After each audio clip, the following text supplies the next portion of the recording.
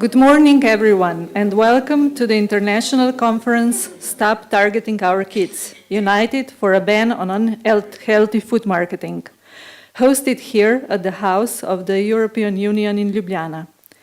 Today, we also proudly celebrate 35 years of the Slovenian Consumers Association, an important milestone in protecting the rights and well-being of consumers. Together, we will hear from leading experts, practitioners, policymakers about the urgent need to shield children from harmful food marketing and explore how research, regulation, and advocacy can work hand in hand. Thank you for joining us in this vital conversation, which brings together perspectives from Slovenia across Europe and beyond. Let us begin our journey towards stronger protections for the youngest members of our society. To open our conference, it is my honor to first invite Mrs. Breda Kutin, Honorary President of the Slovenian Consumers Association.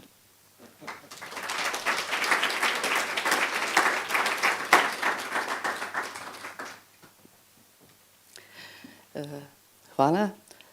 Lepo pozdravljeni najprej. Glede na to, da smo v Sloveniji, se mi zdi prav, da najprej izrečem dobrodošlico vsem v Sloveniji. Nadaljevala bom pa seveda v angleščini. Like we heard already, ZPS is celebrating 35th years of its existence. Let me welcome you in Slovenia to celebrate together that important event for Slovene Consumer Association, who grown over years from idea to institution. Consumer can trust and became the voice of consumers not only in Slovenia, but also on European and global level. An important development we can only be proud of. From the beginning, ZPS was open to foreign experiences, learned quickly, and put the ZPS in Slovenia and Slovenia on the global map, building and strengthening its reputation as an active and professional consumer organization throughout all those years. From outrageously expensive housing loans in the early days to proposal for European-oriented consumer legislation, from passing our experience to consumer groups and governments of the former Yugoslavia, to the arrival of the new currency, euro, when ZPS worked closely with the government, Bank of Slovenia, and the media, Slovenia successfully completed the transition to the new currency. In the period following the financial crisis, ZPS gathered financial experts from both sides of the Atlantic in Slovenia to discuss consumer issues related to financial crisis. ZPS hosted the General Assembly of BEUC, our umbrella consumer organization. During all these years, one of important stone is that it becomes a sort of tradition that ZPS organize international event of every 5 years, and that's the case today. So this time the issue is unhealthy food promotion, where children are targeting strategically by advertisers. Consumer organizations have been drawing attention to this issue for more than 20 years. Some of us remember what we are trying to do from the very first project with Consumers International, spoon full of sugar, to Consumer Right Day when we try to target this question. Okay, and we achieved small steps, but situation unfortunately worsened with digital content, apps, and influencers on social media. The prestigious scientific journal, The Lancet, estimates that by 2030, if we do not take immediate action, nearly 500 million young people will be overweight. due to aggressive marketing of nutritionally questionable food. That's quite an important influence of that. Maybe we should even start talking not just overweight, but fat. Maybe we shouldn't be so polite to something what is becoming a pandemic problem. So it's really serious health problem for the younger generation, not only on the national level, but also on European and global level. So today's event, I think we can actually discuss it based on evidence and in-depth analysis of the situation in Slovenia, Europe, and globally. So we are very glad to manage to gather together excellent experts and very versatile speakers at this conference coming from UK, US, European Union, and of course from Slovenia. We also present the first measures to restrict advertising to children through legislation, not just through non-binding codes of conduct for industry and from industry and relators. My long years of experience actually showing, not just in this field, but generally, that code of conduct does not work. Unfortunately, that's the case.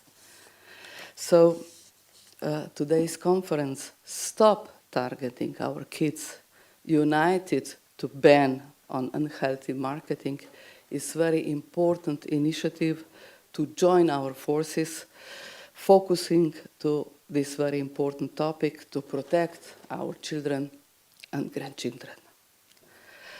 Time has shown that this is necessary. Thank you for being with us today.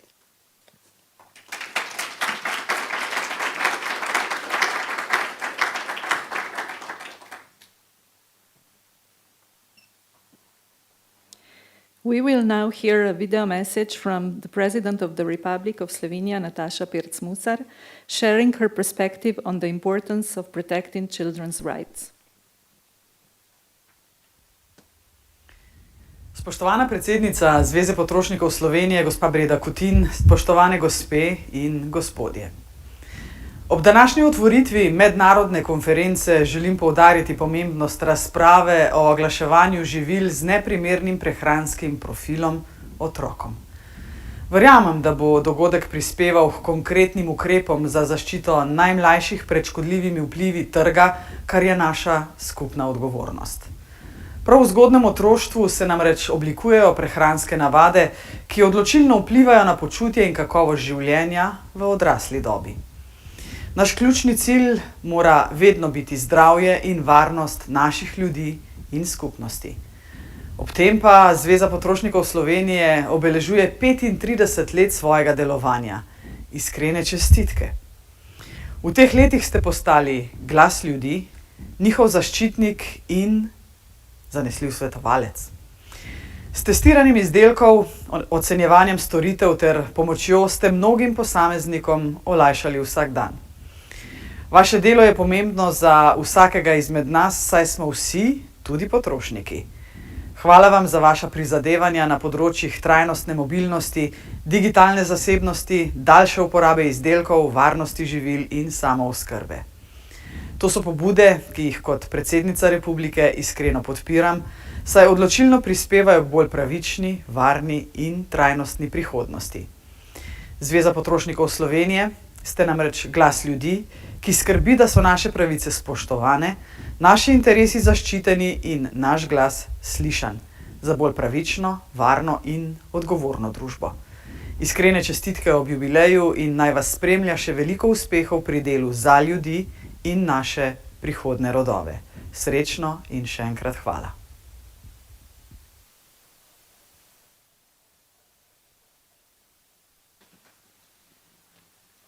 Next, please welcome Mr. Agustin Reina, Director General of the European Consumer Organization, to highlight the European consumer movement's commitment to safeguarding children.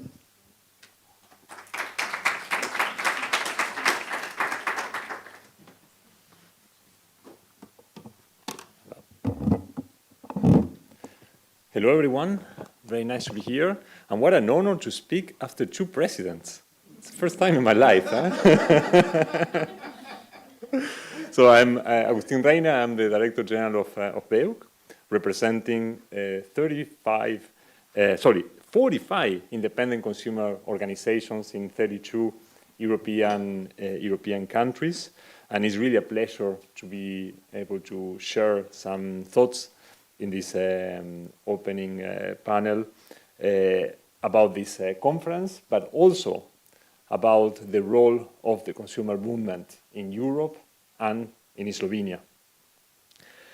The consumer movement has been at the core of Europe's democracies and has helped to shape our societies to date, promoting and helping to advance on consumer rights, advocating for fair and ethical business practices, leading to an improvement of the products and services that consumers consume on a daily basis in Europe.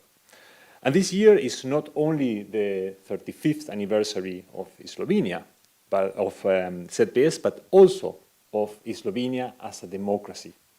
And that also shows how close the consumer movement in Slovenia has been to the democratic process of this country and of this region of Europe and the world. ZPS, over the decades, have fought tirelessly to defend Slovenians' rights. In the banking sector, telecom sector, the energy sector, you actually have helped to recover millions of euros in compensation for consumers, have helped to stop unfair practices that were harming consumers' interest. And of course, this commitment of CPS would not have been possible without one person, and that's the honorary president, Breda, who have clearly shown that when there is a vision and when there is a dream, it is possible if you put everything that you have at heart in the service of people, including, obviously, all European consumers. Breda, you are leaving ZPS in wonderful hands with Jasmina and Tanya and a whole team of colleagues who are really motivated and tireless consumer advocates that are going to continue building on your legacy. And now turning a bit to the subject of today's conference, which has been a topic very close to your heart, Breda, as well. And while Europe has been leading in terms of consumer protection worldwide, we have been an example in setting very high standards of consumer protection, childhood obesity remains extremely high. 1 in 3 kids have overweight or are obese in Europe. And there is a very clear link between these rising levels of obesity with marketing, with food environments. Food environments shape people's choices. But when it comes to kids, food environments also unduly influence and manipulate kids, which are a vulnerable group of our society. We have been overly relying on self-regulation, and it doesn't work. We know that it doesn't work, and we will speak throughout the day about the shortcomings of this different system, but also what needs to be done, because there is a way out that requires political commitment and courage if we want change to happen. The evidence is there, and in today's world where facts and science unfortunately go to a second place, it's more important than ever that consumer organizations continue pushing for evidence-based policies. And marketing to children is not an exemption. So I wish you all a wonderful conference, and I really look forward to think about how we can improve the conditions for the most vulnerable people of our society, which is our children. Thank you very much.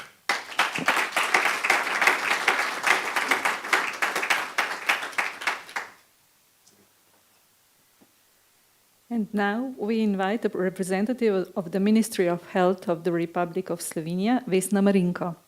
The ministry plays a central role in shaping public health policies and ensuring that children's well-being remains at the heart of national priorities.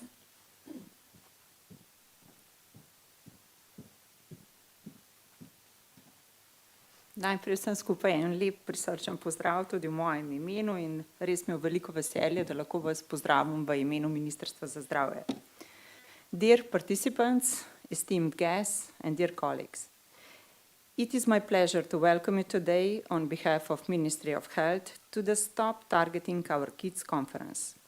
Today's event brings us together around a very clear goal: to ensure that children and young people can grow up in a healthy, safe and supportive environment where their food choices are not dictated by the advertising, but rather by access to quality information, knowledge and the right support.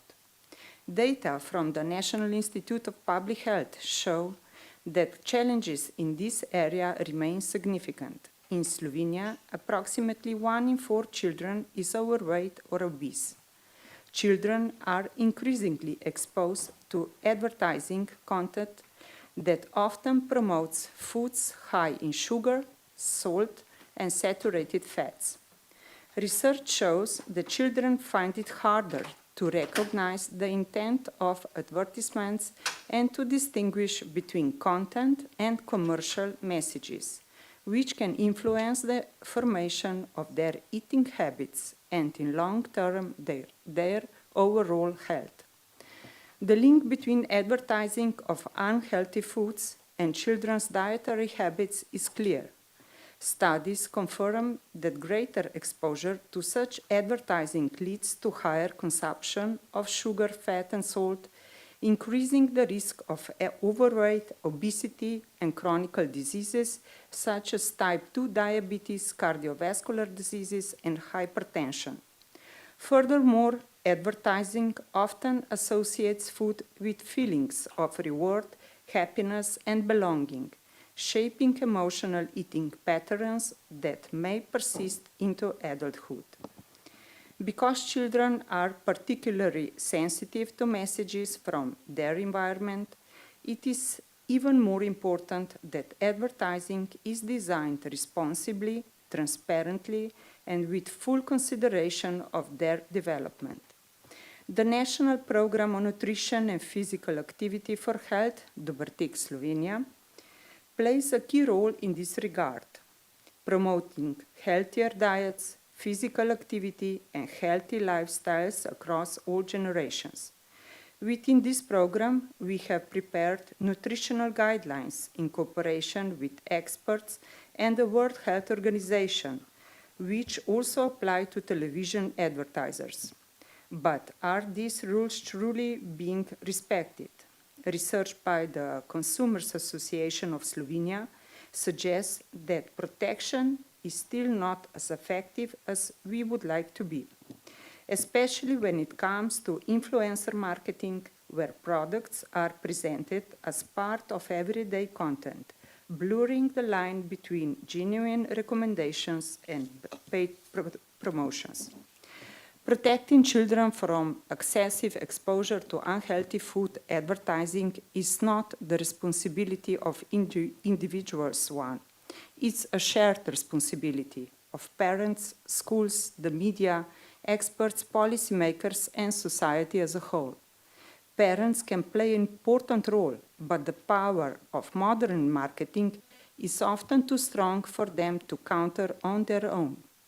That is why it is essential for policymakers, consumer organizations, media, and civil society to work together to create an environment that promotes healthy choices. At the Ministry of Health, we pay special attention to protecting children in digital space, promoting nutritional literacy, and supporting youth-led projects that raise awareness of impact of advertising. One such initiative is Bite Back Project, which encourages children and young people to think critically about marketing influences and recognize manipulative techniques. Dear participants, children cannot choose which advertising content they're exposed to. It is our responsibility to protect them and to ensure an environment that promotes health and not disease. Every measure we take today is investment in their future. And on the occasion of ZPS 35th University, I would like to extend my heartfelt congratulations to your entire team for the remarkable work you have done over the years. Your commitment to protecting and empowering consumers has made a significant impact, and I commend you for your dedication to this important cause. I wish you continued success in all your future endeavors and look forward to seeing the positive changes you will undoubtedly bring to the lives of consumers in Slovenia and beyond. And to conclude, I hope that today's conference contributes to better understanding of the challenges we face and strengthens collaboration among stakeholders. Only through a joint approach, we can create conditions where healthy choices for children are simple, accessible, and natural. Thank you for your attention and for your commitment to this important goal.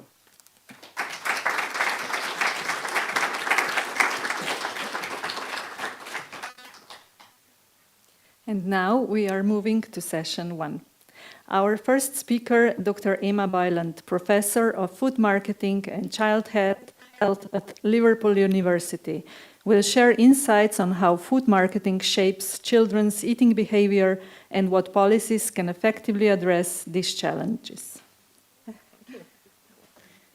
Thank you. Good morning, everybody. It's really great to be here to talk about this today. I'm going to give something of an overview of the research evidence to show that food marketing is linked to poorer eating behaviour, and also talk a bit about how we might translate that into effective regulatory measures. So the main reason we care, the reason we're all here, is because we're aware that our poor diets are effectively killing us, and we can see this in children's diets. We're all consuming too much ultra-processed, unhealthy foods, too little fruits and vegetables, too little nutrients, and that's leading to nutritional deficiencies as well as higher BMI. So it's important to think not just about overweight and obesity, but about diet quality as well, because poor diets are themselves a risk for poor health outcomes. But this is leading to, of course, poorer health outcomes and premature mortality. So children are living fewer healthy life years, and we're losing people earlier. And we're aware that marketing plays a role in driving this poor dietary intake. And the WHO defines marketing quite broadly as any activity that seeks to communicate, advertise, and promote messaging about their products or services. So I'm using the definition of food marketing quite broadly in that sense. Any of those actions do count. And almost 10 years ago now, frighteningly, I was part of a team with the WHO Europe that started to look at digital and try to understand what we mean by digital marketing, because it's a very different concept to everything that's gone before it. So we're aware of what marketing is on TV and what it is on radio and billboards and so on. But what does it mean when we talk about digital marketing? And where we landed with this was to say that, of course, it's promotion that's delivered through a digital medium. That's very clear. But what's different about it is the way that it's based on data, and it's based on data that is taken from all of us when we spend time online, and that data is used to effectively target us with messaging that speaks to our interests, our patterns of behavior, our emotions, our current states, and builds a package of marketing that comes at us in our most vulnerable moments and is most likely to lead to us following through and behaving, such as purchasing or consuming those products. So it maximizes our vulnerability and uses data as the footprint to do all of that. When we talk about food marketing, the important concepts are exposure, power, and impact. And exposure, of course, means how much are we seeing, what sorts of foods and beverages are being promoted, where are we seeing them, how does it reach us. Power is that creative content. It's how does it create persuasive power? How does it grab our attention to messages? How does it hold our attention? And how does it convince us that these products are things that we should be purchasing and consuming? And the impact of marketing on behavior is a function of those two things. So we have to see the marketing, we need to be persuaded by it, and then we may make a behavioral choice to, for example, purchase a particular product. So I'm going to be speaking to the literature on a few of these things. So, of course, we all know that children, and we all see food marketing everywhere. Some of the more traditional routes of TV, outdoors, are quite obvious, but we're increasingly seeing food marketing in other spaces too. So there's a lot of sports-based marketing, of course, when you see, you know, an international football match, there's the advertising all around the outside of the pitch, all across the players' clothing, but also increasingly in esports and online things as well that link in those sort of health halos around sport and connect the emotional associations we have with sports, with foods as well, for a whole generation of young people. And also through a number of digital spaces. And over just the last 20 years, digital marketing has evolved massively. So in the early days, we were thinking about things like advert games, simple online games that had brands at the very heart of them. And children would play these games and get exposure to, you know, game pieces that had the logo on them.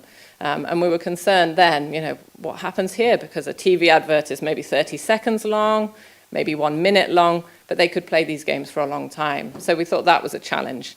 And then over time, it got more and more evolved and more challenging. And I know our next speakers are going to talk to this as well, to the point now that we're at where, you know, food marketing has infiltrated kind of immersive virtual reality environments, and children can be living in a world that is dominated by a particular food brand.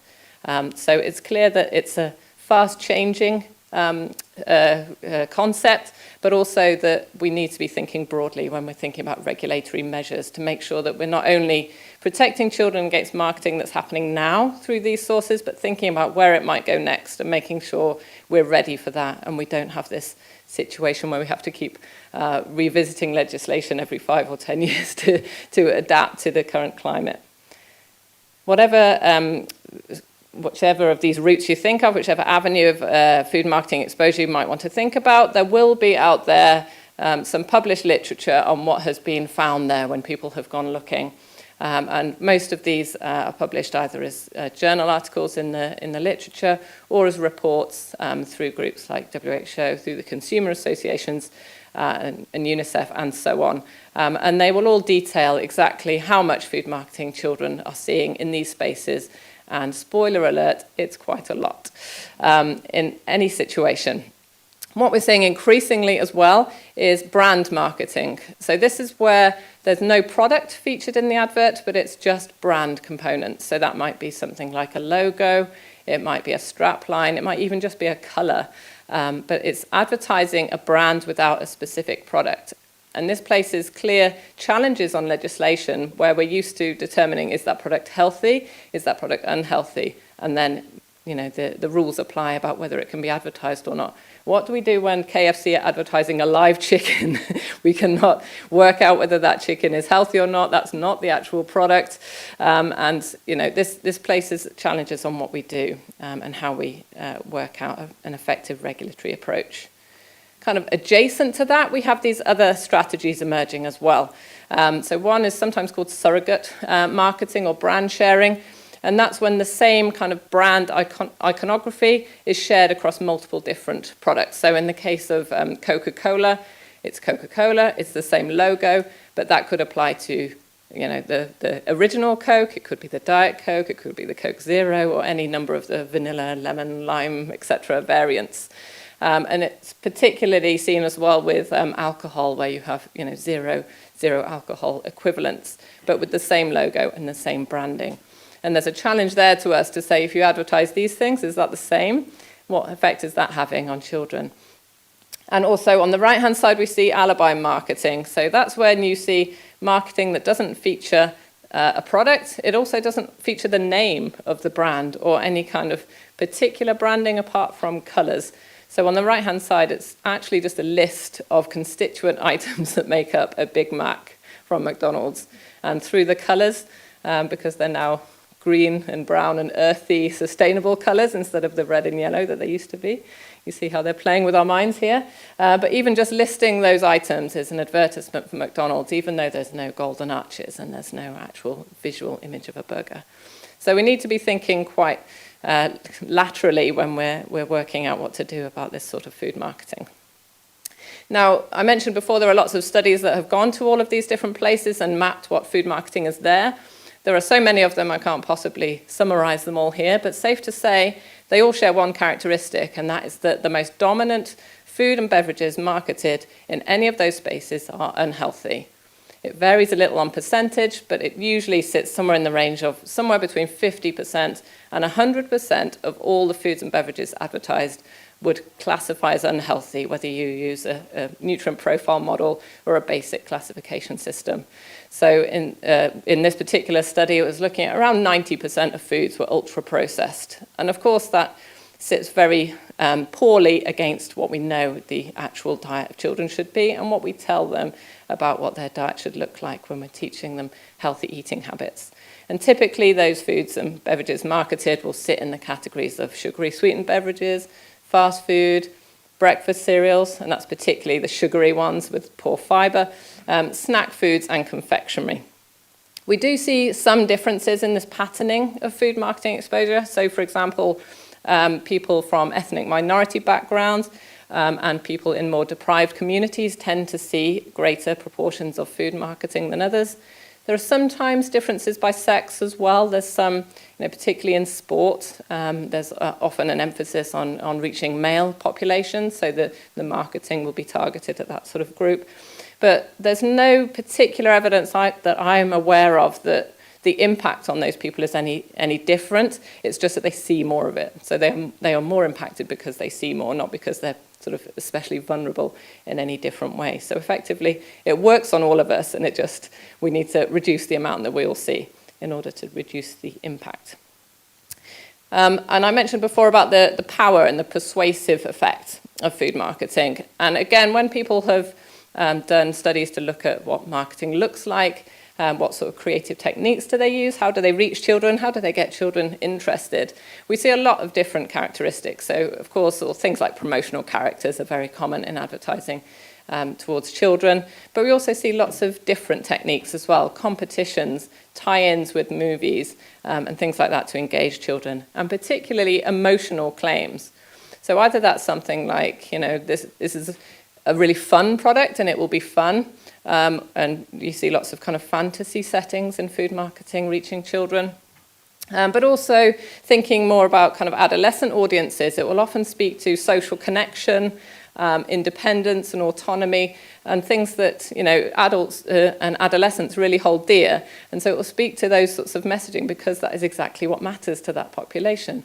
And we see lots of those sorts of messages in food marketing, promoting love and connection and all those very salient things. And we recently did a study where we combined all of the data together for where people have been exposed to food marketing in an fMRI scanner, so a functional magnetic resonance imaging scanner, to look at brain activations when people see food marketing compared to when they see non-food marketing. So we combined data from all of these studies together. And what we found was brain areas in response to food advertising that were consistently activated were those to do with visual processing. That makes sense. We're looking at something, it's quite visually interesting. But also sensory motor processing, which is kind of our muscle effect. So it's essentially talking to our kind of reaching towards getting food to consume them. But also interpretation of sensory stimuli. So it's effectively how we emotionally process that imagery is being triggered by food marketing. We have an emotional response to it, not a rational response. So when the suggestion is that we can teach children not to respond to food marketing, or we can somehow tell them to have critical thinking, critical literacy, and defend themselves, this is not going to work because we respond emotionally, we do not respond rationally, and we were able to demonstrate that. Now, there's evidence to support the fact that food marketing has an influence on a number of different outcomes that are relevant to diets and obesity. And we captured them in this diagram here. You may not be able to see the details, but I'll talk through it anyway. So effectively, exposure to food marketing leads to greater awareness of brands and products. It leads to kind of a normalization of the idea of consuming those. So, for example, feeding your child a fast food meal is a normal thing to do. Other people are doing it. And also that it will make them happy and all this sort of messaging that you see. And then when children or their caregivers are in an opportunity to purchase those items, food marketing contributes to a greater likelihood of them purchasing those things and going on to consume them. And we also have evidence to show that when children overconsume in response to food marketing, they don't then reduce their intake later to kind of balance out the energy they've taken in that day. They carry on eating as normal. So it's contributed to excess consumption beyond what they would have had, which of course we all know will ultimately lead to weight gain and diet-related disease. And it's not possible to do kind of the ultimate randomized controlled trial to directly link food marketing to obesity. It's just not possible. We will never have that because we don't have a control group. Where is this group of children who are not exposed to food marketing where we can look at what happens to their weights over time? We don't have them. So what we need to do is other things to get towards that. And one way we've looked at it is to look at kind of standard criteria for determining whether something is causally related to something else or not. So to test the idea that food marketing is causally related to childhood obesity, we looked at all these different categories, criteria from established Bradford Hill criteria. So essentially, is there a strong association between food marketing and outcomes relevant to obesity? So yes, we believe that there is, and I'm going to look at some of this in a second. Is there experimental evidence where if you change what advertising they see, it makes a difference to what they eat? Yes, we have that, and we'll see it. Is there a dose response? So if you show them more food advertising, do they react more? Yes, they do, and so on. And we went through all of these criteria, and food marketing and the evidence satisfies them all. So we can be confident that food marketing is a contributing factor to childhood obesity. Now, this is a very geeky slide. I apologize for that, but I didn't have any better way of representing it. So a few years ago, the World Health Organization were interested to update their global synthesis of evidence of food marketing effects on eating in children. And I was commissioned to lead this team to look at all of the evidence. So we did we did systematic review and a number of meta-analyses. And these are where you put all the data together from a number of different studies and analyze them as if they're one big data set. And it's a really good way of looking at kind of what really is the true effect. You know, you have lots of different studies, they may find slightly different things. And the food industry were using this really well to say, it's confusing, we don't know if there's an effect or not. So it's a really neat way of responding to that. So we combined all of the studies together. And there is an overall effect of food marketing increases children's immediate food intake. It also makes children more likely to select the advertised items and also unhealthy items in general. And it also makes them more likely to show a preference for the foods advertised and unhealthy foods in general and brands. So when you show children food marketing, they're more likely to prefer those foods, choose those foods, and overconsume as a result. And the evidence is very clear on this. And we've used that sort of evidence to look at what might we do in terms of policy to address this. So it seems dated now, but there's still a lot of talk about how we might effectively regulate TV food advertising. And we did a modelling study that said, okay, we know how much advertising there is. If we took away all of the advertising before 9 p.m. in the evening, this is how many adverts we would remove. All of the food adverts anyway. If we use the information we have about what that does to eating, this is what difference it would make to how many calories children were consuming. And then we can use a life course model to look at what would that mean for the number of children becoming overweight, obese, and having those diet-related diseases. And we're able to say that if we were to introduce a policy like this in the UK, it would reduce childhood obesity by around 5%, which sounds small, but on a population level, we're talking hundreds of thousands of children who are no longer developing overweight and obesity and no longer having those healthcare implications. And in addition to that, because of the reduction in the need for treating all of the ill health that goes along with obesity, we would be saving billions of pounds for our healthcare system, and boy, does it need it. Moving on to broader assessment of policies already happened. As part of the WHO project I mentioned just before, they were also interested to assess how effective measures were that had been introduced already in different countries across the world. So we took all of the evidence that existed 4 policies that had been implemented in any country in the world to regulate food marketing to children. And we looked at what did they find in terms of whether the policy had changed exposure, power, behavioural outcomes like purchasing and children's diet, and whether they had done other things as well that governments might be interested in. So, for example, whether it had driven reformulation of products, and also whether it had reduced or had any kind of economic impact, such as job losses and so on, which is often part of the industry rhetoric. This diagram, what it shows is each of the blue boxes is a published study, a peer-reviewed published study. The darker blue ones are those that were deemed higher quality in terms of the quality of their methods.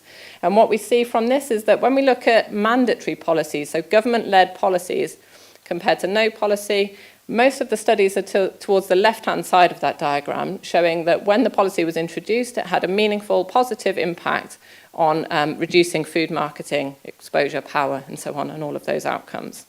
When we look at voluntary measures introduced by the food industry themselves, what we see is that most of the studies fit the other end, which suggests that actually they made things worse, if anything. And you can see that the higher quality studies sit in those places respectively on each diagram, so that we've got strong evidence there that voluntary measures are not going to be worth the paper they're written on. And mandatory is the way to go.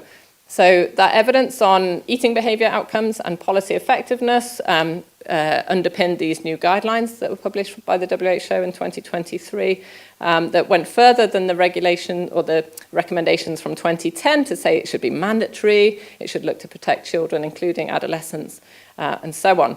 Importantly, they also talk about using a government-led nutrient profile model, which is important because, as you saw with brand marketing, that presents some challenges that we need to think about. But effectively, they went much further than previously to say we really need to be doing something about this. There's no time for the voluntary measures, for the stepwise measures. It needs to be mandatory, it needs to be evidence-based, it needs to be comprehensive, and it needs to happen as soon as possible. I'm going to stop here, but I just wanted to set out a few of the challenges with regulation. I've already mentioned the brand marketing one. There's a number of people working on this to try to work out how might we evaluate the healthiness of brands to fit into this sort of model where we say healthy or not healthy. And there are sort of opportunities potentially to look at things like product portfolios and assess what proportion of those items fit, are healthy or not healthy in a nutrient profile model. It's not ideal because we all know that the food industry can just introduce a number of healthy items to their portfolio to kind of change that percentage without actually making them accessible or promoted in any way, any meaningful way.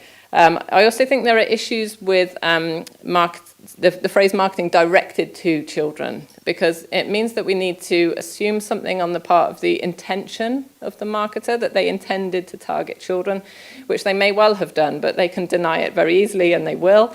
And really, there's no convincing evidence that it's only marketing directed to children that makes a difference. It's the marketing they're exposed to that makes a difference, whether it was directed to them or not. So I think the phrasing is subtle, but it's important to consider it more broadly. And also this idea that adolescents have critical literacy and they understand food marketing and can defend themselves. That also has no evidential value either. So we need to be thinking about how to address all of these issues, but certainly not with an industry-led code. I think that there's lots of promising work happening in terms of tackling brand marketing, in terms of tackling digital marketing, and it's certainly challenging, but I don't want anyone to go away from this with the belief that it's not possible. It absolutely is possible. It's difficult, but not impossible. So let's do it. Thank you.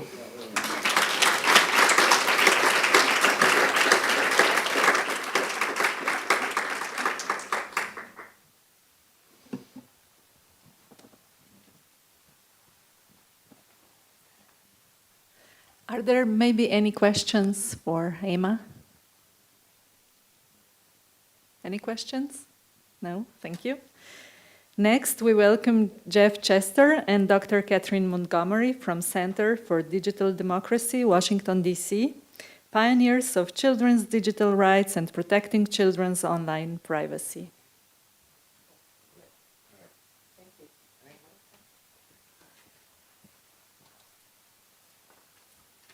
All right. Where's the clicker? There's the clicker. But first we have to say congratulations and thank you, ZPS, and thank you Yeah. and congratulations, Breda and her colleagues, for this incredible accomplishment of strengthening consumer rights, not only in your country, but as a NGO in Washington, D.C. that works closely with BEUC and the European consumer organizations, has helped consumer rights, not just in the EU, but certainly, even though it doesn't look like it right now in our country, in the United States as well. So congratulations and thank you, ZPS. And we're really very, very honored to be here with all of you. We very much applaud and respect your work and the work of everyone. All right, somebody has to operate that. And Okay, they're gonna do the videos. I'm going to explain that we're presenting this together and we're married Yeah, to each other. So sometimes we talk over each other and, you know, we'll do our best. Okay, somebody, I'm going to let you do that, right? Yeah. Okay. She's the smart one. I just do this part. So what we'd like to do, we're going to talk about digital marketing. We're actually, the description of our presentation isn't exactly what we're going to talk about, which was something about the history, right? Yeah. We're not going to talk about that. We're happy to answer questions. We really want to look at the future and what's going on now. And that's what we do. We track what the industry is doing. We try to understand it and explain it. We're very, very also appreciative of the work that Emma and her colleagues do to inform us with the scientific research on the behavior exposure in a systematic way. And I think that two groups of research work well together. But what we'd like to do is show you a little bit about how this contemporary marketing system works. So we want to start with a video.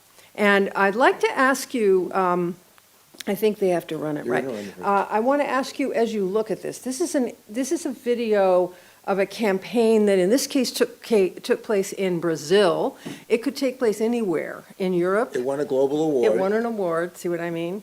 Sorry. No, that's fine, because I'm not operating on all cylinders today, so I appreciate his help.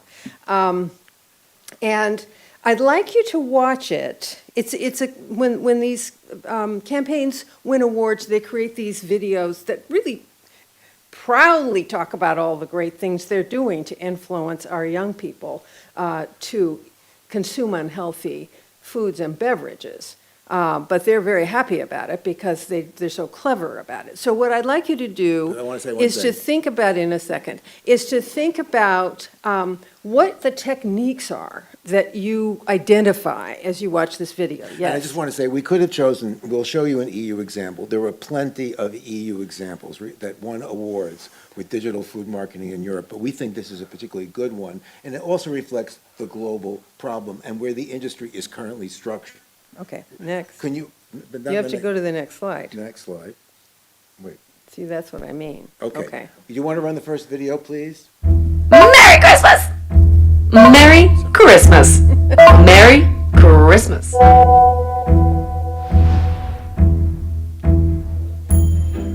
People love sending WhatsApp audios during Christmas. Especially in Brazil, a continental country and WhatsApp's second largest market in the world. So, when we challenged them to draw the iconic Coca-Cola bottle using WhatsApp audios, everyone went nuts. Coca-Cola Magic Audios. The first chatbot-based WhatsApp experience that turned people's bottle-shaped audios into magical gifts. Analyzing each audio in only a few seconds required loads of intelligence, the artificial kind. That's why we trained Coca-Cola's chatbot with thousands of audios, teaching it to analyze waveforms, shapes, sounds, and even accents. The more audios sent, the more the AI learned. We even taught it to disqualify words related to other brands and to identify mispronunciations. Magic! The people who were able to draw the bottle won amazing gifts to share with their loved ones. Sounds simple, right? Merry Christmas! Merry Christmas! Not so much. Over 12 million seconds of audios were sent trying to draw the bottle. 2 weeks of promotion got us more than 4 million messages sent. 100,000 new users registered in the Coca-Cola WhatsApp base. 400,000 Christmas audios sent. Now, people will never stop seeing drawings in WhatsApp audios.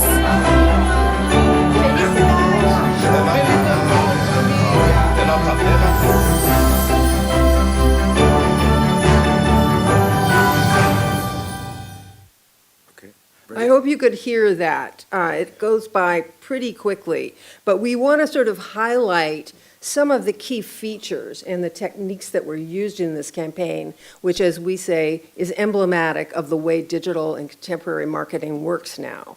So, I'm hitting that. you're hitting it? Okay. Obviously, they're partnering, in this case, with WhatsApp, so this partnership with social media is a very, very important aspect of this campaign.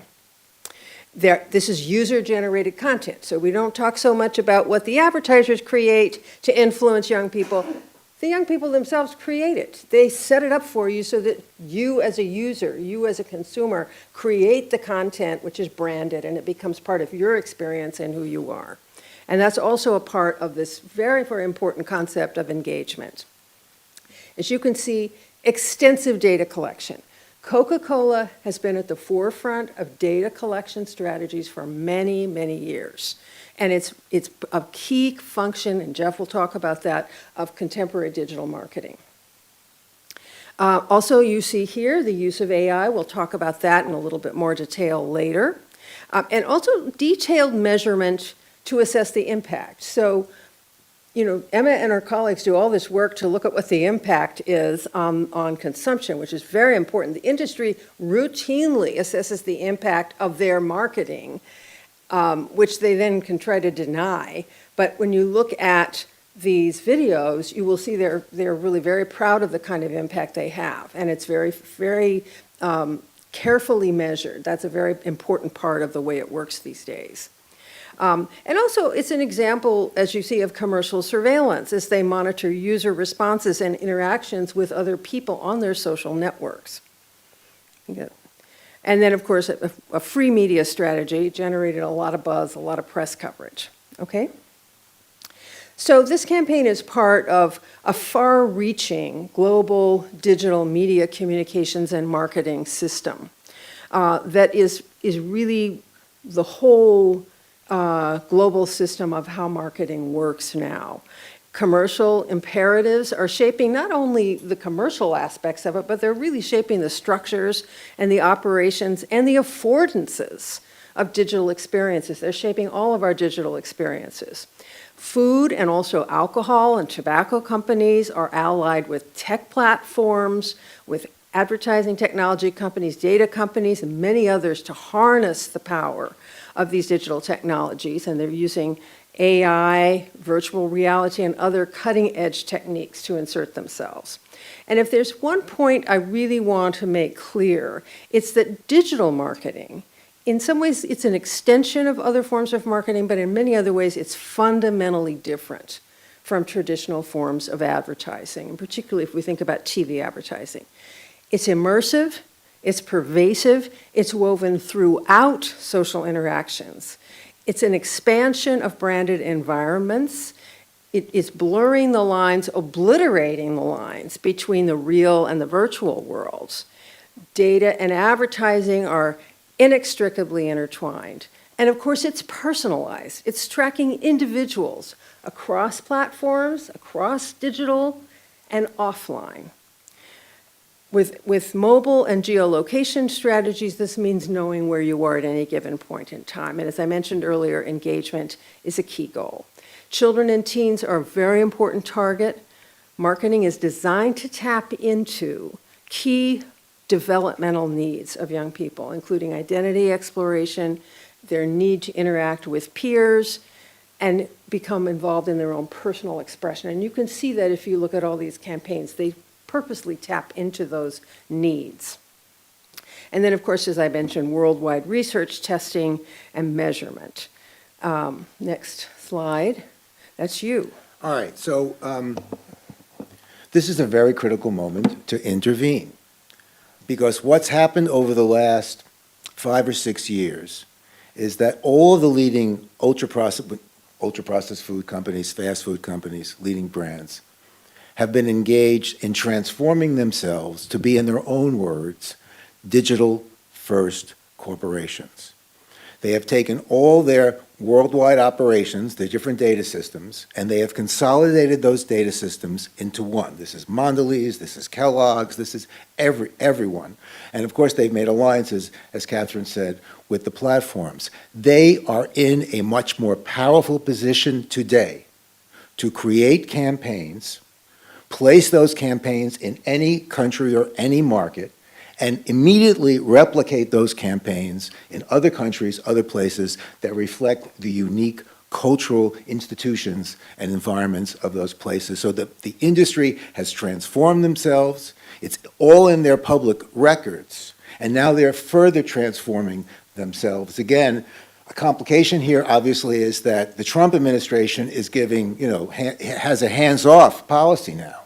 As long as they play ball with the Trump administration, right, all the major platforms can do whatever they want. So when you think about the food and beverage companies, as Catherine said, you have to think about, so for example, Meta, you saw Coca-Cola, they're data partners. They work hand in hand. Your information on Meta goes to Coca-Cola and vice versa. So this is an incredibly important moment, all right? Now we're going to quickly walk through what we think are the key elements going on today, I think right? you're next. Am I next? Okay. We didn't bring our notes. It's too complicated. All right, so as I already mentioned this to you, and so that is, I think, the most interesting thing in our research, how they are now data companies, the kind of technologies they've invested in, the partnerships they have forged to really place themselves in a position to be much more effective than they have been. And as you can see, the visual on the right, which is from Coca-Cola's work with many, many artificial intelligence companies, they are now in a position to once again flood the global market. Emma talked about the various logos. Well, AI technology enables you to personalize your product in thousands of markets in seconds. And as Catherine said, data is the driving force in digital marketing. When you think about the ultra-processed food companies, think about them as data brokers. They are collecting huge amounts of data because, as Emma said and as Catherine said, that's how they know us. That's how they make the connections. And that is why they have created alliances. They're no longer operating alone. It's with the retailers and the platforms and the e-commerce companies and the food delivery companies, and they're all sharing information about people. So looking at food and beverage companies as data brokers, the data collection companies, potentially companies that are violating your data protection rights, is very key strategy. Okay? And one example is that, and this is really in part because of you in the EU, because you've set the standards, and our NGO is one of the few groups that came to Europe to lobby in support of your general data protection regulation. But because of data protection regulations, because what happened in the EU has had consequences globally, the companies now want to say, you've given permission for them to use your data, and it's called first-party data. And when you do food and beverage marketing regulation, you have to think about first-party data. And of course, nobody knows when they download the McDonald's app, right, that in fact they have consented to give their data to McDonald's, they've consented to allow McDonald's to track them, and they have consented to allow the McDonald's app to personally measure their responses, their environment, and they can begin to offer them personalized experiences to develop the kind of engagement that Catherine mentioned, and we will now give an example. If I can hit the clicker. Oh, right, okay, so, yeah, as I said, engagement and personalization are key. They're really key concepts. They drive all of the digital marketing we see. And this is just an example of one of the companies that McDonald's has invested in. It's called Plexure. And it's also an example of what Emma talked about, sort of purposeful tapping into unconscious processes. It's an engagement platform. It uses AI and machine learning to facilitate the delivery of deeply personalized, compelling offers that drive desirable behaviors. And it also is designed as a technology that triggers dopamine, which instigates the purchase process. So it's all very purposeful, tapping into the unconscious, that's become a key fundamental part of how the industry operates. And now I wish we had our neuromarketing video, because they have But a you great know, one. a project for ZPS and others would be to look under the hood of the apps. Yeah. Because when you look at what McDonald's and Coca-Cola, and they're all doing apps now for the first-party data collection, but these are really very sophisticated digital tools to engage people on an individual level for this engagement approach that the industry has adopted. And when you read what they claim they can do, it's quite alarming. So a great study would be an expose, Bayer could do it too, of the food and beverage apps and what's really behind the digital curtain. Okay. And as we said, and Emma mentioned this before in terms of her studies, and we had a great video, but we didn't have time. Look, neuromarketing has been a key tool of the food and beverage industry from the very beginning. This is the Dutch company. They're all over the world. So the food and beverage companies, and it's increasingly so with AI, are testing all the ads. Those ads that you see are not just developed randomly by, crazy advertising people. They are tested to make sure that your brain, your eyes, your desires go where they want them to go. It's all tested. And so looking at how these companies are testing the ads, are purposely designing these ads to bypass the rational minds of consumers, including young people, to show how unfair this process is also part, I think, of the mission of those people who are concerned about regulating food and beverage marketing. Okay? And as you saw with our example, social media marketing has been a strategy for quite some time, and it remains a central strategy that digital marketers use. There's been a lot of research, a lot of debate about social media and its impact on the mental health of young people, on safety, on risk-taking, on all kinds of things, and those debates continue. As I mentioned, earlier, social media marketing takes advantage of psychosocial development. And there's a number of different techniques that are used in social media to tap into this world that young people are living in, through sentiment mining, through surveillance, and through things like social commerce, which combines online marketing with purchasing availabilities, the ability to purchase in real time, which is designed to prompt instantaneous reactions, and really to circumvent rational decision-making. If that isn't clear from what we've been saying, I'll just underscore it, that it's not about persuading you, it's really about manipulating you to do things that bypass your ability to think critically about, should I do this, should I not do this? Okay, I'm hitting the button. Oh, and then, of course, influencers, I've heard that mentioned earlier. Everyone is concerned about influencers. They're now called in the industry creators, but they're still trying to influence you and manipulate you. And there's talk, they're now part of a growing, highly profitable creator economy with a number of social media stars that have large followings on all of these social media platforms. And we know also that teenagers are particularly vulnerable to influencers through the phenomenon of parasocial relationships that they develop with these people they don't really know, but they feel like they know them. And then, as I'll talk about in a couple minutes, we're now seeing the growth and the expansion of virtual and Gen AI influencers. All the brands are doing it. And I want to say that it's a business. So when you hear the claims that the person wanted to put this ad on, they did it themselves, that may be true, but increasingly it's not. Because the largest advertising companies, the largest platforms, have purchased influencer companies to integrate influencer marketing. And indeed, in the next few years, the industry just said at their annual awards festival in Cannes this June that influencer marketing, creator marketing, as I like to call it, will in fact be as important, more important than paid advertising. And Nestle just recently said, actually Unilever just said, they will place an influencer in every postal code around the world. That's how important it is to them. Let me hit the clicker. Oops. That's you. Oh, Emma mentioned this, but it's also a very growing area to look at. Gaming, advertiser-supported gaming, tremendous amounts of data collection in all the games. They're offering the food and beverage companies opportunities to appear in the games, to write the scripts, to be able to sell their products real time during the games. There's many other examples here. And as Emma also said, and it's also important to look at, beyond the World Cup, where you're going to see a lot of food and beverage advertising, they have penetrated esports, including in the EU, where Pepsi, for example, is a big sponsor of esports in the EU. And what's happened in the last few years is that the grocery and supermarkets, including in the EU, have decided to become mini Googles, mini Metas, mini TikToks, and it's called retail media.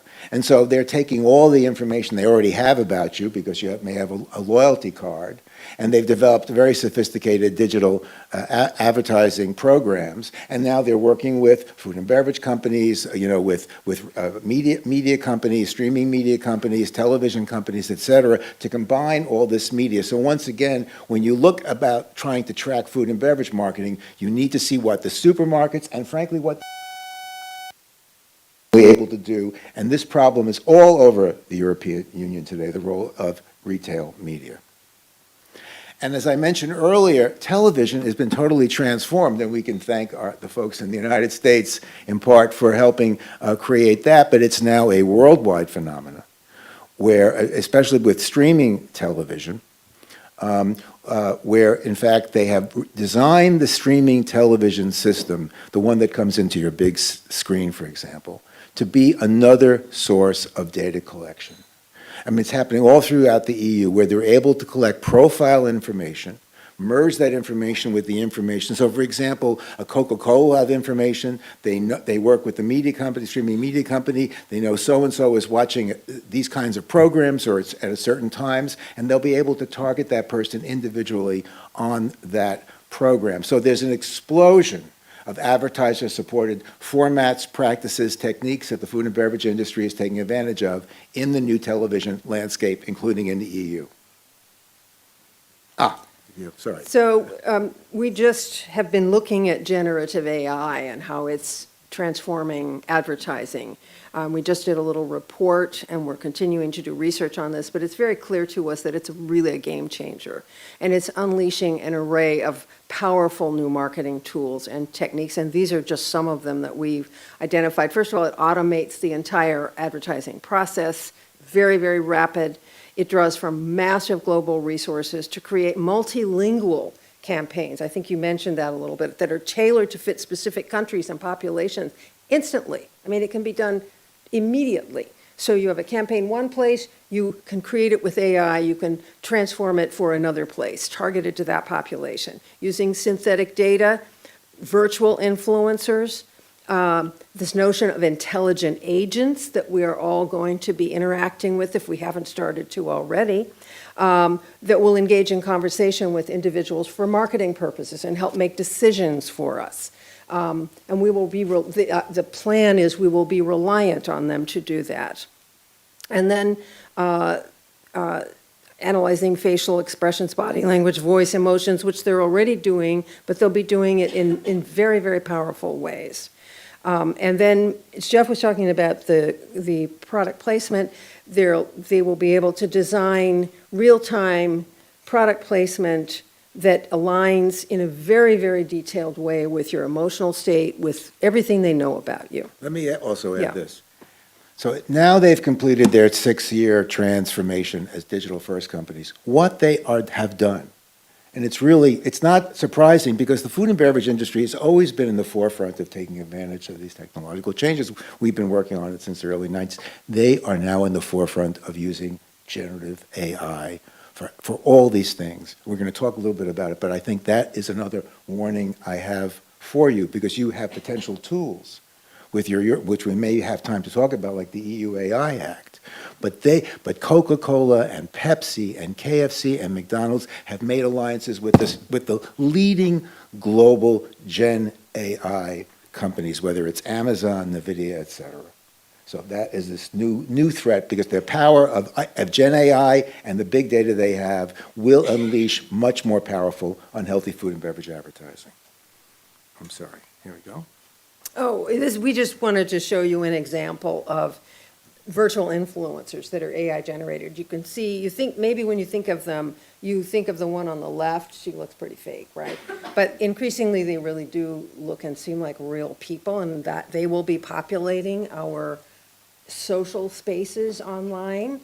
And that has huge implications. So when we think about what do we do about influencers, we have to take all of this into account and really think in a future-oriented way about where it's going and what we can do to create some safeguards. I don't know how much time we have, actually.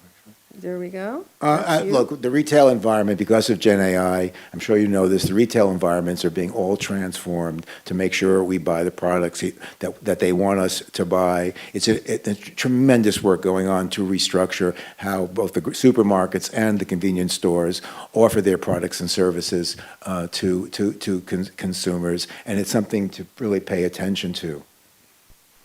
Oh, Another video. and then, yes, so this won a European Ad Award last year. Make it louder, Can you make please. it a little bit louder? 86% of gamers love to snack. But 2 out of 3 gamers ranked crisps and chips the worst noise to hear while they game. You got the mic, nobody else wants to hear you crunching away. And that doesn't sound pretty. The #1 culprit? Yeah, that's on us. It was time to do something bolder than ever. So we launched an impossible new product.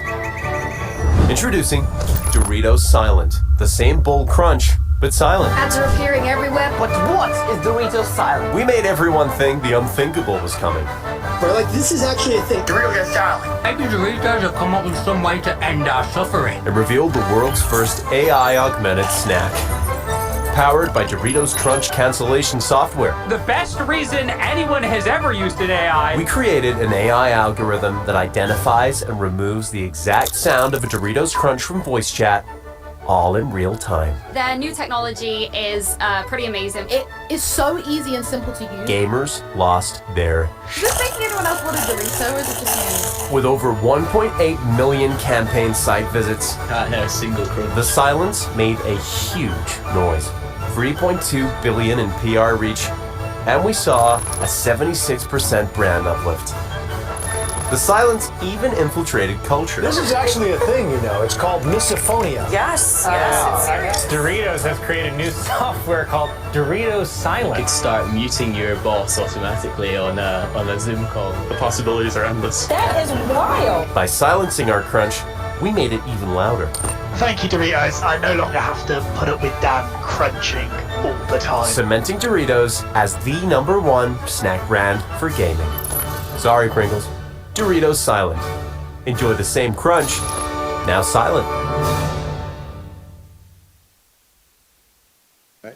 Oops. All okay. right, so we're just about through. We just want to share a couple of slides with you because I think it's going to be really important for us as advocates to articulate clearly and compellingly, with the help of researchers as well, what the risks and harms are of this new digital marketing system and its promotion of unhealthy foods and beverages, and to really build a narrative around this that can help frame the argument for the policy interventions that are going to be necessary. So I just want to highlight a couple of the things. Most of these we've talked about, but this pervasive presence of brands and marketing that are woven throughout, the integration of advertising and content, appropriating cultural icons, and the manipulative design techniques, and we haven't gotten into those, but there are many of them that are covert, they're unfair, they're deceptive, including things like nudging, promoting instant responses, the notion of shoppable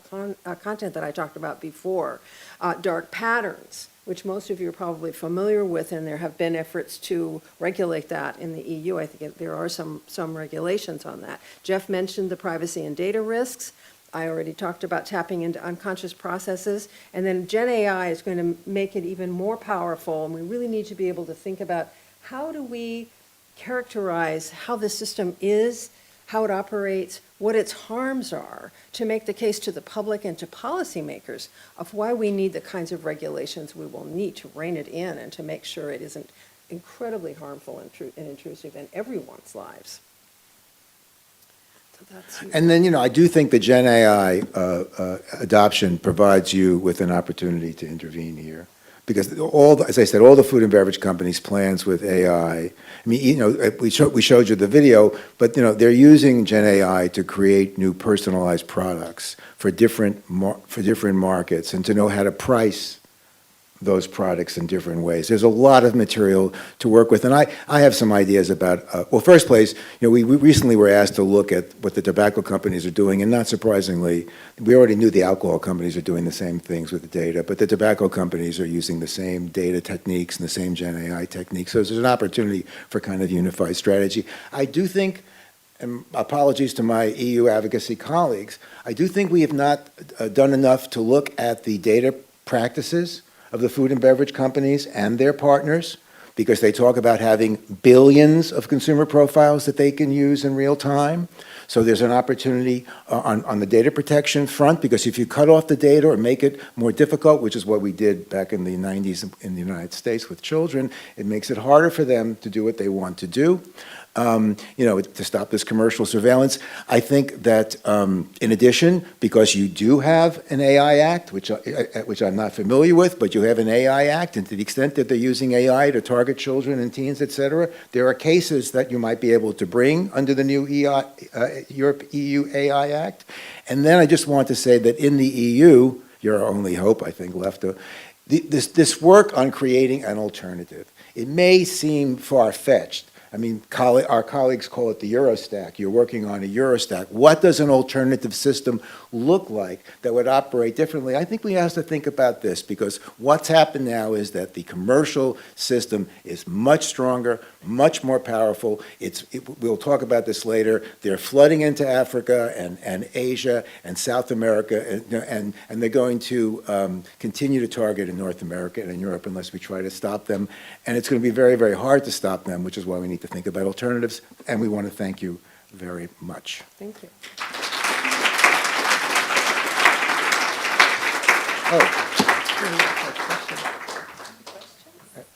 If there's a question, otherwise we'll just talk later.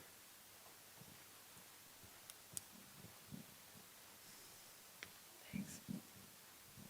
Thank you for the presentation. I wanted to ask whether you think it's the best alternative going back to dummy phones or staying away from smartphones, or better to use this AI to perhaps silence all the this digital marketing like the Doritos did it for the sound.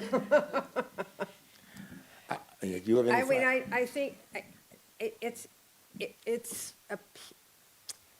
it's tempting to think about going back to an earlier era before we had all of this, right? And yet I think it can't happen. I think we have to embrace this moment and all that it is, and do what we can to create some safeguards within the system. I mean, when we did the Children's Online Privacy Protection Act in 1998, which is hard to believe, we saw some of this coming, and we did what we could. It's a little intervention there to try to at least make children a special category that no one was thinking about before that needed to be protected. But we need to do so much more now, and we need to really think about ways to make all of these companies, all of these corporations, the entire system accountable. We'll talk about some of that in the afternoon panel, about some of the ideas, but I think you just can't go back. And I just read this morning or last night, you know, the ChatGPT got 100 million users in 3 months. It took TikTok 9 months to get that. I mean, that just shows you the acceleration. And so does the alliances between the fast food companies and the Gen AI companies and the platforms. Why are they building those data centers everywhere, right? We know what those data centers are going to do. There's no turning back, as Catherine, I think, no turning back. And and maybe you can protect your kid, but it's unlikely. We have to try to intervene in the market. These people are vulnerable. I think they're vulnerable, but we haven't done enough to go after them. Any other, is that it? Oh, another question? Thank you for a very nice presentation about the Organization Institute. hearing all that, you can be quite depressed, We hope we don't depress you. That's what we do for a living. If I remember, the past, all the marketing was focused on television, and traditional media. Right. And also very simple techniques, for Right. example, advertisement on the food packaging. Right. And now, we weren't able to solve all those issues in the past, and now we have even much more, critical elements to be focused on. And if we weren't successful in the past, what's our power to be successful in the future, I just arrived from Canada, I went to Walmart, and it's my professional deformation that I'm seeking for the breakfast cereals targeted to children with cartoons. And I saw one with 55 grams of sugar per 100 grams, In Europe, you're able to find up to 43 grams of sugar. It's still a lot, more than chocolate, for example. Yeah. And if we are not able to maintain this kind of advertising, even on food labels, what's our capacity to be successful on even more demanding channels like social media? I have an answer. Yeah, Look, what happened, partly this. We tried, actually, this in 1992-93 in the United States. I mean, this comes back to the United States. When it was clear to us that advertising was going to be the business model for the internet and hence data collection, we urged that, then the administration, the Clinton administration, to do something. Of course, we weren't able to accomplish it. So the business model from the very beginning was advertising and data collection, within the digital sphere. I do think, and maybe I'm being optimistic, that we are at a very unique moment because these companies have transformed themselves to be even more powerful digital data companies. And now, Gen AI companies, you potentially have some tools here. We have to look to you, even though I know it's hard. You do have the GDPR. I don't know if they filed any cases, data protection cases against Coke or Pepsi or KFC or the advertisers and their advertising partners based in France, et cetera. You have the Gen AI Act. I don't know whether or not there's been any cases filed against how they're using Gen AI to target consumers in Europe. You have some tools that can be applied to make a start to deal with this industry at its critical transition moment. And if we don't do it now, we're going to end up like we are now. But you have an opportunity, I think. It's only not going to happen in the United States. We're egging them on to just blast past any rule or regulation. You have to step in, and you should. And we're happy to help. That's right. If you give us asylum tonight. Okay, should we get the next presentation? Should we go to the next presentation? Yeah. Oh. We don't want to take up the time. Maybe a quick question. Oh, another question? We don't want to take up time. Yeah, no. Thank you so much. Jelena Budnik, I'm from the Data Protection Authority in Slovenia. So I wanted to thank you for this wonderful presentation. I would usually speak at conferences where the data protection regulations in Europe would be most likely attacked for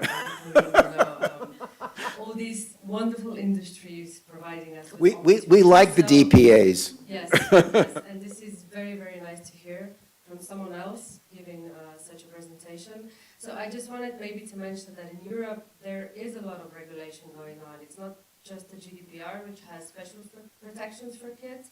It's also the Digital Services Act, which we were going to mention that. has, limitations on how you can target kids. You cannot target kids, and you cannot target based on specific information about health and so on.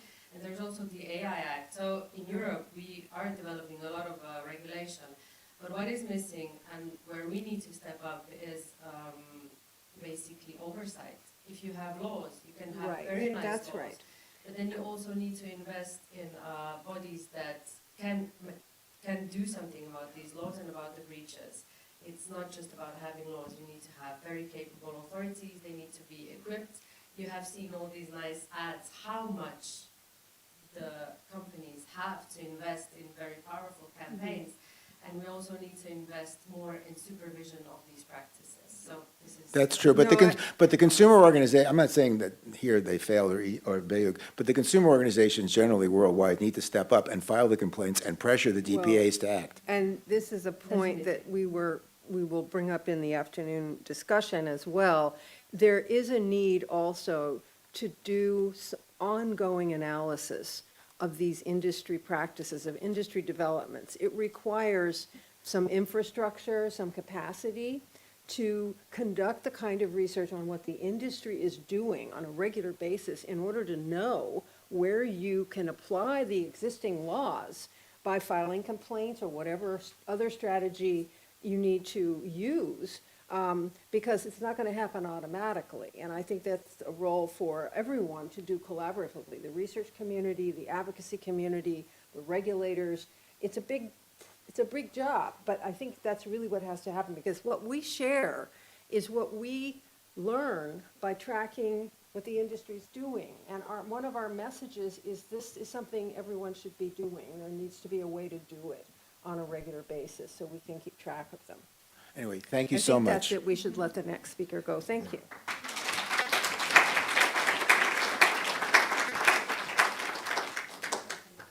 Moving on to our last speaker in this session, we will hear from Dr. Evgen Benedik from University Children's Hospital Ljubljana and Biotechnical Faculty, a nutritionist and lecturer on the health impacts of unhealthy foods and the crucial role parents play in shaping children's eating habits.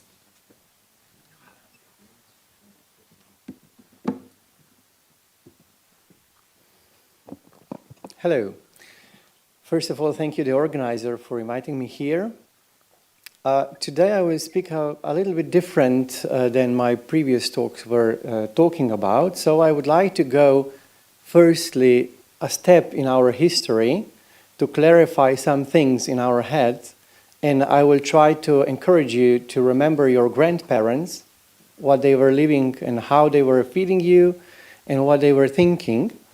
And then we will also go to this obesity problem, which is really enormous problem, as we heard already today. But this obesity, we might stop it, and I will try to show you some aspects where we can intervene as parents, as grandparents, as future parents, or as a society. But this information, we need to know each of one, to have this information, and then to put it in practice. So the learning objectives are quite wide. So we will talk about fat, we will talk about sugar, we will talk about salt. And then we will also talk about nutrition from a little more wider aspect. And then I need to mention also the so-called first 8,000 days of life, which is in terms of tackling obesity, and with obesity connected different chronic non-communicable diseases, very important to understand. So I mentioned that we will go a little bit back in our history. So you can go as far as you want back, but what I want to point out is this part. This part is like industrial revolution, and people from countryside, they wanted to go to work in cities. They want to earn their own money. They want to buy their own food. So if you go back in time, for instance, in Slovenia, my grandparents lived in the countryside and they were eating like brown bread or dark bread. And it was always something good if you have option to eat like white bread, because if you can afford a white bread, that means that you have an enormous amount of money, you can buy it. Also sugar and sugary beverages, chocolates for example, days ago it was almost impossible to have it. They used to use like fruits or dry fruits as sugar. And so their children wanted to go into city centers because they want to earn their own money. So they were employed by the companies, and they were working not 8 hours per day and not 5 days per week, but they were working like every day to earn money, to buy white bread and to buy sugar, because that meant that they have, like money. And that is important for our society, if we want or not, the money. So in this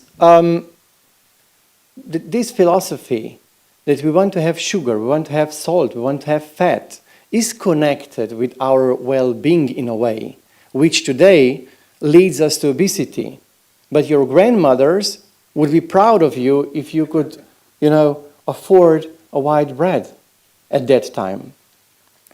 So what is in common with saturated fats, sugar and salt? What do you think? At least 2 points I want to point out. If you would ask your grandmother. So the one thing is that they were using it as natural flavor enhancers, which we do it the same way today as well.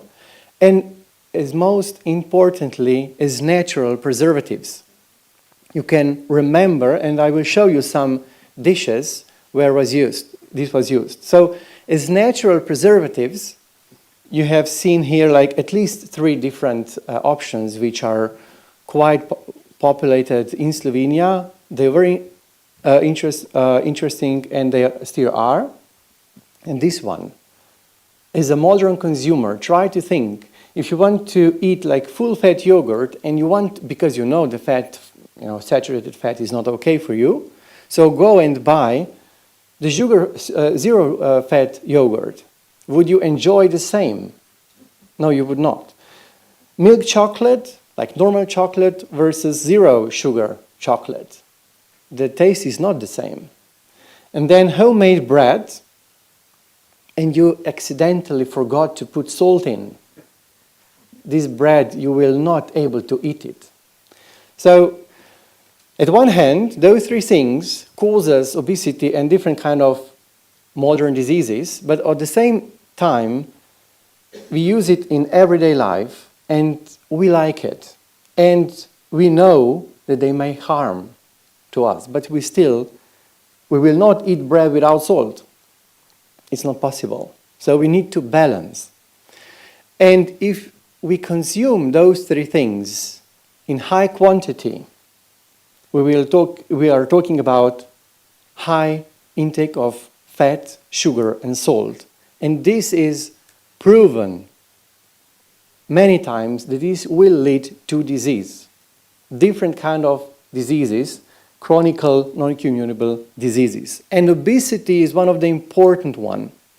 But the obesity, I'm working in clinical practice, and children, when they have problems with obesity, they were telling me constantly, why do I need to come to you and why do I need to listen what I need to eat? Because, I'm okay. Obesity does not hurt me.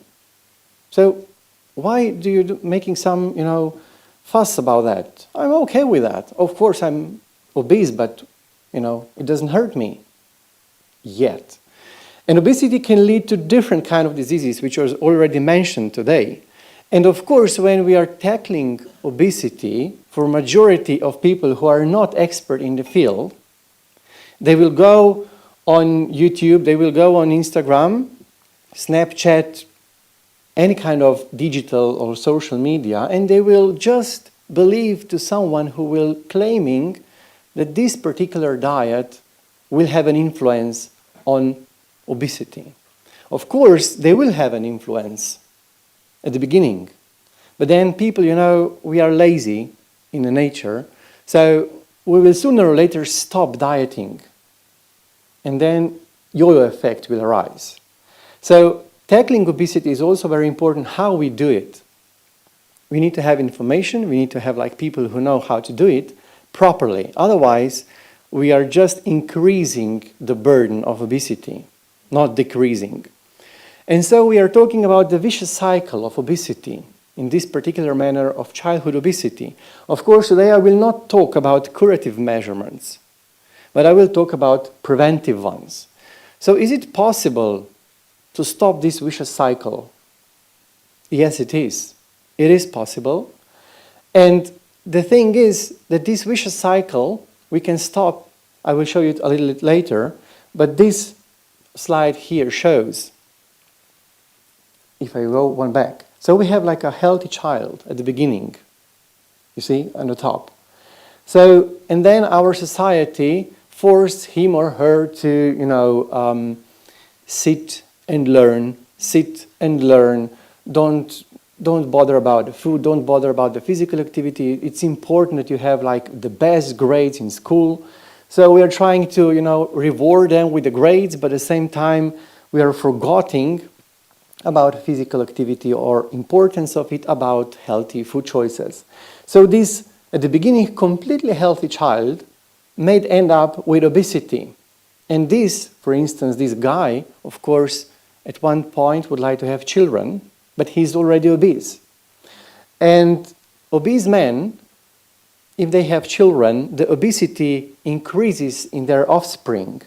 But if they are, you know, like married with obese women, then it's almost 100% sure that children, their offsprings, will.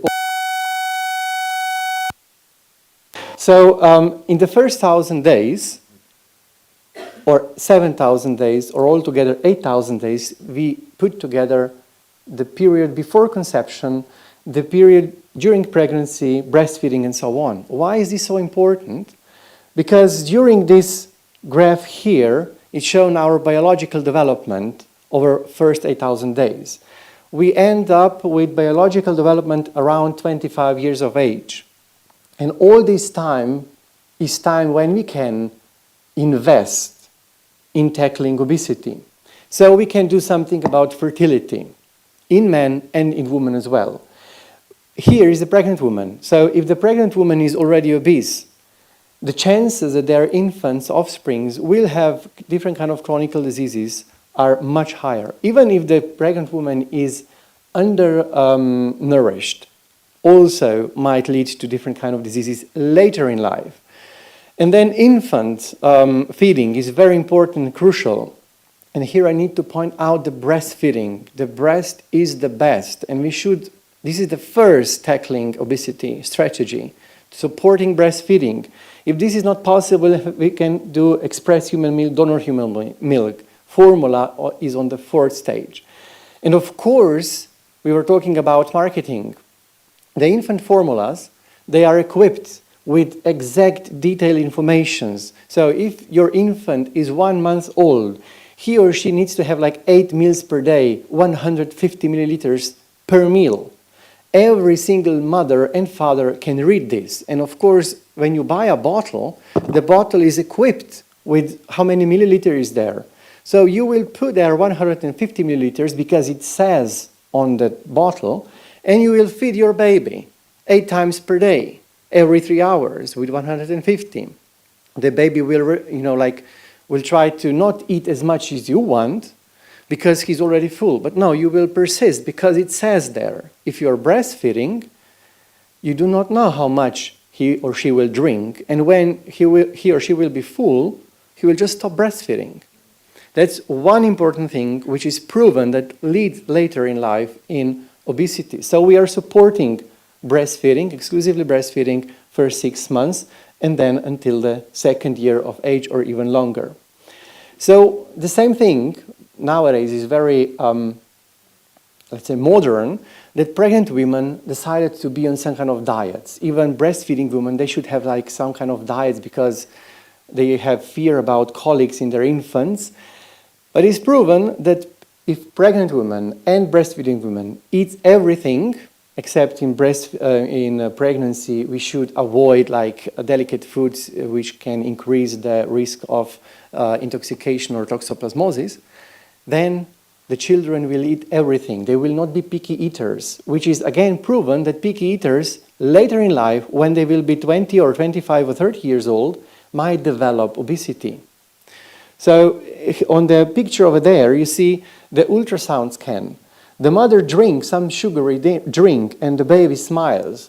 And half an hour later, the mother drinks normal lemonade and the baby changes his face. So already in the belly, the baby is able to sense what food the mothers actually eat, which is of course important. So when introducing the solid food happens, this is like the third very important thing. We need to be really careful in a way how we will introduce the solid food to our babies. We need to be persistent. We need to offer them 10 times, 15 times that they will accept one food, not to just say after the third experiment, okay, my baby does not eat, I don't know, spinach, so sorry, my baby shows me that he or she will not eat spinach and I will stop introducing spinach. No, that's not a very good idea. Because we are grown-ups and we should know that we need to be persistent. We need to be happy. We need to avoid, a different kind of social media and so on. And of course, we need to avoid adding fats, saturated fats, not unsaturated ones because these are good, but saturated fats, salt and sugar in the infant, let's say, solid food. Because this is very important, we came back to this emotional aspect. We can understand what's happening behind, but when we are as a consumers, it's really hard to resist, or not hard, it's impossible to resist this thing. So if the parents will use food as a reward or punishment, you will be rewarding yourself later in life as well. So after my talk today, I will reward myself and I will go out to eat like a cake, because this is in my memory that when I was good, I will get, I used to get like cake or something sugary, which is of course not okay. This leads to obesity. So what we can do, mathematically speaking, here we have the option to intervene, and here I mean in first 8,000 days. We can intervene and we can define the angle of this curve. We can define it that we will go to low risk trajectory, or we can go to high risk trajectory. And as a society, as a single, let's say, each of one of us, and parents and grandparents, we can do something here in the first 8,000 days of life. Because children, as a person, of course, he or she have like own feelings, emotions. Teenagers especially are a quite delicate group. There are parents around, grandparents around. They need to be informed what to do and how to tackle with all those, digital media campaigns. And there above, also schools, the policymakers, all the society where we are living. We need to do something in terms that we will be living longer, healthier, we will be productive, and at the end of the day, we will save money on treating like diseases which, we do not need to treat in the first place because they shouldn't be here. We should treat diseases which are, really a disease as the word means. And just to point out, the disease as obesity is equally important as any other kind of disease. So medical doctors now recognize that obesity is a disease with same consequences as cancer, for example. So we need to act that obesity is disease, and we also need to treat this disease, although it does not hurt. Thank you.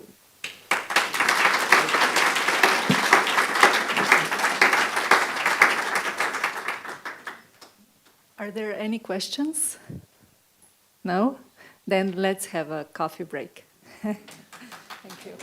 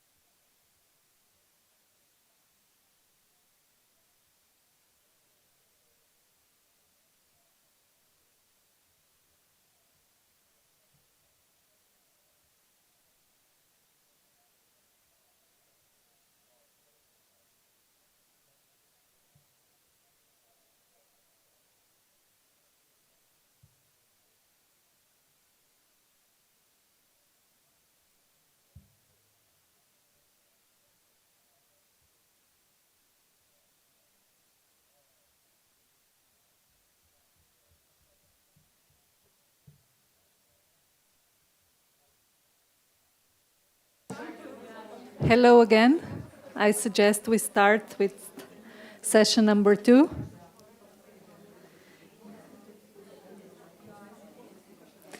We begin our second session with Dr. Mojca Gabrielčič-Blenkuš from the National Institute of Public Health, who will present Slovenia's role in EU advertising regulation and the broader challenges of tackling deregulation.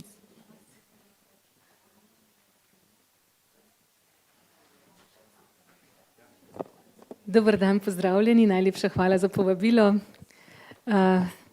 Thanks for the invitation. I'm happy that I can talk about that. I will be speaking in 3 parts. One will be a bit what we have been doing. I try to pick those small issues which maybe are the most relevant for this audience. Then I will present you a story and then where could be also the possible way forward. And first I would just like to disclaim where am I positioned practically at the National Institute. It means if we look into the space where we operate, we have science at one side, we have policy at the other, and somewhere in the middle is public health. We are trying to translate the knowledge, to understand also the policy environment there, and I will be speaking in this context. But first, let's look into that, where we have been, what we have done in Slovenia. 2003, 2006, because before Hastings' report was out, it was difficult to understand where we are, and Dima was excellently explaining what was happening afterwards, all the developments in the knowledge. But in 2008, WHO was very active. They established a group, and we established a public health working group in 2011, multi-sectoral one, which is still operating in marketing foods to children.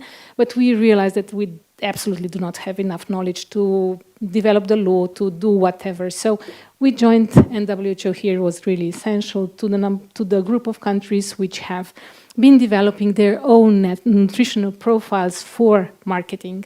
But we noticed just before we were able to produce our own one, Norwegians thankfully went forward with theirs, and they were clashed by the industry practically. So we stepped back and asked really WHO to go and to develop the nutrient profile together for all of the countries. That happened in 2015 and 2016. Then we produced, the Ministry of Health was the one who have then based on these profiles prepared the code of conduct for Slovenia, and it started operating in 2016. Unfortunately, we never really measured it systematically, but anyway, it worked, and we still have it.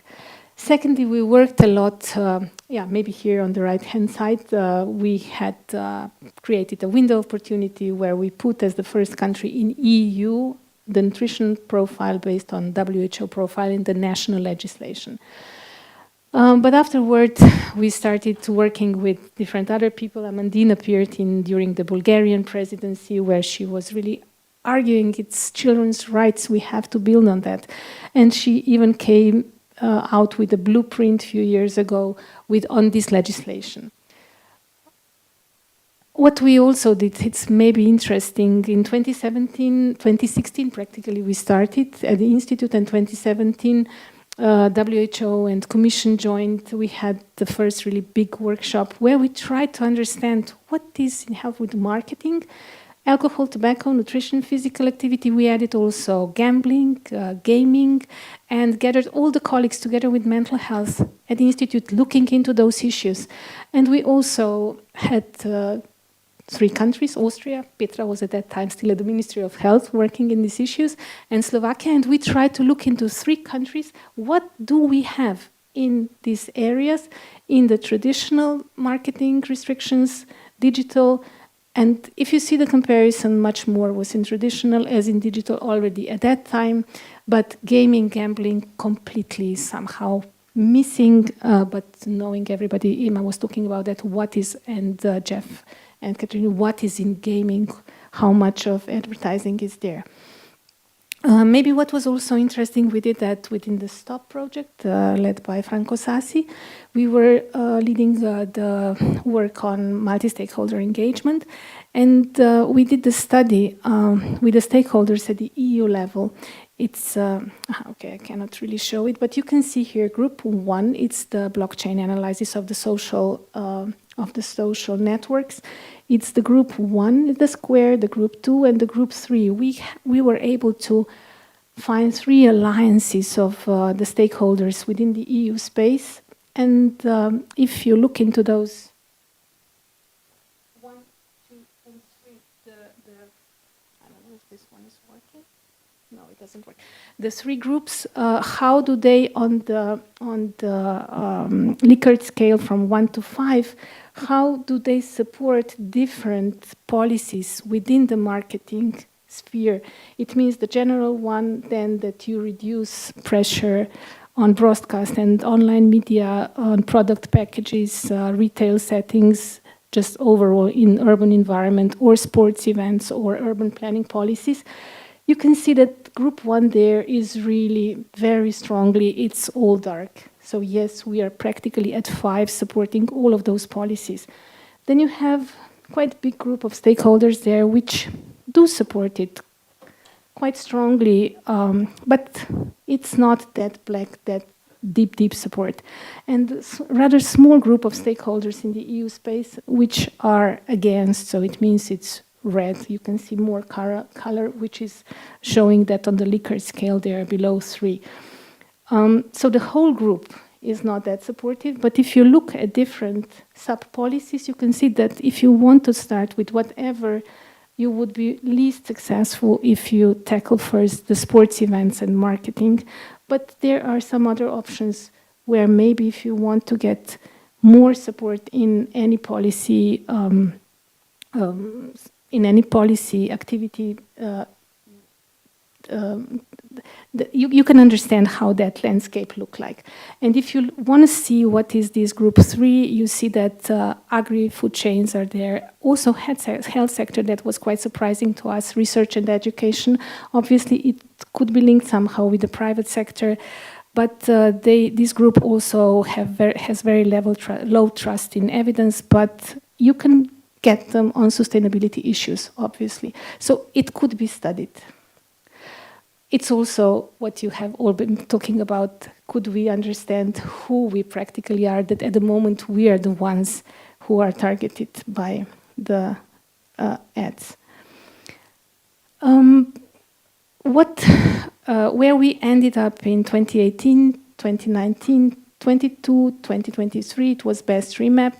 It was a big joint action on 3 policies. One of them was also food marketing. There, Portugal was very active in this area. And we produced, together in the consortium of countries, the framework. We proposed the framework, what should we do in the EU space regarding the marketing regulation. Also, Mimi Tetlogo and Amandine Gard were working with us. So really, number of countries, I think approximately 20 EU countries together. Tighten food marketing restrictions, how to engage with stakeholders, how to produce evidence, be prepared to address the challenges, that was quite politely said, that be aware how the industry is really actively lobbying, implement a child right-based approach. This was obviously the way how to go forward, and encourage cooperation and capacity building, new data, new tools, and also monitoring and enforcement. So everything is available. And right yesterday we got the request from the European Commission, from DG Santé, who is preparing cardiovascular plan, that we resubmit this proposal, so that they see what can be useful for the new cardiovascular plan. We hope that they use something of that. And Spain was the country which was presidency country of EU when we finalized those recommendations. Spain was really very proactive. They organized a conference on childhood obesity where marketing was highly somehow prioritized in the conference. And they also prepared the document for the IPSCO, for the Council of the Ministers of Health meeting, end of 2023. I just want to share with you what all has been done, the story behind the Spanish presidency efforts. So they have been going for reducing child obesity in the EU through a comprehensive approach with special emphasis on prevention and health promotion. And there they had few very strong paragraphs. One reading that they are urging European Commission and European Parliament to play a more proactive role in this matter, to advance greater regulation and more effective framework. That also they note concern that most national restrictions on the promotion and advertising of foods and non-alcoholic beverages aimed at children are too weak, and that existing voluntary approaches are not sufficient to protect children, and also that there should be the renewal of the EU Action Plan on Childhood Obesity, because the countries we have been very active from 2014-2020, and then the Commission somehow was quite passive in supporting this activity. So Spain, as a presidency country, which is usually a very strong position, has also asked countries what has been best practices at the national level, so they can they share something, and how they would position themselves towards practices which should be implemented at the EU level. So WHO was also very helpful here. They organized a pre-meeting of nominated member states representatives. Even they have revitalized the network of the national representatives for this purpose. And we have been preparing together with Portugal the elements for written responses to those questions for the countries. We shared 2-pagers, and the countries were really sending in quite strong statements. But what has happened, in fact, the point on the agenda was put during the working lunch, which is perceived as the period of the meeting of the ministers where things could be discussed when ministers are alone, no minutes are there, no obligations are there. So everybody was really surprised. And we, of course, were just able to ask some ministers, which is quite difficult to report back. And and it was said that at the working lunch, delegations reporting on their national actions on childhood obesity expressed support for a new European action plan. So there was really a strong support to that. But the Commission responded with reservation. So that was enough that everything was stopped. But ministers anyway highlighted social, economic factors, external factors such as marketing. We learned that approximately 14 ministers speak up for that, and that we need much stronger monitorings. So what next? We were really disappointed because a lot was done in this respect. But we have now the Joint Action Prevent NCD. We have again this policy. We are advancing the work under the leadership of Portugal, and the whole joint action is addressing alcohol, nutrition, physical activity, and tobacco, and also sleeping patterns are added. So a lot of activities going on, and what I can share with you is that we are leading the sustainability work, so how to make whatever is coming out of this joint action as sustainable as possible. So EU Consortium on NCD Prevention is foreseen as a body which should be established during this joint action, and we were asking countries during last year how do they see the body, what should be the functions of the body, and we asked them how do they agree or disagree with establishment of the body and specific functions. And as you can see, the graph here is and 22 EU countries are in there, 5% is one country, are really quite supportive to the idea of establishing the body, which should also deal with the regulatory measures, avoid conflict of interest, take care of transparency, but few countries very, very against. And it is also, we got some non-formal information that there was, the WHO was questioned for their work in commercial determinants in the EU space during summer. So a lot of pressure, really. So if we know all of that, the history, how much has been done, what has been done also in the policy space, are there any solutions? We are building the outcomes of the joint action in the sustainability sense on the well-being principles. That's what we have written in the grant agreement. What would that mean? We have one policy where we can show up that that's not an alien, that's something what we have in the space, in the EU space even. If you look into the school scheme of the Common Agriculture Policy, this is definitely not the policy which would be addressing only the economic growth and the economic capital.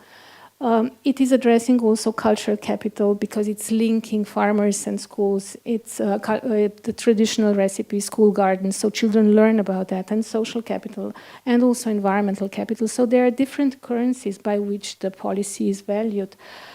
So it is, in fact, the typical well-being policy. So we are asking ourselves, could we recommend something similarly for the restricting marketing of unhealthy products to children, so that it would have the well-being economy principles. Can we add here digital literacy, media literacy, I don't know what kind of literacy, so that there would be higher understanding? Are there any other leverages? Because that what is written here for the school scheme is in a regulation of EU, so it's possible.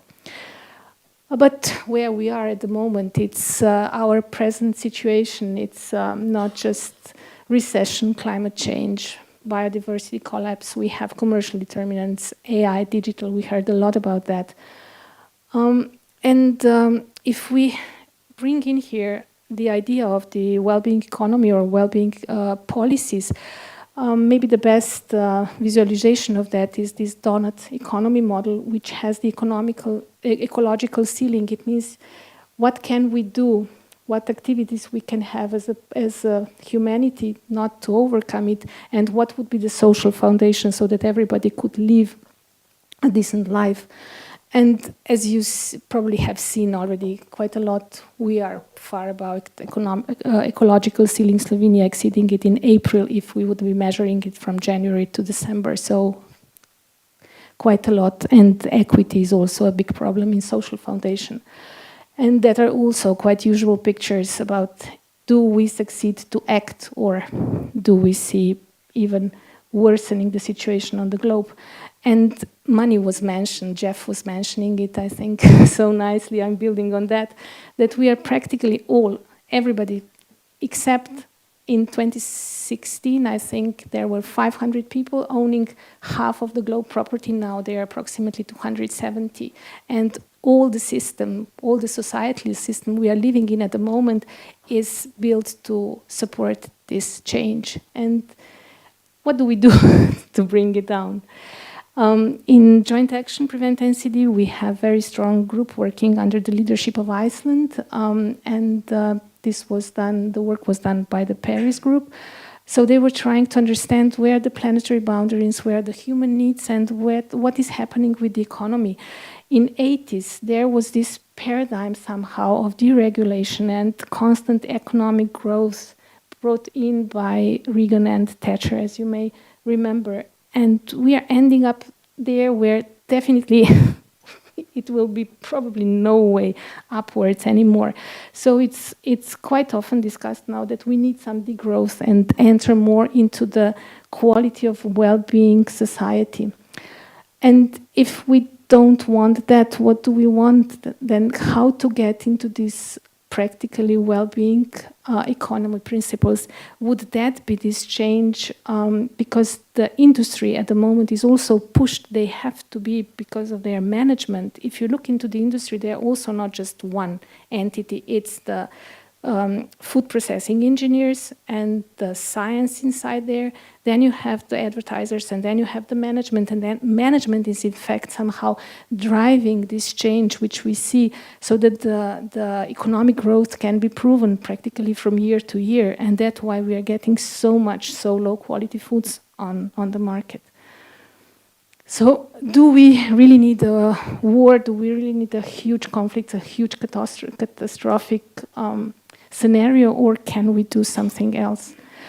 WHO has responded already in 2021 with the Geneva Charter: value, respect, nurture planet Earth, equitable economy, healthy public policy. So there is a short charter with very strong messages. We have a lot available. It was the Montreal Declaration from 2018, where it's quite well elaborated already what to do with AI, how can we deal with that. We have also policy leadership, at least if you have heard about the Zagreb Declaration and the spouses of the presidents of the European leaders. So where next? For me, it was a very good development, which was shared by WHO in 2025 in June, that ultra-processed foods, now it's enough evidence to say very clearly that they are clearly linked with the disease outcomes.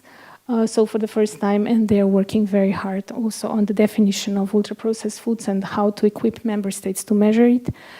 And within, as I already spoke a lot, for the European space, there is approximately 100 million euros, approximately I think, more than 100 partners and more than 1,000 people working on it around Europe in joint action prevent NCD. So we would like to see more regulation for marketing food to children. Can we develop model laws for national and EU levels? We are even considering preparing the legislative framework for NCDs, but at the same time we were able to listen to Ursula von der Leyen yesterday, who was speaking about the simplification in EU again, which would mean deregulation. So the winds are going in the opposite direction, but I think that the circumstances will be more and more pressing. So what is the way forward? Probably go comprehensive, link nutrition, alcohol, tobacco, marketing, gaming, gambling, definitely with it, link to mental health. That was also quite obvious when we linked last week to the mental health colleagues. It was in marketing, it was really more promising. Shift to well-being policies, consider equity, but also peace. It's really key. So I'm sharing just the final slide with the, whoops, it doesn't want to work, where you have the link to the Joint Action Prevent NCD if you want to follow more on that. Thank you so much.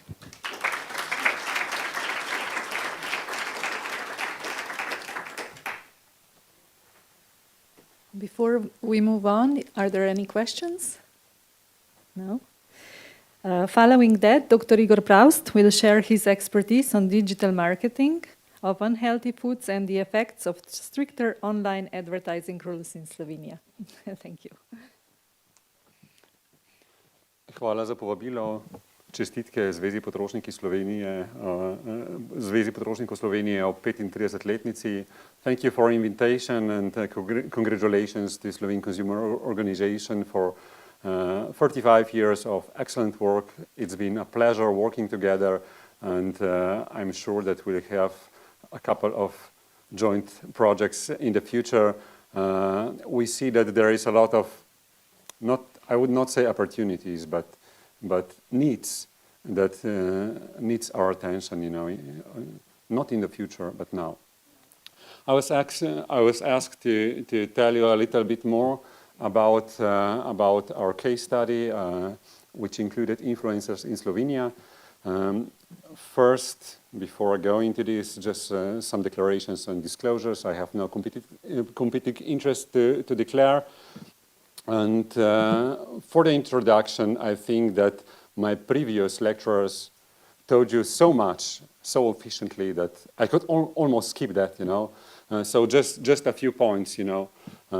We all heard about this global trend of raising childhood obesity and diet-related health issues, which is not likely, but it is linked with food marketing that shapes children's food preferences and consumption. And it was mentioned very clearly that the marketing shifted from the traditional media to digital marketing, and that's why I will tell you a little bit more about influencers today, because this is very closely related. And we heard about children, why are they so vulnerable, not only because of the limited ability to distinguish ads from the content, but also because they are so susceptible to the modern advertising technologies that are used around the globe. It is clear that exposure of children to unhealthy food marketing has long-term effects, and that's why today's event is really so important. We need to make a change on this topic. If the traditional TV marketing, so marketing through broadcasted television, was one-to-many communication, it was with ads showing during specific scheduled programs, in breaks, with quite limited interactivity, you know. In the new social marketing, you know, which is defined as marketing that uses internet-connected platforms, website, apps, streaming platforms, influencers, you know, everything, which is highly targeted and personalized, interactive. It's trackable, like we heard, you know, collecting all the data, and often blurs advertising and the content. And having all this in mind, you know, we see, you know, that this is the focus where the regulation should be focused on, you know. Before going into my topic, I also need to touch the challenge of the definition of unhealthy foods. We heard some of this in the past from my previous lecturers, you know. When you talk about healthy and unhealthy foods with different stakeholders, the objections from the food industry and from food technologies is always, you know, why are you talking about the foods? We should talk about the diets, you know. Diets should be healthy, not food, you know, because you have different portions and so on. But if we buy this argument, we cannot do anything, you know. You need to have tools also on the level of the food to say when food is healthy or not so healthy, you know. And a lot of this was, you know, there was a significant improvement on this area from the last century, when there were early definitions which originated mostly from dietary guidelines, focusing only on high fat, sugar, and salt, you know. Nowadays we have very efficient nutrient profiling system. Just to mention those we already mentioned, WHO Europe and other WHO profiling systems. And I also need to mention other systems, for example, Nutri-Score, that I will use further on. As you heard, in 2017 in Slovenia, WHO Europe was already implemented in nutritional guidelines for protection of children from inappropriate commercial communication on television. And I would just like to use 2 slides to show you how this worked and what can we learn from that, you know. What we did was a study in which we assessed the situation before this implementation of the let's say it, public health intervention, and after that. So we were checking the years 2016 to 2018. We were focused on 5 most popular television channels for children aged 4 to 9 years. The study included altogether over 1,600 hours of TV program, and we were focused separately on children's programs as defined in the law, and peak child viewing times, which were defined as the highest viewing rates hours among the children aged 4 to 9 years. Altogether, in this timing, we observed over 6,000 food advertisements, which were then evaluated using WHO Europe model. For those who are interested, you can dig deeper results in the paper, which was published together with Živa Laurisha, Christo and Bridget Kelly. What I would like to show is just the key results. You know, what happened at that time, it was expected, is that indeed the intervention considerably reduced the exposure of children to marketing of unhealthy foods during children program, because this was the objective of the intervention. However, what we observed was that the ads which were then prohibited, you know, migrated into times where this was not prohibited, you know, and actually these times were even more viewed by children, you know. They migrated into peak child viewing times. So at the end of the story, you know, the intervention was great, you know, but it showed that when you introduce intervention, you know, you need to be aware that advertisers adapt to regulations very quickly, you know, and that regulation need to be very broad, you know. You shouldn't make options for them to migrate, you know.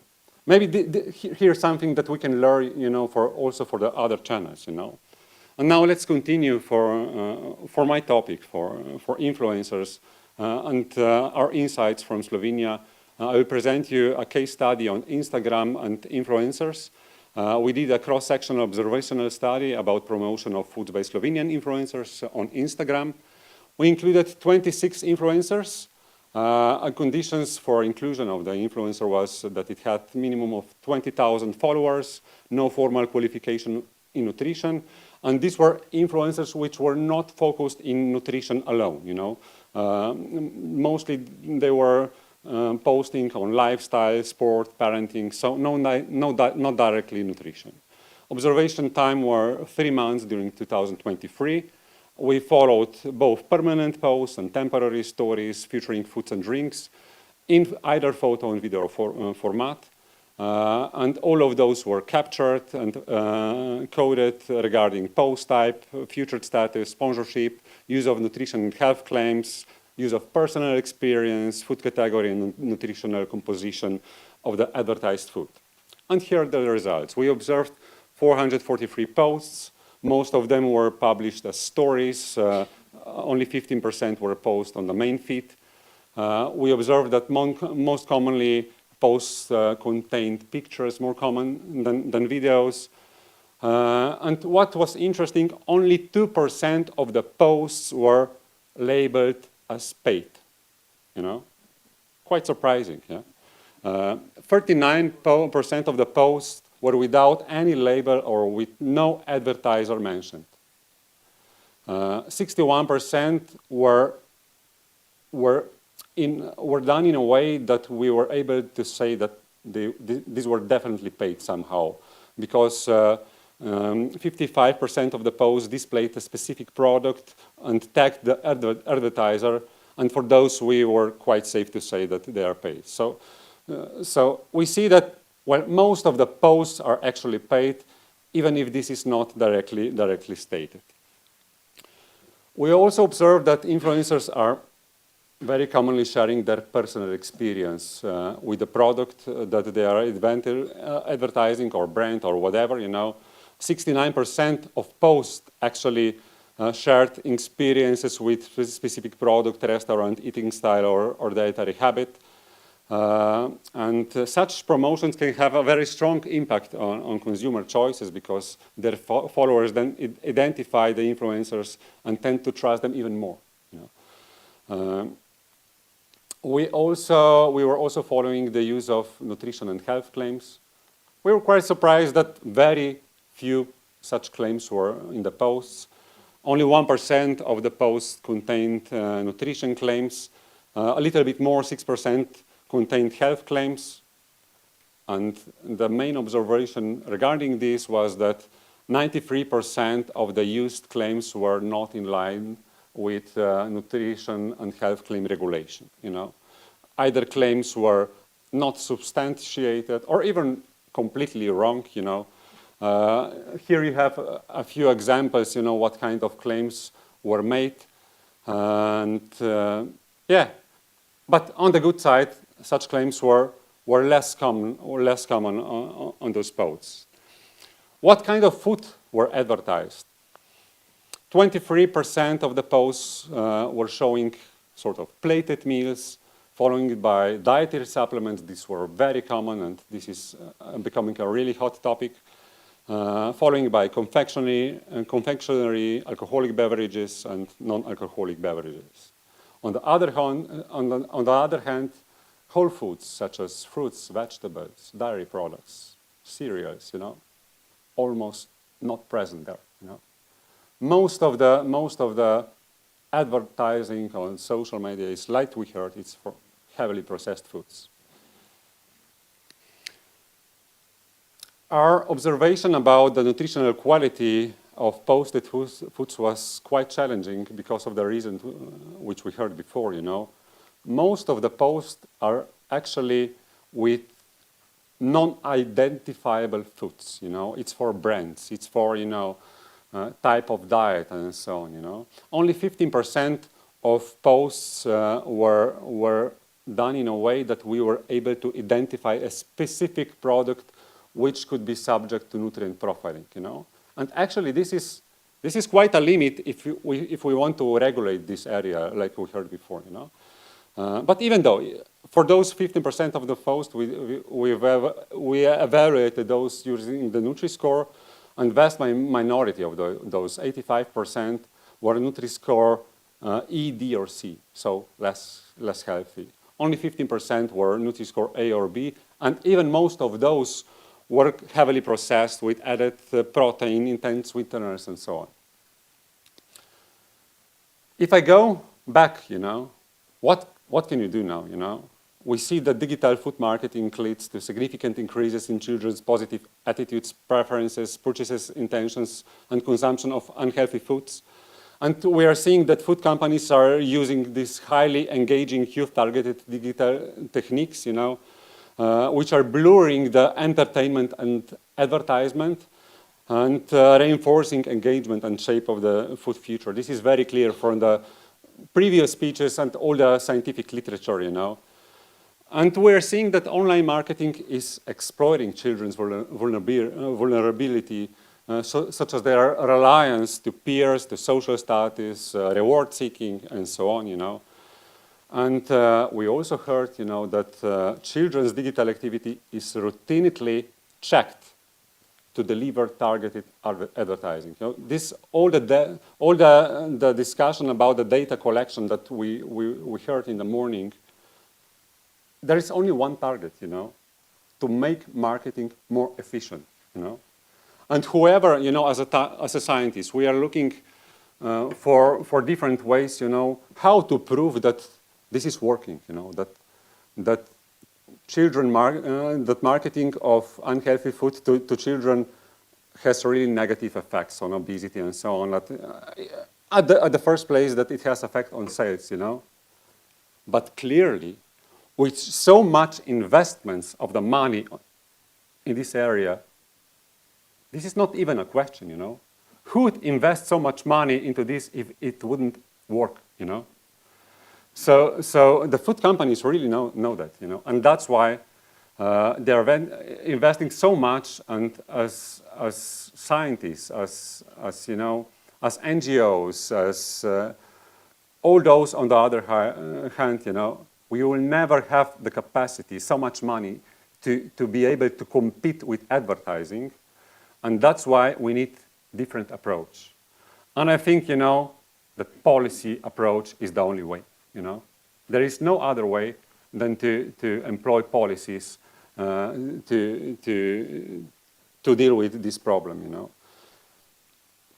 what are the challenges of the regulation? We heard a lot of this earlier. You know, I would just mention, you know, cross-border nature of the digital platforms. You know, we check the influencers by Slovenia, but you know, today influencers are from wherever, you know. How can you tangle this? You know?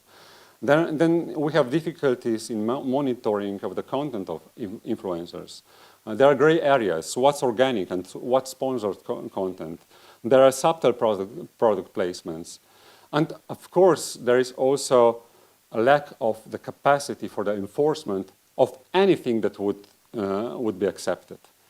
So the literature best practices are clear definition of influencer, clear definition of marketing and sponsorship, mandatory disclosure of the paid content, restrictions for time and placement of the advertising, and ban of unhealthy food advertising. You know, this would be a key.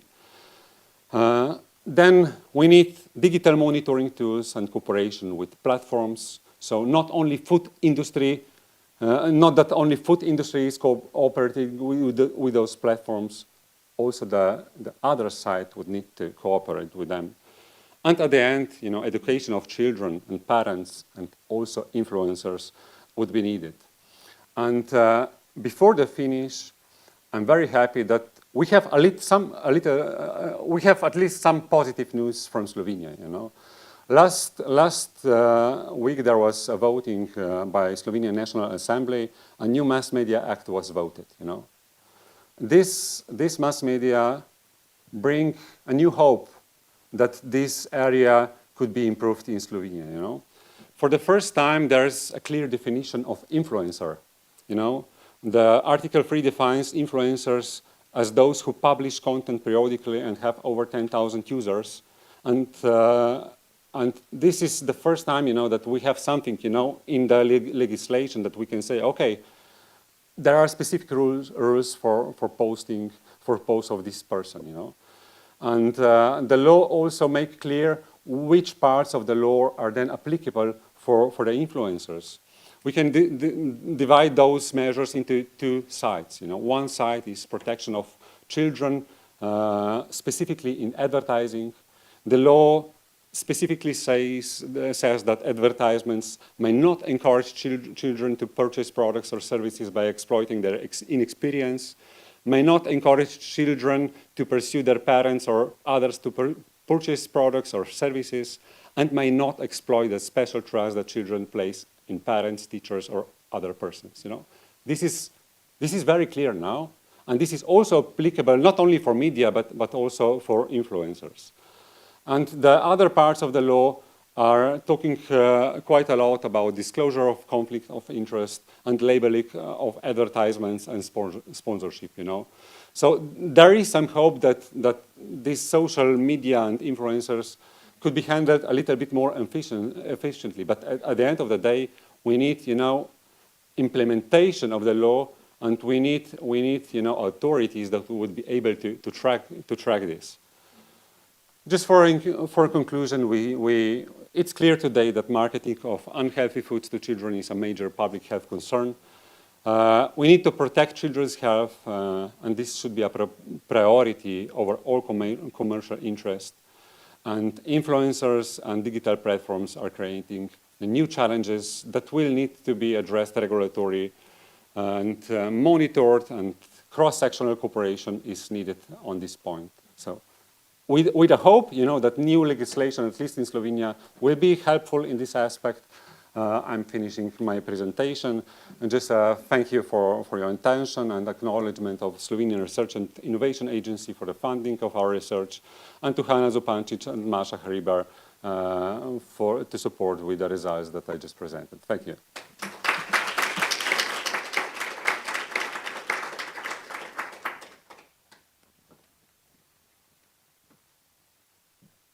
Any questions for Dr. Proust?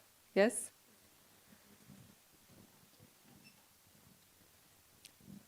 Thanks a lot for showing that Slovenia is going the right way with regulation.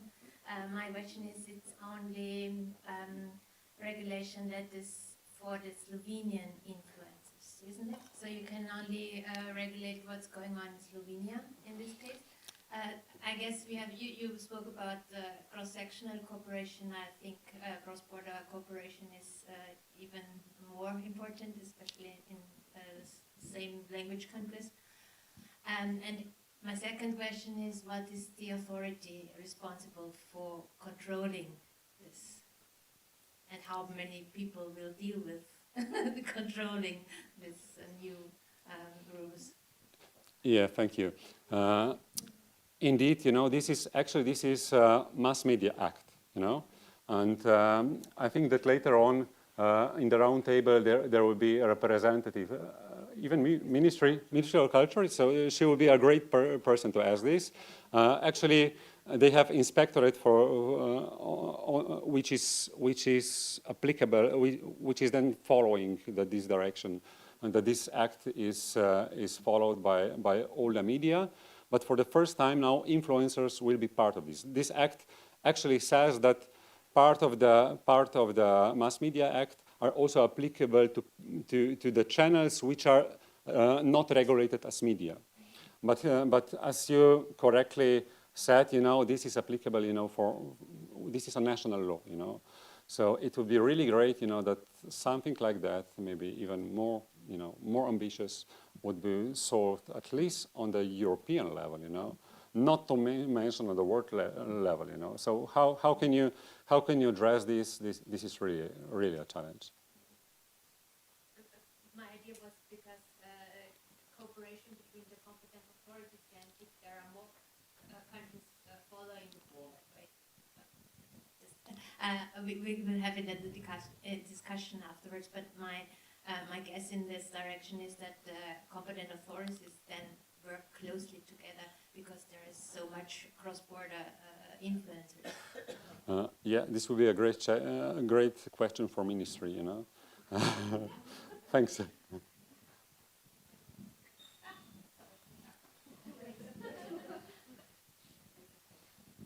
Thank you. My name is Ayana. I'm a nutritionist and food quality specialist from Croatia. So I have questions regarding influencers and AI content.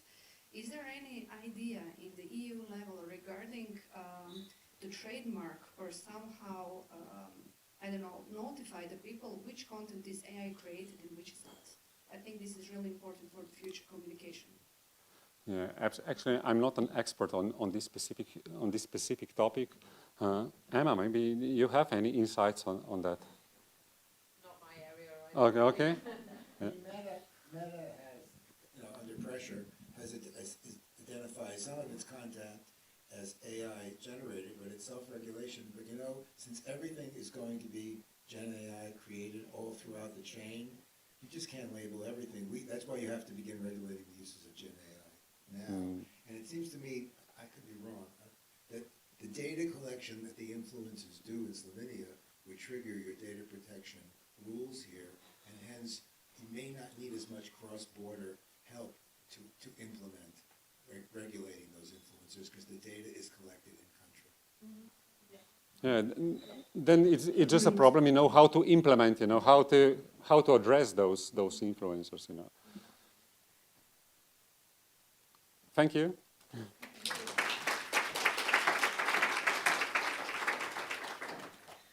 Next, Anja Bocha and Jasmina Belz-Bahar will present the efforts of ZPS to restrict inappropriate food advertising to children across multiple media channels.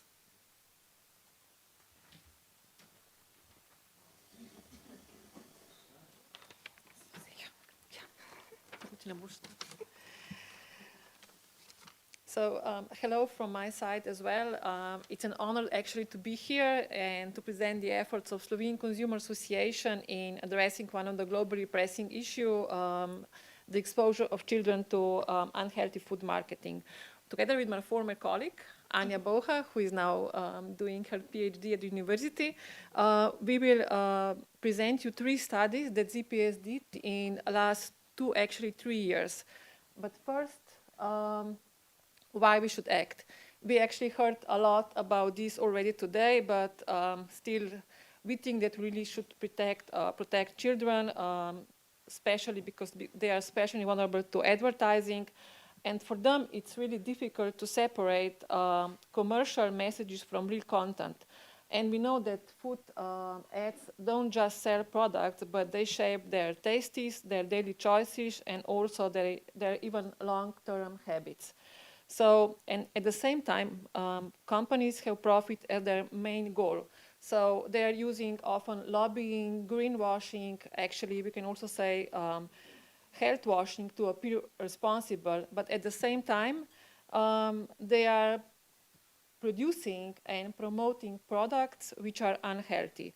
So there is no doubt that we are facing public health problem, and as mentioned before, that contributes to obesity, tooth decay, and poor diet. And today, either regulation is weak or non-existent.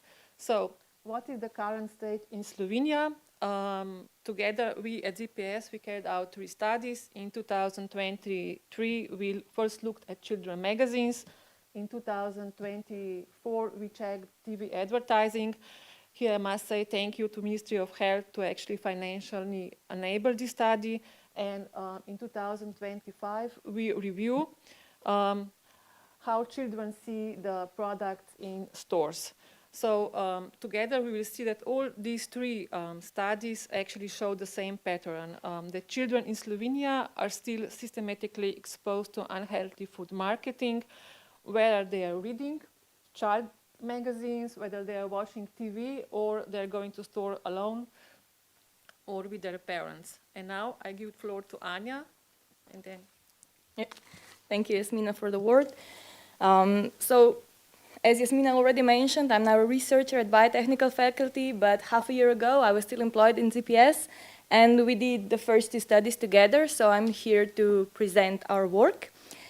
As you can see, we did a lot of work on traditional media. Today we are talking about digital media. It's very important. We are moving forward. But still, where are we in traditional media? Why was this such an important topic to me? So, children's magazines. We are kind of forgetting about it. But me, as a trying to be a responsible parent to my 3-year and 6-year-old daughters, of course, I'm not letting them watch TV by themselves. I'm not letting them watch YouTube by themselves. I pay for YouTube, not to have commercials. But I want them to read. I want them to have to read books, and I signed them up for magazine, of course, Ciciban, well-known Slovenian magazine that I trusted will give my children important information and not mislead them. But, of course, one day, she was 3 years old, my oldest daughter actually, came to me with this magazine and showed me on the last page, "Mom, I want that, please buy me that, I want to eat that." She didn't know the product before. It was Lino cereals, chocolate cereals with 32 grams of sugar per 100 grams. So it's a sugary product. It's not something I want them to eat. It's not something I give them every day. But she saw that in a magazine that they trust, that I trust. So this raised concern in my research mind. So I wanted us to study what's actually being promoted in children magazines. So we did a study at the end of 2023. We went into the library. We checked all magazines that were available in Slovenia in 2023. And the definition of the advertisement for us was any visible food product or brand, including in recipes, images, games promotion, and so on. And at the first I was thinking, okay, we have the regulation. I know in TV channels, we have the code of conduct. We have something. We have self-regulation, but at least we have something. And I was, of course, very trusted that we also have something in magazines, but we don't. The only thing they have to write is, of course, this is the advertisement, but can my child read? No, she can only see the picture. So what we found out is that there were 66 magazines out in that year, issues. We found 45 food-related ads, and 82% of that food ads were unsuitable, according to the WHO profile. In comparison to what was researched in 2017 by Igor and his team, the number of ads dropped. So in 2013, there were 151 ads. In 2017, 47 ads. In 2023, only 45 ads. So the number is low. And we also saw some positive shift. 18% of ads were suitable, according to WHO, in comparison to 2017, where there was none. What I'm thinking with suitable ad, you can see here on the left side, that's an ad for Lidl, the retailer, and they were advertising themselves by a game with fresh vegetables. And we said, okay, that's a good way of advertising yourself. You're promoting healthy eating to children and so on. Okay, this is a good one. But on the other side, there was an ad for Chupa Chups. It was a competition. So if you, I don't know, send us something about Chupa Chups, you will be in a game for winning a big pile of Chupa Chups lollipops. And we did a survey among parents. What do they think about it? And many already noticed unhealthy food product advertising, as I did with my child. And majority support banning ads for food with poor nutritional profiles also in children magazines. As I do, parents do value magazines, but they want responsible content, and this is not a fact nowadays in Slovenia. So ads still exist. There are a few, but they're mostly unsuitable. A lot of them are ads for supplements. They're increasingly being promoted. 20% of all ads were for supplements. What we propose is that publishers, magazines, should adopt first an internal policy, like a self-regulation, banning unhealthy products, and of course, if this fails, we should do legislative measures afterwards. We were also in discussion with some of the publishers, but unfortunately, I'm not sure we did any process with that. So our main message was, of course, check the magazines, parents check the magazines before subscribing, discuss ads critically. I know this is not very effective, but still talk with them about it. And of course, the first thing is to promote healthy food choices at home. And the second study, it was actually the continuation of the study that Dr. Praus was presenting before. They did in 2016 and 17, and we did it again in 2024 on a sample of 5 most watched Slovenian TV channels. We received the program recordings, the ad list, and the average minute rating. And of course, revised or checked all the legislation, the Audiovisual Visual Media Service Act that was already mentioned before, the nutritional guidelines. And we also read all codes of conduct from the TV channels and critically evaluated them. We followed the WHO protocol. So first, we systematically monitor all the advertisements between 6 a.m. and 10 p.m.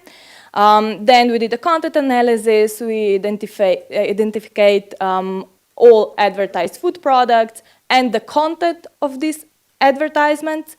We did the nutrient profiling according to WHO model and according to Slovenian nutrition guidelines, according to the new WHO model that's a bit different than the one that was before. And we did the viewership analysis. We used data to determine the peak viewing time according to the definition of peak viewing time of the WHO protocol. What we found out that there are, on average, 24 ads per hour, out of which 10 are food ads, out of which, on the whole program, 7.5 ads are, on average, are unsuitable, according to WHO nutrition profile modeling. Okay, and then we went forward. We identified all children program, and we can see from the chart that the self-legislation is actually very effective. If we consider only children program, there is 0.1 advertisements in between the children program, but when we consider the peak viewing times, we can see that on average the numbers stay the same. There are 2.8 advertisements per hour on average, with one of the commercial TV channels standing out with almost 8 ads per hour unsuitable according to nutrient profile model. But the numbers themselves, they say one thing, but when we look at the percentages, we see that the percentages stay pretty much the same. If we consider the whole program, children watching, there are 72% of ads inappropriate to be shown to children based on the profiling model. We went deeper and we wanted to see in these ads which food is actually being shown, and we saw that there are 0 up to 18 food products in every ad. So 0 meaning the brand ads, and 18 food products in one ad. This is mostly the ads of retailers. So Spar, Lidl, Hofer, they are showing a lot of different food products in just one ad in one commercial.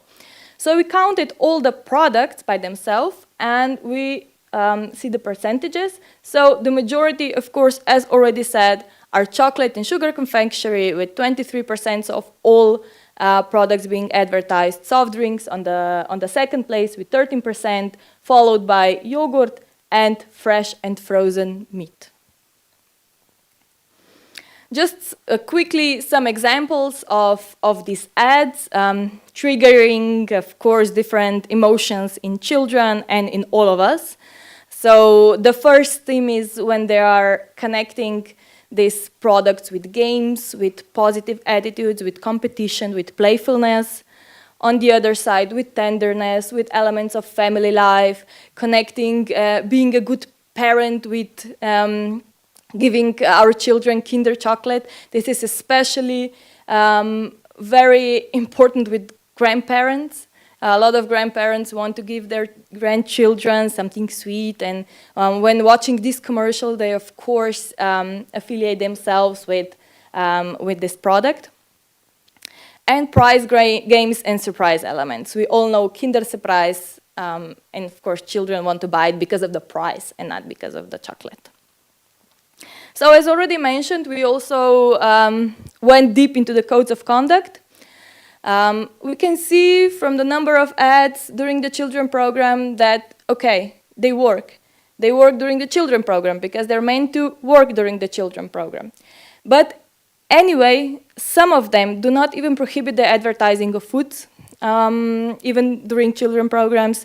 Some are not designed in a way to enable children to develop healthy eating habits, and some of them are not even in line with the nutritional guidelines as they should be, and they just invent their own restrictions. Or even, of course, they're not even fully followed. As we can see, there are still some commercials, even during the children program, even though not many, but some are. So, to conclude, yes, we know high exposure persists despite the existing rules, also in traditional media, not only digital media. The regulation that it's ineffective, and we need effective monitoring. Okay, so now I give my word to Jasmina. So we continued our case studies in 2025, and in 2025 we checked the grocery store. So we went to 24 stores in Ljubljana, Maribor and Koper, and we were trying to identify products which are specially marked to children, so based on their graphic designs, cartoon characters, vibrant packaging, or maybe including toys. We were also checking in-store displays, and regarding regulation, there is no specific regulation on this. So what actually stores are using, they are really using some, let's say, inventive promotional strategies to attract children. So we can see different product placement for children, which are with cartoons and, including toys and vibrant, colorful. So the child actually asks their parents that they want this kind of candy. I will be really, really quick because we are behind the schedule. So, and we can say that our key findings are, like they were in the other channels. Placement and packaging are deliberate marketing tactics. They are not accidental. Everything is very well planned to attract children's attention. So they try to exploit children's impulse control and visual attention, and these products are most often very high in sugar, fat, or salt. So with child-appealing features, so something that the child wants, but it's not healthy for them. What should we do? We make some kind of recommendations in 3 chapters. What to do retailers? They should actually avoid placing unhealthy treats at children's eye or checkout zones. So we all know that we have children, but when we are leaving stores, the last battle is before checkout. And I know that many parents are aware of this situation. And we should eliminate the use of cartoon branding that appeals directly to children. Policymakers should absolutely rethink to expand regulation from broadcast to also non-broadcast retail environments, and to actually make at least some kind of base restrictions. And what can we do, parents and social society, be alert to this kind of techniques and try to really inform ourselves, try to work with children. As Emma said, it's not efficient, but I still think that, some critical thinking behind the desk at home, it's still valuable, so it's worth trying. And of course, to opt for grocery planning and shopping awareness to avoid, let's say, some kind of impulse purchases. And final word, so it's clear that children are systematically targeted, and as we could see that food advertising dominates magazines, TV and stores, and as Anya already mentioned, some percentage that 82% of magazine food ads are unsuitable for kids, and that stores actually deliberately place sweets at children's eye and use cartoon branding to trigger impulse buys. Self-regulation has failed. Also EU pledge, as probably Agustin will say later, that we try to do many things to get some cases going on, but there are many, many excuses why everything is okay. And also public concern is really strong. We actually conduct a survey among Slovenian parents, and we got around 1,450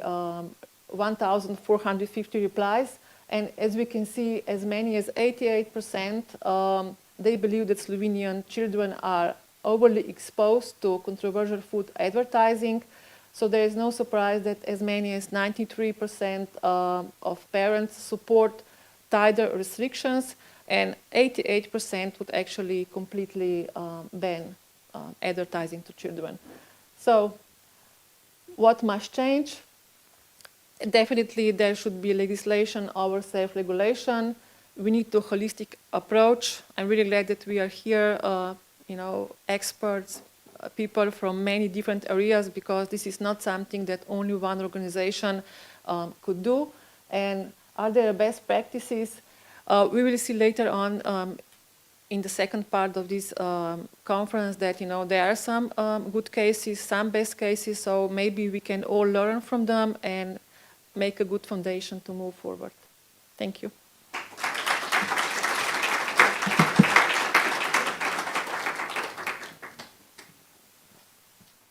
Any questions? No? Then, to conclude the session, Agustin Reina will return to discuss the vital role consumer organizations play in shielding children from unhealthy food marketing. Thank you.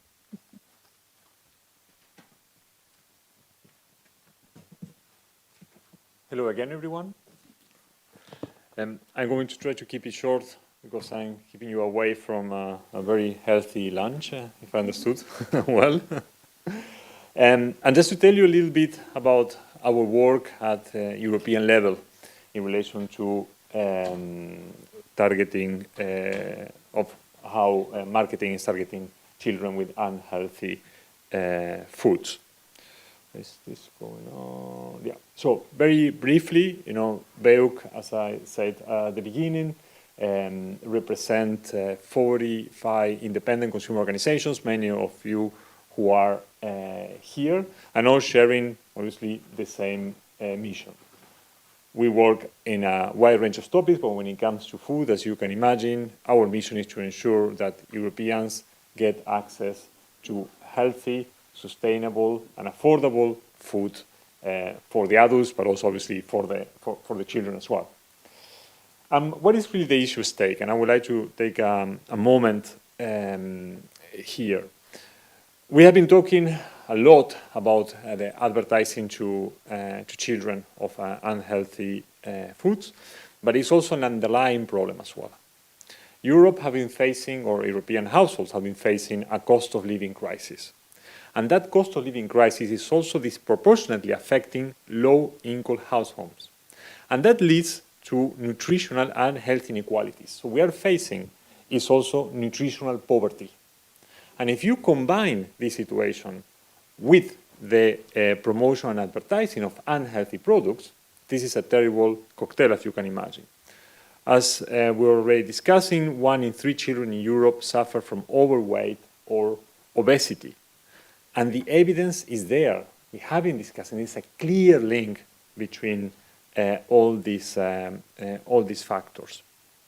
And we have made a very short video just to illustrate what is the life of a kid. And I think I can, no, it's not me. It's someone probably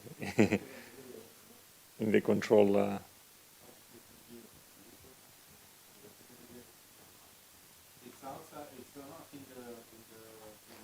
I think it should be embedded, right? So if you click, pop. Or just click on there.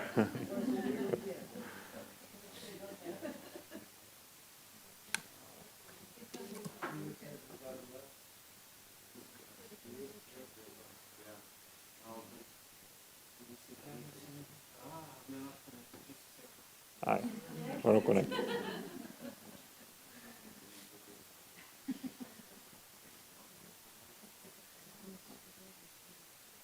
I can carry on, and when you're ready, you let me know.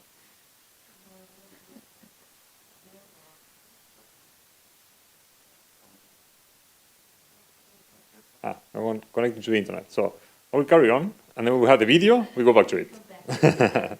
Indeed. And now we cannot pass. Yeah, no, I think they're having control over my presentation. Yeah.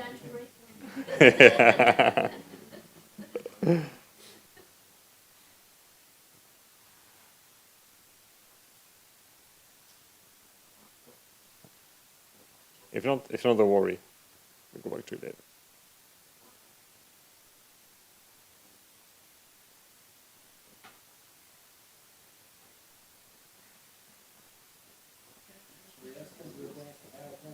Yeah.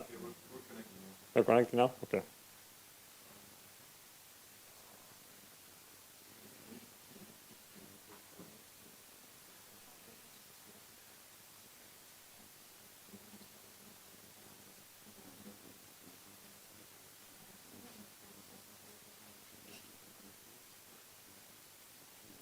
Well, no, it's not that one. Yeah, there it is.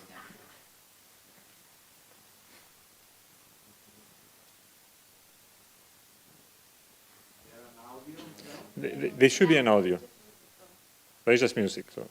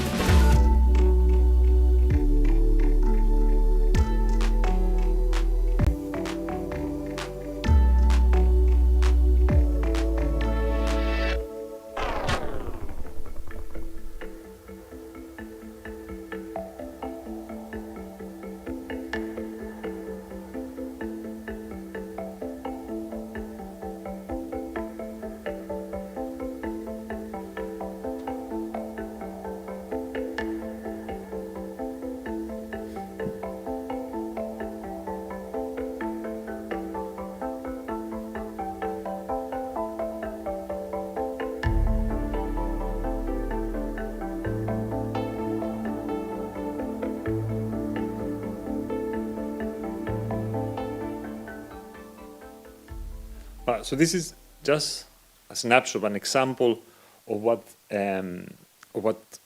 kids, go through in a day. And probably that video didn't have as many views as the Coca-Cola WhatsApp challenge, but it helps to illustrate. And at the bottom of it, the underlying problem is that children are being protected by the same industry that is wanting them to buy stuff, to buy their unhealthy food products. At a European level, the solution that has been put forward in 2007, almost 20 years ago, is this EU pledge. And the EU pledge has also an accountability mechanism that has been in place since 2018. And it's basically the industry deciding for itself what is healthy and what is not. And it's the industry decided by itself what consumers should be exposed to or not. This EU pledge, from our perspective, is something that we have been raising from the very beginning, early stages of its implementation, is that the nutritional criteria are extremely weak. So basically, they don't follow the WHO nutrient profile model. And by comparison, you could see the significant differences. The commitments only affect children's TV programs. But all of you that have kids, you know that kids are much more exposed than that. You know that kids are watching all these reality shows and contents programs, sport events, so on and so forth. So certainly this is not enough. The commitments are extremely weak to address the ecosystem of digital marketing. And they will have heard very extremely interesting and insightful presentations about about this. There is no commitment for food packaging. You have all those cartoons on box cereals, which actually are being used to approach children, young adults, or older children between 13 and 19 years old are not protected at all. And brand marketing is not covered. And this is just to show you, the type of practices, and we have been already discussing that. It's extremely broad, engagement boosting tactics using filters, dance challenge, competitions, the advert games, where companies use brand entertainment to promote their own products, and of course, influencer marketing. So in 2021, BEUC, together with its members, introduced 81 complaints to the EU pledge accountability mechanisms. You know what was the result of this? 81 complaints. There were 7 marketing posts that had been withdrawn from social media. 8 complaints were upheld, and only 3 after an appeal, and 66 were not upheld at all. What we also have identified through the process is that the complaint process is extremely slow. The companies, they have minimal consequences, so please just delete this post on social media. There is as well a lack of transparency about how the complaints are being considered by the panel, and only the complaints that went through are published and not those that were dismissed. And the panel decision favored companies on extremely weak grounds, and showing also inconsistencies between them. So what we're doing now? Now we're going to zoom in into influencer marketing. We're going to publish this year a new report where we have gathered examples from 6 member states about how influencer marketing is used to push the advertising and the promotion of unhealthy food products using persuasive advertising techniques. And we also were discussing about solutions.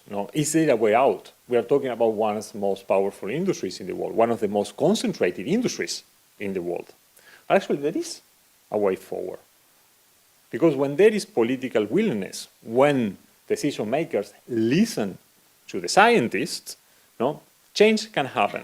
And in the roundtable, we will hear also from colleagues in Norway and in Denmark, where basically they realize self-regulation is not enough. We need to do more, particularly listening to what the evidence provides for. So Norway have developed a nutrient profile model, identifying which are the foods that should be subject to restrictions, and that regulation was enacted in April of this year, increasing also the protection to young adults until the age of 18. Denmark has also in the process of amending its Marketing Act and looking specifically at the question of the advertising of unhealthy food, but you will hear more about that later today. So what is our ask? We need an European solution, because the phenomenon, if you think about influencer marketing, go across the borders. So we need to approach it from an European perspective. And we need a EU-wide regulation covering all marketing channels, with a complete restriction of unhealthy food marketing online, including through social media and influencer marketing. We also need a watershed from 6 a.m. to 11 p.m. to stop the broadcasting of unhealthy food advertising where children watch TV the most.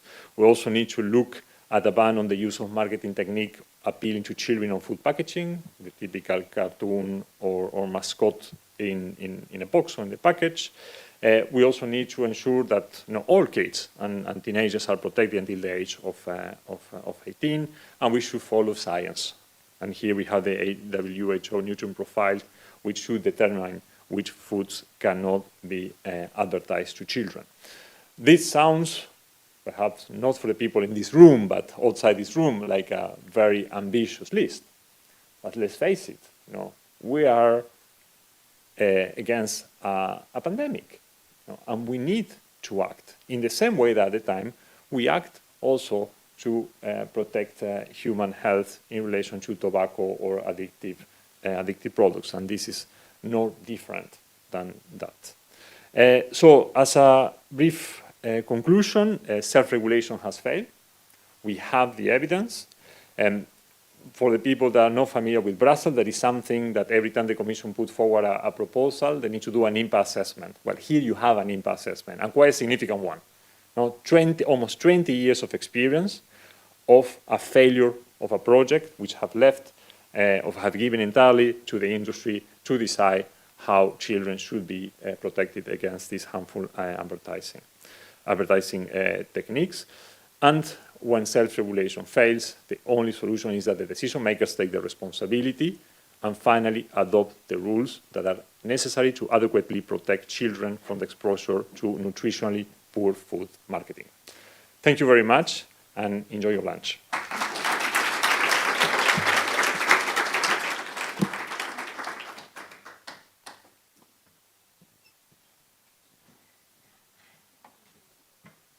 Any questions? If not, as we say in Slovenia, dober tek or bon appetit.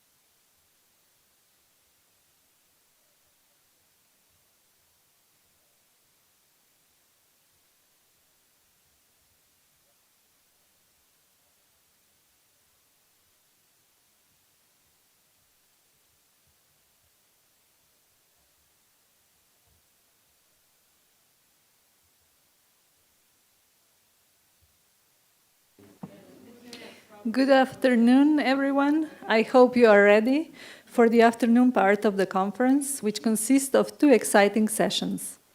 First, we'll hear how different countries are tackling the issue of unhealthy food marketing to children, the hurdles they've encountered, what has worked and what hasn't. These international snapshots will then set the stage for our closing roundtable, where we will reflect on how these lessons can inform stronger action to reduce children's exposure to unhealthy food marketing. Now, let me introduce the first speaker of our International Experiences segment, Maja Efferse-Kan from the Danish Consumer Council. Maja will present Denmark's plan to restrict marketing to children under 15, developed through collaboration between health, consumer and children's rights groups, and outline Denmark's future priorities.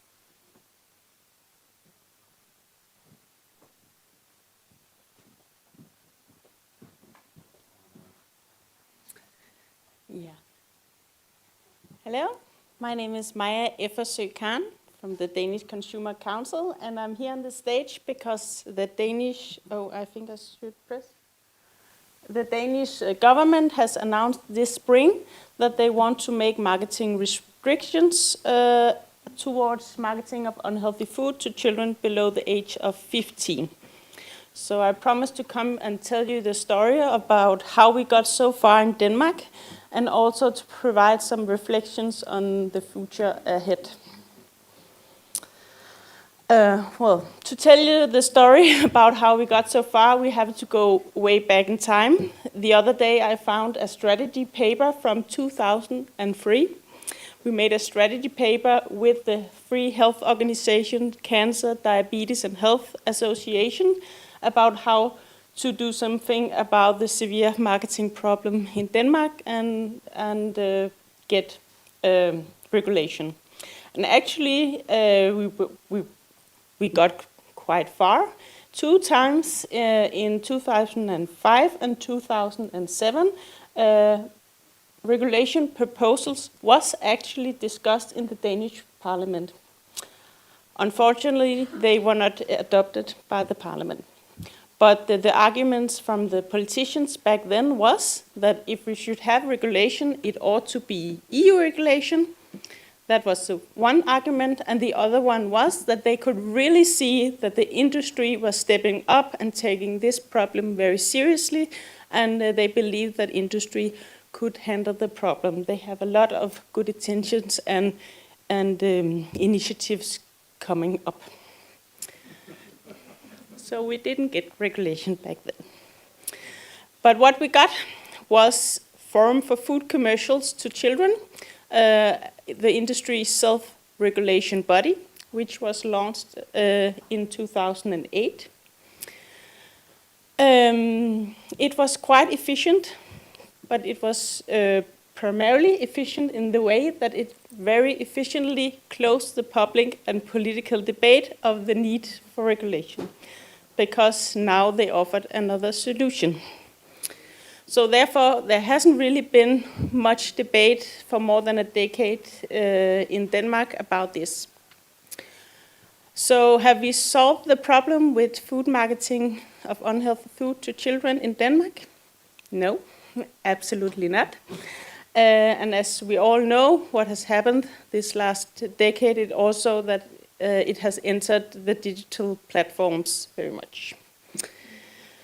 Yeah, so now we go to 2022. Here the Danish Heart Association sent out a report where they show what children are exposed to relating to unhealthy content on digital media.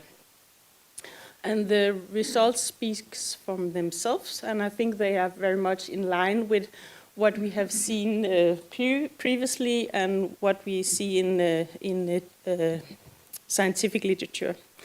They also made a report about where they showed the effect, according to evidence, the negative impact that this unhealthy content and marketing has on our kids.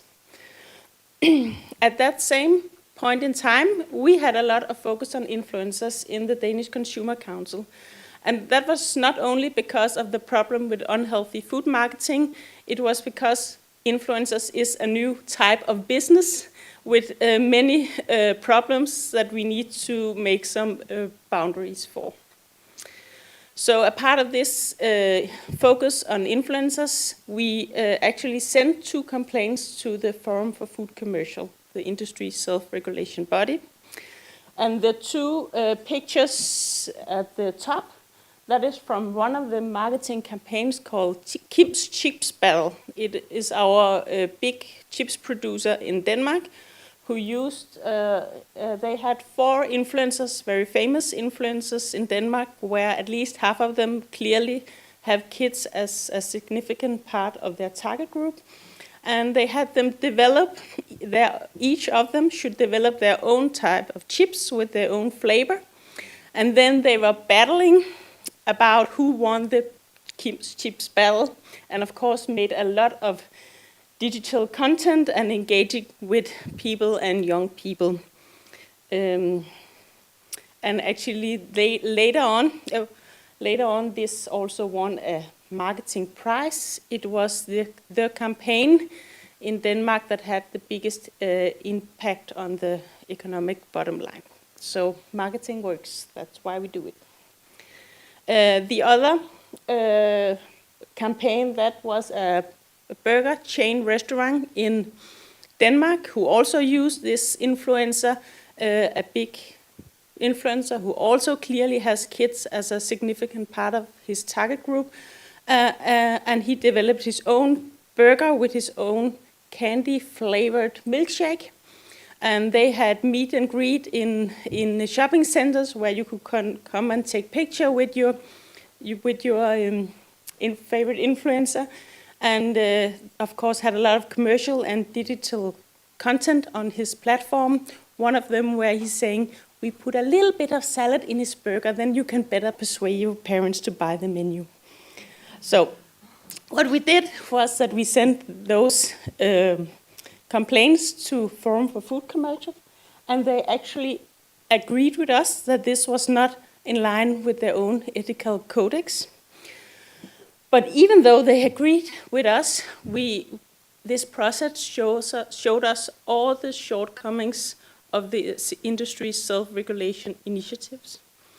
And until that point, then we in the Danish Consumer Council has said, our position has been that if industry can fix this problem, then we don't need regulation. But at this point, we said it's very clearly this problem cannot be solved by industry by themselves. We need regulation. And I will not go so much into this, but there are many problems with this self-regulation initiative. One of them is that it only covers marketing in media, and we need a broad marketing approach, which is much more than media. It only protects children up to 13 years of age, and we all know the need to protect children in all ages. Then, of course, because it's a food industry forum, then it only focuses on where there is a food company involved. But a big part of the problem is also, for example, food influencer content that is not sponsored by a food company, but is working in the same way. Yeah, then there was problem with enforcement, no systematic monitoring. I think the first complaint they handled, this was ours from 2023. They have existed since 2008. And no sanctions. They give critique, and of course that is not nice, but we would like to see real sanctions. And then, of course, there's a obvious potential problem when we ask industry to control itself. At the same time, the Cancer Society also made a few experiments and reports and campaigns about the problem. They had this little test where they just asked two young people to go on and do what they used to do on social media for 2 hours, and there was content of unhealthy food every other minute on social media. They also did a larger study with 26 young people, and it showed in average 26 examples of unhealthy food content in one day. But it also shows something interesting, that one of them didn't experience anything. Another young experienced 268 examples of unhealthy food content, which also shows something about the power of algorithms and what digital media can do. We started real political work, made policy papers, and knocked on the politician's door and explaining not only the problem, but also trying to come up with solutions, how this could be changed by a change in the marketing regulation. And I can really, if I should make a recommendation, that is not only to highlight the problem, but help authorities and politicians by giving them a suggestion for a solution. We also made consumer surveys, and our consumer survey showed that actually 74% was in favor of regulation and only 10% was against. So that's also a clear statement from the people. And then it all ended up by we are having a political event in front of the Danish Parliament. This was initiated by the Cancer Society, but we went together, Danish Consumer Council, Free Health Organization and Children's Organization. And if I should make another suggestion or advice, it would also be to go together with other like-minded to get a stronger voice. So the Cancer Society made this 2-meter-high digital telephone showcasing some of the content that young people are meeting. And we invited politicians. We made letters for them, like a roll letter, which we could roll out some of the digital content that children are meeting on social media. And a lot of politicians actually came and talked with us this day, even though the weather wasn't so nice. So that was a good experience. Then finally, in May 2025, the Danish government launched a cancer package, and one of the focus areas was to have more good and cancer-free years, a clearly prevention strategy. And one of the specific initiatives was that we should have this marketing restriction on unhealthy food to children below the age of 15. So this is how far we are in Denmark. We have no regulation yet. We don't know how it's going to turn out. We have just had the first dialogue meeting with the authorities together with industry and health organization this week. So it's in a very early state. But we have to, it's positive that we are here. So just for the next few minutes, I would just like to give some reflections on what is on our plate for the next period to come. And of course, we need to make sure that this regulation actually becomes a reality. We also need to secure that this Danish regulation will be broad enough in order to be efficient enough. And it's quite important for me to say that we should not try to fix an influencer problem, even though we clearly have an influencer problem. And we should not try to fix a digital problem, even though we really have a digital problem. We should try to fix the marketing problem. And if we don't succeed by fixing this marketing problem, then we will meet here again in 10 and 20 years, because we have to fix a sponsorship problem, or we have to fix a problem with that marketing features are included in our toys or our children's clothes, or we have, I think creativity is great out there. So we have to think it like a technique neutrality. No matter how it's done, then it's the marketing that's a problem. Then, of course, it is a mistake that we in Denmark only are willing to protect children up to the age of 15. In Portugal, there is regulation up to the age of 16, and they just made an evaluation and recommend that it should be changed to 18. In the UK, they don't talk about protecting children, it's about protecting people. In Norway, it's up to 18 years, and as I understand it, it has not even been a discussion, because of course it should be at least 18 in line with WHO recommendations. So I hope we can correct that mistake. It is a mistake. And then, even though we get a really good and really broad marketing regulation, then a part of the problem is also that children are telling a higher age than their actually age when they go to digital platforms. So we don't solve the whole problem only with regulation. We also need age verification that is effective at EU level. So my colleague is working on that as well. And then my final point is that, of course, in the longer perspectives, we need EU regulation or even further.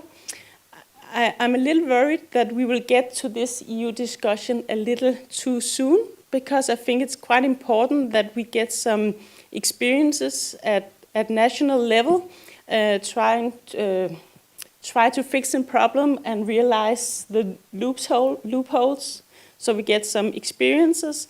We also need the competent authorities to get competences in this area. And I think if we are more countries who succeed with this, we would be better prepared for taking this to the EU level. I also think there could be a push from industry if we have different nations with different regulations, then they could also be interested in harmonized regulation. So of course, this is the aim at one point. Yes?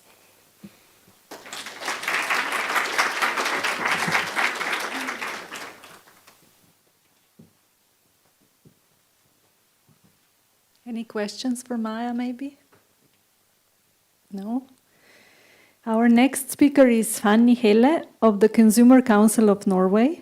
Fanny will shed light on Norway's recently adopted regulations that prohibit the marketing of unhealthy food and drink, which are replacing a failed system of industry self-regulation.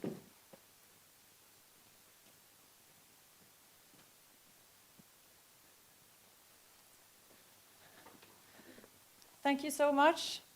I'm so glad to be here today. Thank you for inviting us from the Norwegian Consumer Council.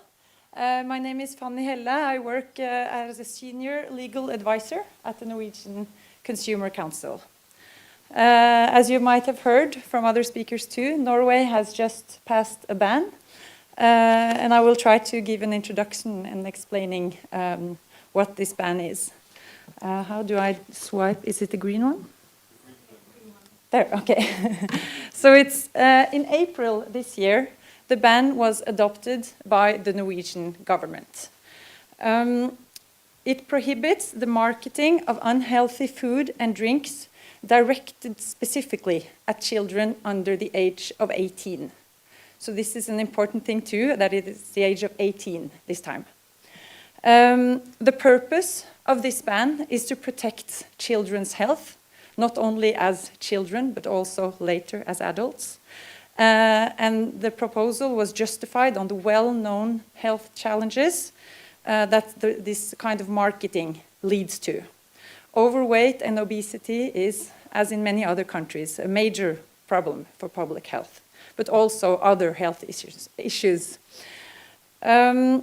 So the prevalence of overweight and obesity in Norway is also strongly associated with the socio-economic background. For more than 10 years, we've had a self-regulatory system called the MFU. As I understand is the case in many other countries too. There has been a self-regulation system. So it's a system run by the industry itself, where there has been an age limit of 13 years. So it's been different from the regulations we have now. The system has not been efficient enough to protect children from the harmful marketing. So the Norwegian Consumer Council is among those who have, for several years, advocated the need for the government regulation.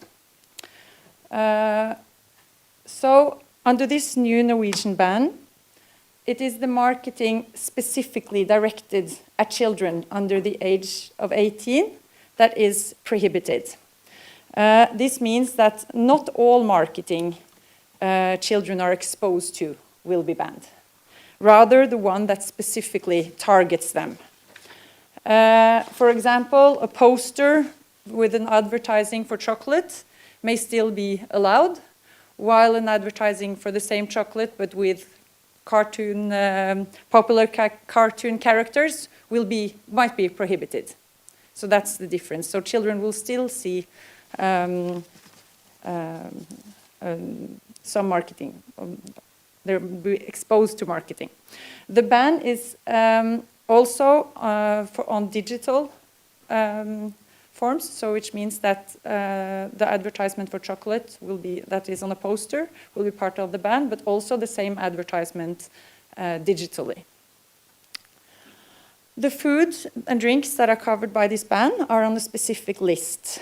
One part is the most unhealthy products, such as snacks, ice cream, chocolate, cakes, etc. That will be prohibited. The other part of the products are sort of products that where you determine due to the nutrition whether or not they can be marketed towards children. For example, you have yogurts will be part of the ban if they have some amount of sugar or fats, etc. So it is the regulation, and it is attached a list of products. When determining whether or not marketing is specifically directed at children, we have to make an overall assessment. So several relevant factors we have to look at, like is this product or the marketing particularly appealing to children? What is the time and place of the marketing? The use of gifts, toys, games, etc. These are some of the factors that are relevant when we have to assess whether or not one marketing is considered as specifically directed at children.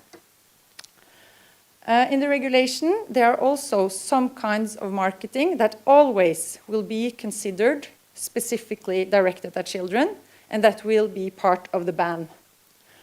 It's cinema with films for children under 13 years of age starting before 6:30 p.m. So if you go to the cinema with your child watching the newest Disney movie and there's a chocolate commercial, it will be considered specifically directed at children and be part of this ban. Also competitions with an age limit lower than 18 years and the distribution of taste tests and product samples to children. And when we say children, we mean all under the age of 18.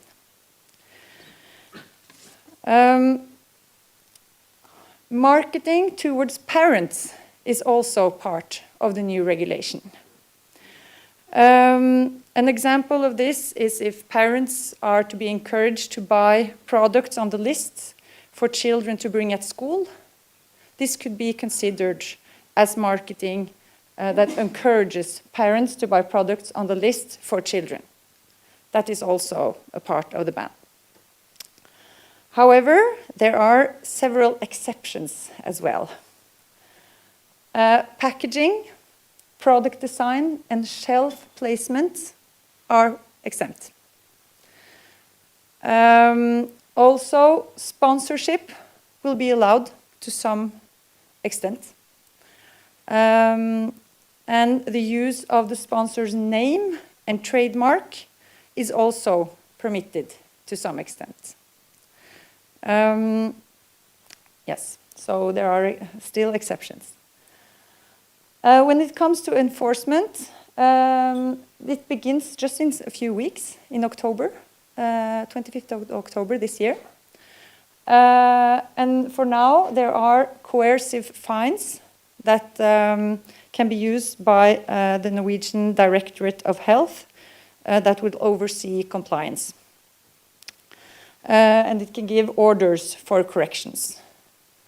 What is important is that there will also be administrative fines, meaning that if actors breach this new regulation, it will be possible for the government to give fines.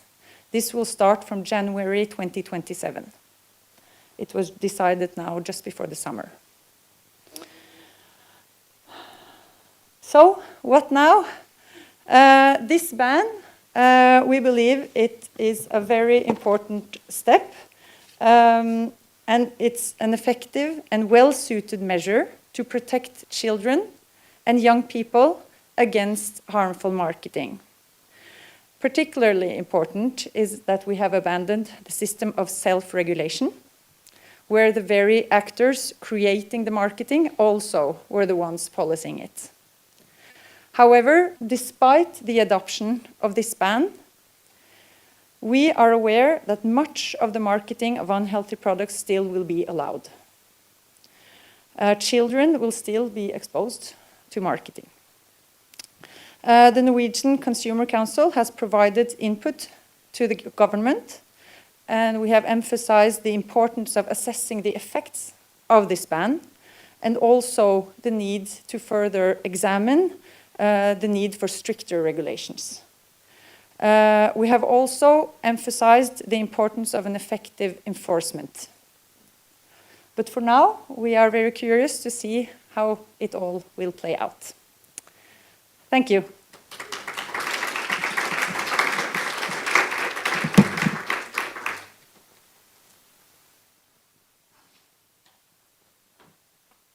Congratulations, Fanny. Our third contribution. Any questions? I have just one question. You mentioned sponsorship that it will be allowed to some extent. So what does it mean to some extent? Thank you. When it comes to sponsorship, I'll just have to open this quickly so I have it here. It will be allowed to sponsor ideal causes. I don't know how you say that in English, but like a football match for children. It can be allowed, except for the most unhealthy products on the part of the list. So you could not use chocolate or ice cream, etc., but you could have yogurts with amounts of sugar. And you can also use the sponsor's name. So you could use the brand name, but not the product. Yeah.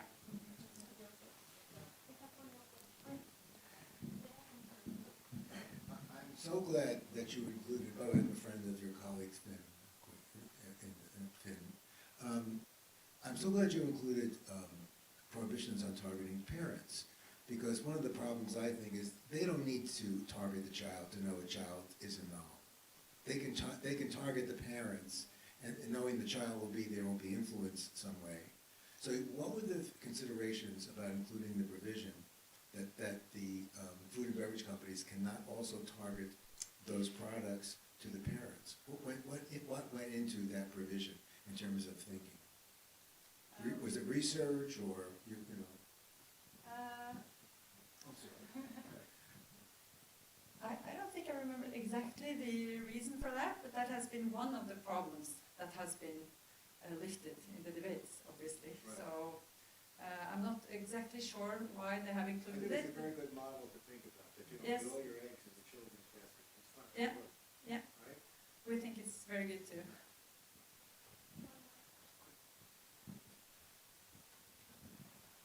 So I'm curious, why was packaging design, or why is packaging design exempt from categorizing something as being appealing to children? Is there a reason why that was excluded? Maybe I should have stood there, but one of the reasons is you don't want to forbid products for now. We're looking at the Norwegian government says they want to it's the marketing they want to do something about. And with products coming from the EU, etc., it would be, I think it would be difficult for them to start with now. I think so. Yes, it's also because of the EU regulations also, as if Norway said that we would not have those kind of packaging, maybe it would be more complicated. Yeah. Okay. Our third contribution comes from the United Kingdom. Although she could not join us in person, Nika Baida from the youth activist movement Bite Back 2030 has prepared a short video. Nika will share how young people's voices have shaped the fight against unhealthy food marketing and reflect on broader developments in the UK context. Hi everyone, nice to be with you. My name is Nika Baida. I am Head of Policy and Research at Bite Back.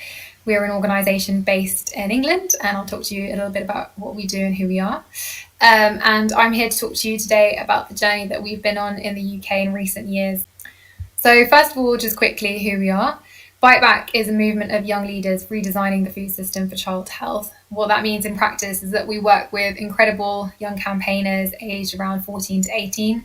So we work with them to understand their lived experience, hear their stories, and get that lived experience in front of decision makers, whether that's in government, business, or schools, to kind of influence policy change towards a healthier food system.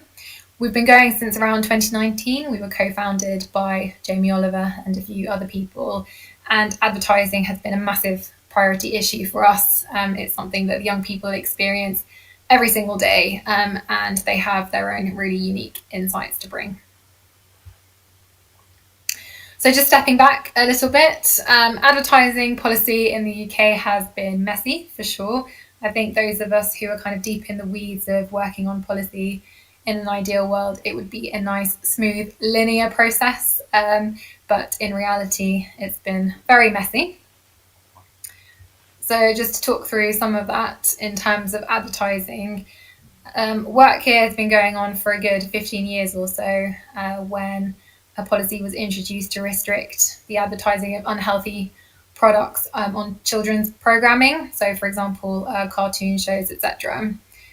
In the last 5-6 years or so, we have had a really ambitious sort of policy in play, which is around a total ban on unhealthy food and drink advertising online, as well as a TV watershed. So that was supposed to come into play in January 2023, and unfortunately we've had 3 delays to the implementation. I would say primarily due to industry lobbying.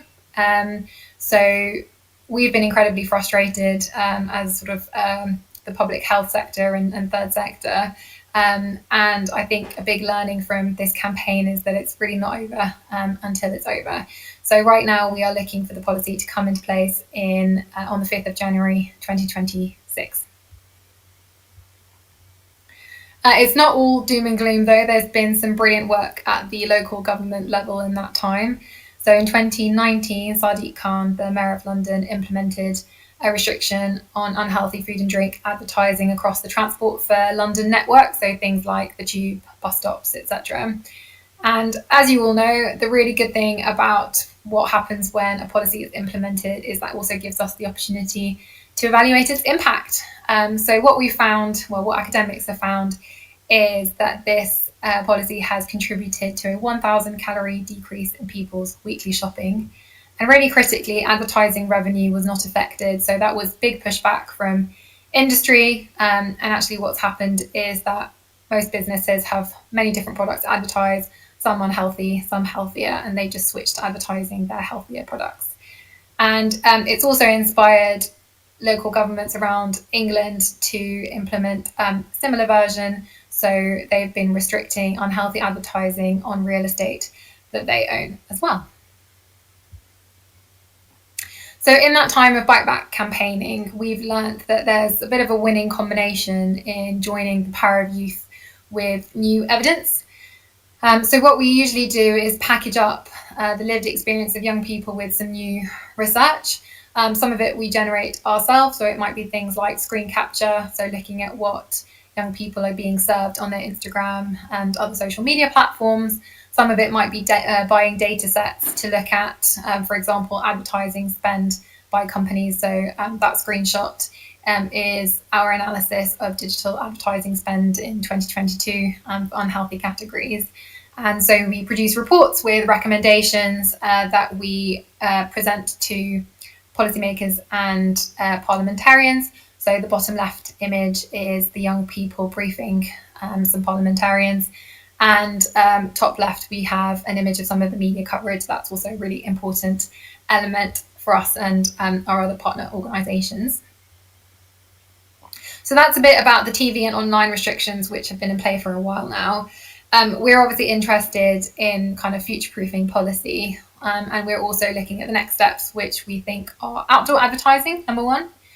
So there's a quote of a young person's experience, kind of feeling bombarded as soon as they leave their house. So earlier this year, we went back to that winning formula where we joined Power of Youth and New Evidence, and this time we partnered with Professor Mark Green at the University of Liverpool. So there's an image of Mark. We chose 4 locations around England and captured advertising. So Mark actually cycled and captured the advertising using a GoPro and then an AI tool which classed which adverts were for food and drink. We then analysed of those adverts what proportion were unhealthy, so high in fat, salt and sugar, and we found that over half were HFSS. And we also looked at potential trends, so things like proximity to schools and areas of deprivation. And we did find that unhealthy food and drink advertising appeared at 6 times the rate in the most deprived areas compared to the least deprived areas. And that's the kind of data point that really speaks to some of the government's priorities here in the UK. So, for example, tackling health inequalities. So again, we packaged that evidence into a brand new report. You can check it out on our website. And we also launched a really exciting campaign called The Commercial Break, where we plastered it's quite cool billboard across billboards and buses in South London earlier this year. We also did an analysis of advertising spend, just again to make the point that companies really invest a huge amount in advertising. And in terms of impact, we received a lot of media coverage. So the really important thing here is to get young people front and centre of that, and to also help shift the narrative in general away from one of personal responsibility when it comes to food and health, and kind of more to the impact and influence of the system and the environment and the role that industry plays in particular. And then again, we brought our findings to Parliament. So we actually hosted a mock inquiry session where we invited members of Parliament to hear directly from the young people about their experiences and also present the evidence, which was a brilliant moment. So that was a bit on outdoor advertising, where we're looking for a national policy to be implemented. The other kind of big gap is brand advertising. So the government has said that brand advertising is exempt from the TV and online restrictions. That only applies at the product level. But obviously that's a big loophole. There's lots of emerging evidence that brand advertising really impacts consumption of unhealthy food and drink. There's some really significant research that came out recently of the University of Liverpool. So there is lots of work and influencing to do on brand advertising. So finally, just to say, bite-back recommendations are for the government to follow the good practice that local governments have made in terms of implementing their local restrictions. We know that a lot of real estate is privately owned and not controlled by councils, so that's why we believe a national policy is needed when it comes to outdoor advertising. And then we also want the government to go further on the TV and online restrictions and basically work towards ending any marketing that has the effect of promoting unhealthy products. So whether that's brand advertising, which is also related to sports sponsorship, but also things like in-app marketing as well. So thanks very much for listening with me today. I am very happy to follow up over email if you've got any questions or comments.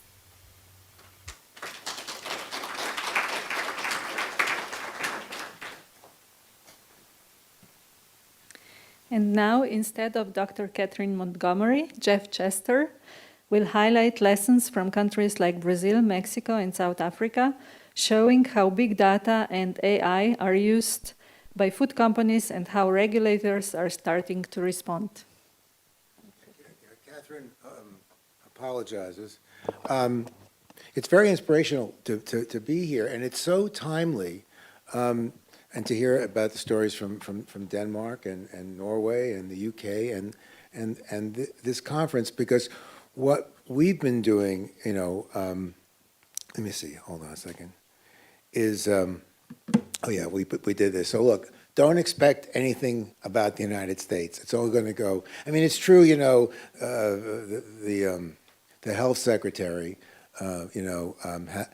is opposed to junk food and all that, but you know about the massive deregulation that's gone on, the firing of all the scientists, the cutting of all the health budgets for vaccines, et cetera. So we have a big step back, and nothing really is going to happen in the United States. And as I said earlier, you know, digital marketing is going to get worse around the world because Trump is giving a license to all the U.S. companies to expand what they do. And if you follow what Meta and Google and Amazon and and TikTok, even though it's not a U.S. company, and others are doing, the acceleration of the digital marketing tools is astounding. So many changes every day, new facilities for advertisers. And of course, the advertisers themselves, both the U.S. advertising holding companies,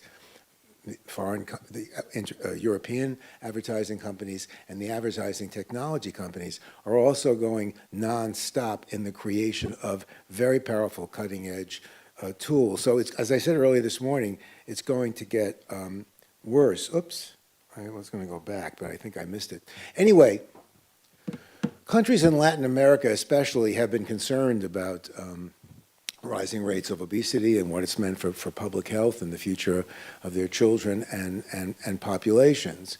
And the Bloomberg Philanthropies, which is a major US-based foundation run by the former mayor of New York, who made billions of dollars actually developing a device that investment firms have to have in order to get access to information about what's going on that might affect the stock price. And he made billions out of it. Now he also has a media company as part of it.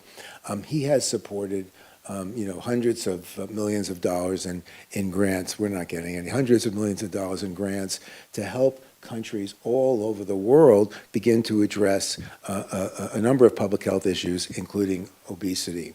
And for the last several years, they have funded activities, especially in Latin America, where what they have done in Chile, they've passed marketing regulation, including digital media, but what countries like Mexico and Brazil and Colombia have been doing is to first get the issue on the screen and pass warning labels. Very powerful and interesting warning labels that have had a big, in addition to soda taxes, that have had a big impact on how unhealthy food is being marketed.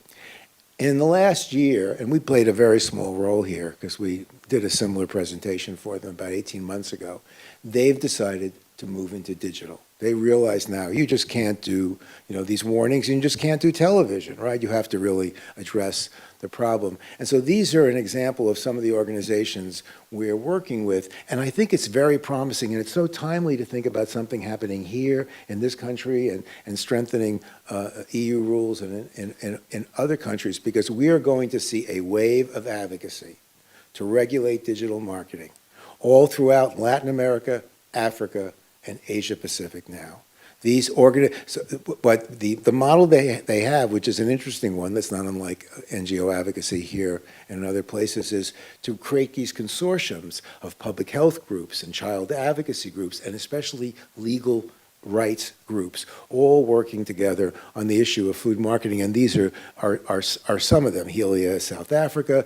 Diustica is Colombia, where, by the way, Google says it doesn't have to follow, it's an international company, so it doesn't have to follow the Colombia data protection law to protect minors, and other NGOs as well. And they are now developing, that's what I think the message is, they are developing legislation and it'll be interesting. This legislation's in development, but it'll soon be out soon. They're developing legislation in Mexico, in Brazil, in Argentina, in Indonesia, in Kenya, for example, to really regulate digital food marketing, and we've encouraged them to also include artificial intelligence. And indeed, the Brazilians, which is one reason Trump is attacking them all the time, it has offered a proposal to regulate artificial intelligence. So hold on a second.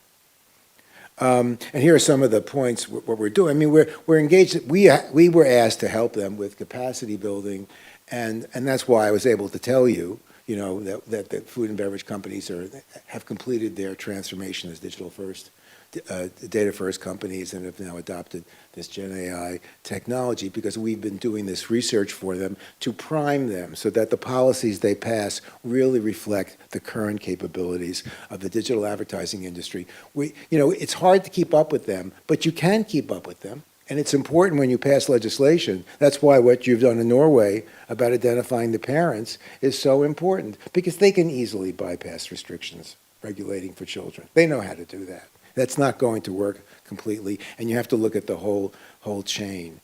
But these organizations are certainly ready to do it, and have developed this model legislation. So it'll be interesting for all of us to collaborate, because this is a global problem. And that was one of the things that I thought was so interesting from looking at what the food and beverage companies have been able to do with digital. And the story is the same, whether you look at what Mondelez or PepsiCo or, you know, or KFC or any of them. They now have integrated, as I said earlier this morning, all of the resources at a global core level. Yes, they have distributed assets all around the world to create social media content, to create advertising campaigns, etc. But they now have the capability to really unleash much more coherent campaigns, you know, trial those campaigns in one country and bring them to another country very soon. And as we also said this morning, and it's also interesting to look at, because of Gen AI technology, you can take an ad and transform it into a Spanish-speaking ad, and change what the faces look like, what the background looks like, obviously what the language looks like, in an instant. And that's what's going to happen. So the idea that that these NGOs in Latin America and Africa and Asia will work with you and others, that there's a global movement, because that, I think, is the only way we're going to get the industry, frankly, to pay attention. If they're attacked on their data practices all throughout the world, on their Gen AI practices all throughout the world, and their marketing practices, not just coming from you, but it's coming from a lot of places. And these people in these countries see what obesity is doing to their health system and really want to do something. Excuse me a second. But Catherine, you know, this is really her thing, but she wanted me to, I mean, you can look at, these are the kinds of questions she thinks, you know, people need to look at. I don't think there's a single magic bullet to regulate digital marketing.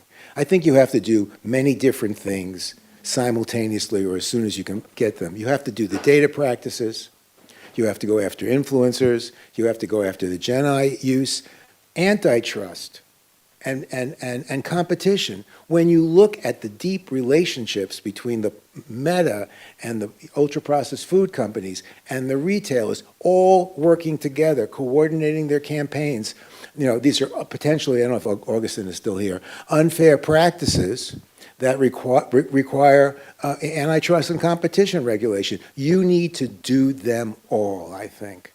If we're going to reduce the amount of unhealthy food and beverage marketing to the public.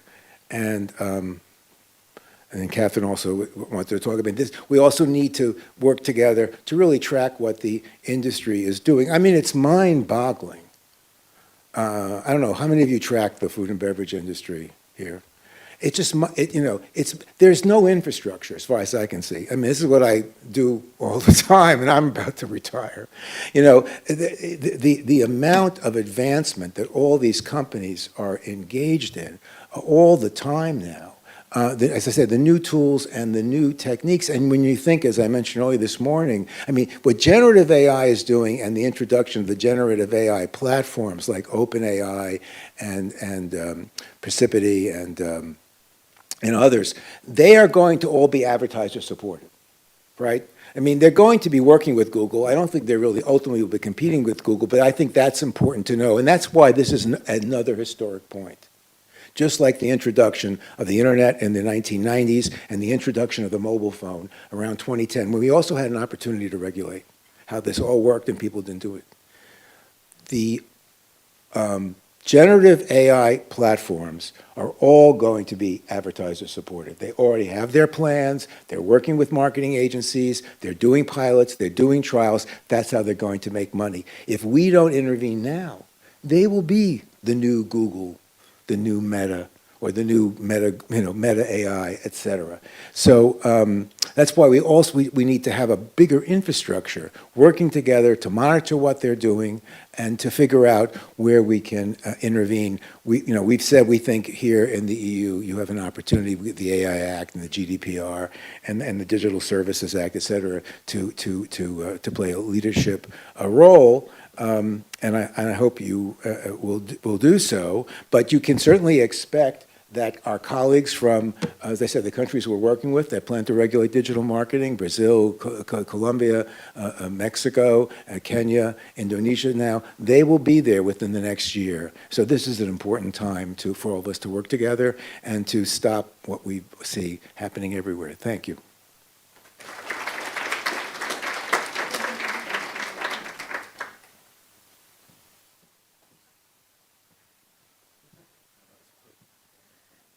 It's time for a short coffee break, so you're welcome.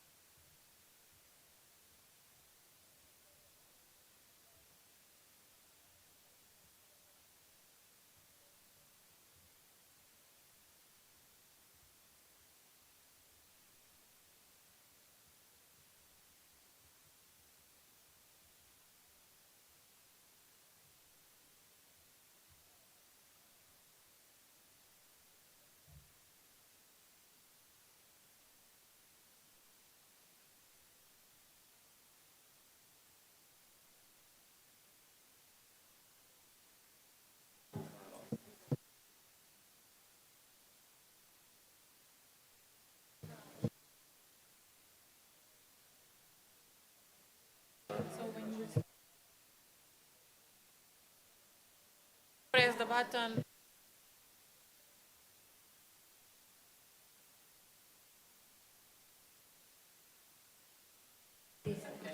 Test, test. Okay, good, good.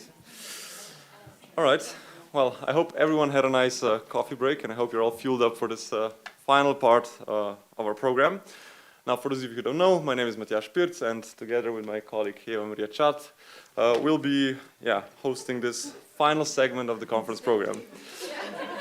If you're wondering why we need two moderators, is because, well, you actually need two functional hands for this sort of thing. So, team building. Let's put it that way. Now, before the break, we heard how different governments have taken action against unhealthy food marketing. We've heard what worked, what didn't work, and we also heard about, well, a bit about what the outcomes were. But based on what we heard, also throughout the day, during the morning sessions, one thing was very clear, I think, to all of us. And that is that change is actually possible if only there's sufficient public pressure and if there's sufficient political will.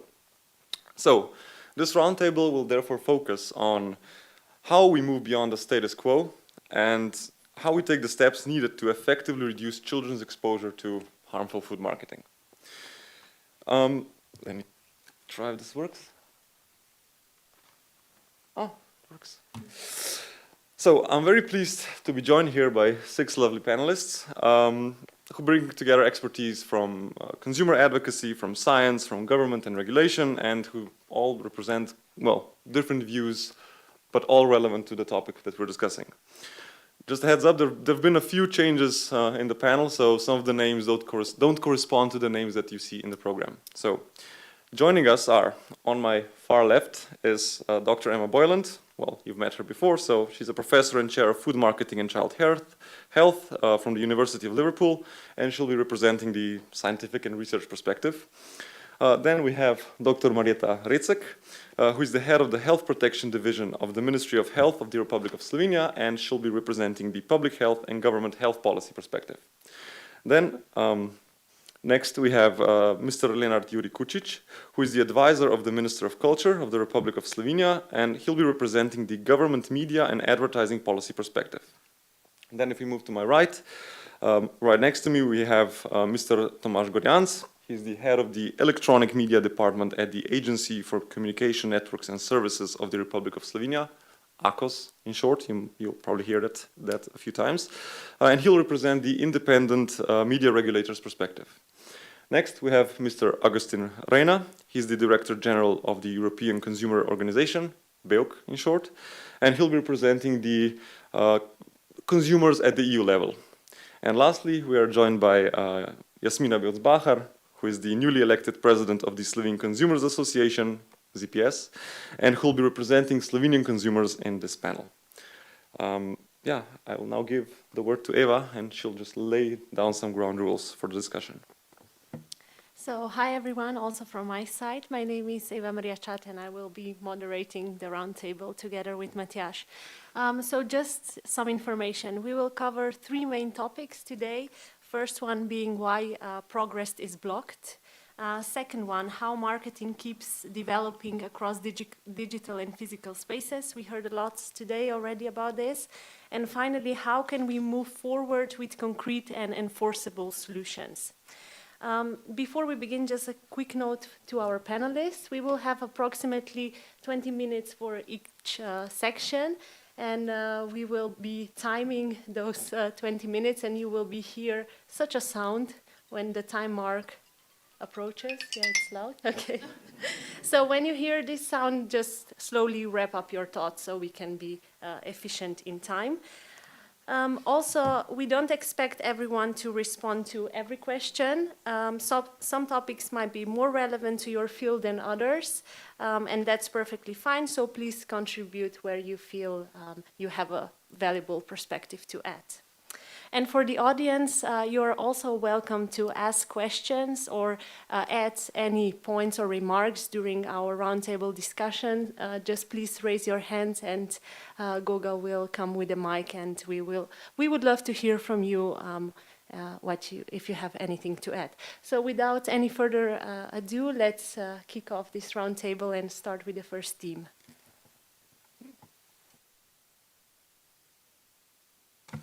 right button. Now, as you can see already from this AI-generated, let's say, wallpaper, very appropriate, the first segment revolves around the question, why don't we act? So, in Slovenia, the EU brother. So, we've heard today that the evidence about the harmful effects of unhealthy food advertising is overwhelming, and I think what's most important is quite clear. We know that industry self-regulation doesn't really work, and we can clearly see the consequences in practice. So this is a question to all of you. Why are we still stuck? So what, or maybe who, in your opinion, is holding back progress on the implementation of stricter binding restrictions on unhealthy food marketing in children? And maybe I'll start on the far left, Dr. Boyland. Thank you. There are many answers to this, and I think the panel will come up with a range of them. But I think in my experience, one of the key ones is industry pushback. And that's either actions to sort of delay or weaken or remove marketing restrictions from the table altogether. And it's a frustration of mine as a scientist that the evidence we put forward is held to a much higher standard than the evidence that they put forward. So often we've kind of come to a point where industry are able to say things without substantiating it, whereas they will also kind of unpick every single limitation of scientific studies, and scientific studies always have limitations. So we get to this kind of impasse, and we find that the food industry are very effective in convincing policymakers that although we talk a lot about, you know, they wouldn't spend all of this money on food marketing if it didn't work, there's often messaging like we don't increase the amount of products that children consume, we just shift the brand from our competitor brand to our brand, and that's what our marketing achieves. So it's a challenge for all of us to kind of, you know, push back on arguments that actually aren't evidence-based, and try to maintain that kind of line that it should be built from the evidence upwards, rather than sort of listening to the voices of people who have a vested interest in the outcome. Anyone else who wants to add their perspective? Maybe from the consumer point of view? Yeah, I think maybe it's working. Yep, yep. Okay, I think it's also a problem that industry is moving. Not to press anything. Yeah, okay. So maybe also I think the key issue is also that the industry is moving faster than us. And also if we prepare anything, I mean, there are a few steps ahead of us, maybe even in a matter that we actually don't even imagine what they are planning to do. So I think this is a big frustration for all of us. And also then we are not still able to sit at one table. All the people, all the organizations, all the key stakeholders, that should make the first move. So I think that once we start talking as a holistic approach, I think that, you know, maybe we will even be able at least to catch them, but I'm not sure that we will be ever faster than them. So essentially having someone from industry here at this table would also be very beneficial. Yeah, maybe a note for the next time. Yeah. Of course, go ahead. Thank you. I can bring a little bit of flavor from the European perspective, where we sit with the industry a lot on the same table, and at the same table, sorry, not on the table. And what is actually interesting in this debate is that for many, many years there was a lack of a common understanding of whose responsibility this is it. And for many, many years there was the idea that that's parents' responsibility. So why the state should come and protect children? No, it's the responsibility of parents. But I think that also even in the political spectrum, the very diverse political spectrum in Brussels, I think people are starting to realize that. And a very important message came out yesterday in the State of the Union by Ursula von der Leyen. She said that we need to protect children against addictive technologies.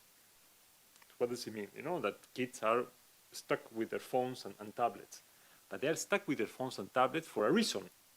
There is content there that attracts them. There are all these games and all these challenges that we have been discussing, which is the vehicle that made people being addicted to the technology. And I think that if we can make a case for that as well, we can address both things, making sure that technology companies take responsibility by the way they design their products, but also the content creators. I mean in content creators, not only the influencers, but the whole ecosystem of content creators. That it starts, with the food companies that have an interest to get their products on people's phones as much as possible, creating therefore the addiction that we're trying to fight. And I think there the big question moving forward is we will have the political will and capability to really understand the complexity of the problem and the need to have a solution that is properly evidence-based. Maybe I will add something from the state perspective. You said the problem with the ecosystem also comes to regulation, because what is today's media or information ecosystem? If the same content is seen on public television, it's the audiovisual directive. If it's put on YouTube, it's Digital Services Directive. If it's in the newspaper, it's a European Media Freedom Act. So basically, you are treating the same piece of content under 3 different pieces of legislations and regulations, which is also a huge problem for start, because yes, we are saying that we should treat the ecosystem as such, but the European policy was made since the 90s into this direction that some strange, that we try to separate, like what's a service, what's the medium, what's whatever. So I think that's also a challenge. So fragmentation also between different actors, right? Between ministries. Yeah. Okay. So I'm curious. Well, while we're on the topic, I'm gonna direct this question to Mr. Gorjans. So, what is your view on the current system of co-regulation in Slovenia? So we heard today that there's a system of co-regulation, especially in TV. So what's your opinion on the system where media outlets essentially write their own advertising rules? And do you think this sort of approach can ever deliver real protection in practice? Yeah, I would just like to add something to the question before. When AVMS directive was adopted, it was suggested that advertising of unhealthy food should be self-regulated or co-regulated, but this was like 13 years ago. So times has changed, and I think that according to some debates that this is supposed to be changed also in the next version of the directive. Well, I think that we have a co-regulation system in Slovenia, but it is just, we are regulating just traditional TV services, and we know that now the children are much more than watching just TV services. They are much more on the internet, social media, they're following influencers, and I think that this system is quite outdated. I can also give an example that in Slovenia we have broadband access. It is about 90–95%, and 80% or even more people are regularly watching time shift. So there actually people are not seeing, are not watching adverts anymore. So I think we should focus on different platforms where the kids are, because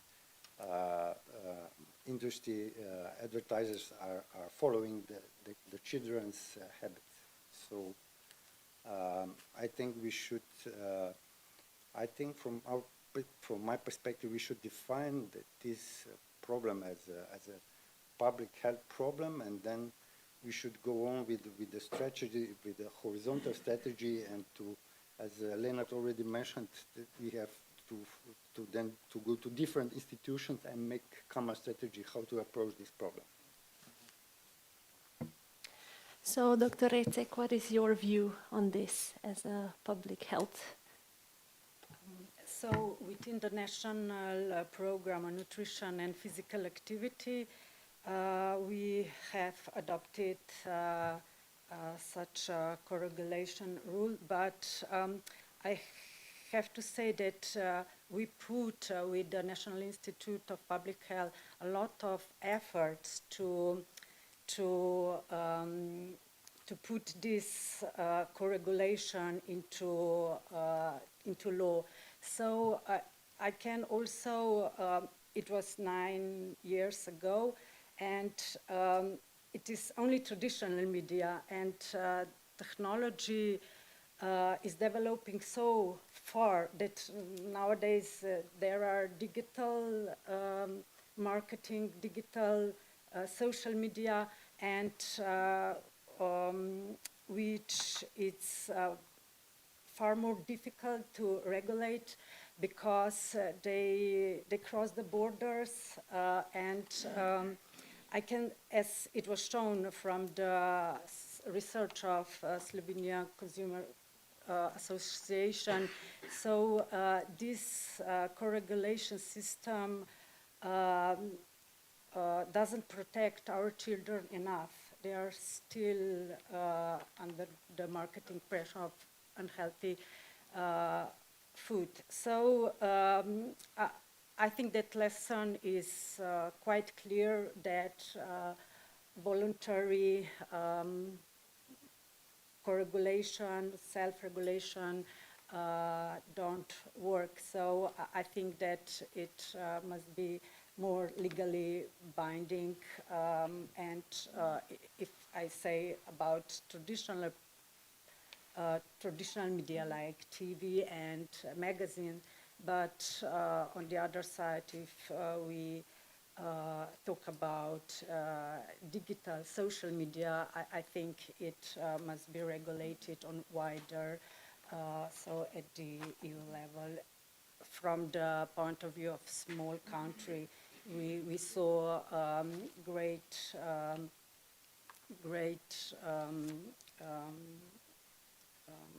experience of a different country today, but we all went through the difficult, we see the same trouble. So I think that, and especially as a small country, it's far more difficult. Do you think that, from the point of view of the health ministry, do you think that more effective restrictions on advertising would considerably reduce public health costs caused by overweight and obesity? Do you think that this is one of the approaches to basically to start treating this as more of a cost-saving public health investment rather than, a marketing issue? I think that it's enough evidence that marketing of an unhealthy food is connected with obesity and health. So in the future, if we invest in legal limits, for example, we will invest also in health cost. But I would like to point out that this is not only a health issue. I think it's a broader issue because from the digital marketing point of view, we heard today it's also data protection, there is also children's rights and so on. So I really think that we should all work together, join different experts, consumer association, also parents, different ministries, and to be more successful. And now I think another important aspect to point out are consumers. So I'd like to address the next question to you. And I wonder how much demand is there among consumers for stricter regulation, and do perhaps policymakers underestimate how much support is there?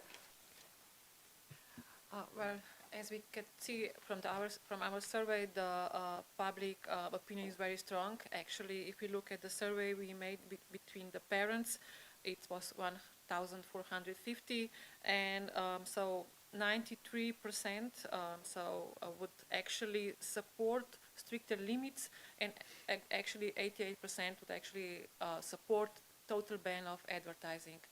And I must just add that, it's not fair that, many expect from consumers to buy healthy food, to buy sustainable food, because if we look at the food environment, this is the last thing they are offered, it doesn't matter where we go, which channel we look at, the point is on the unhealthy food items marketing. So we actually don't see promotion of vegetable and fruit.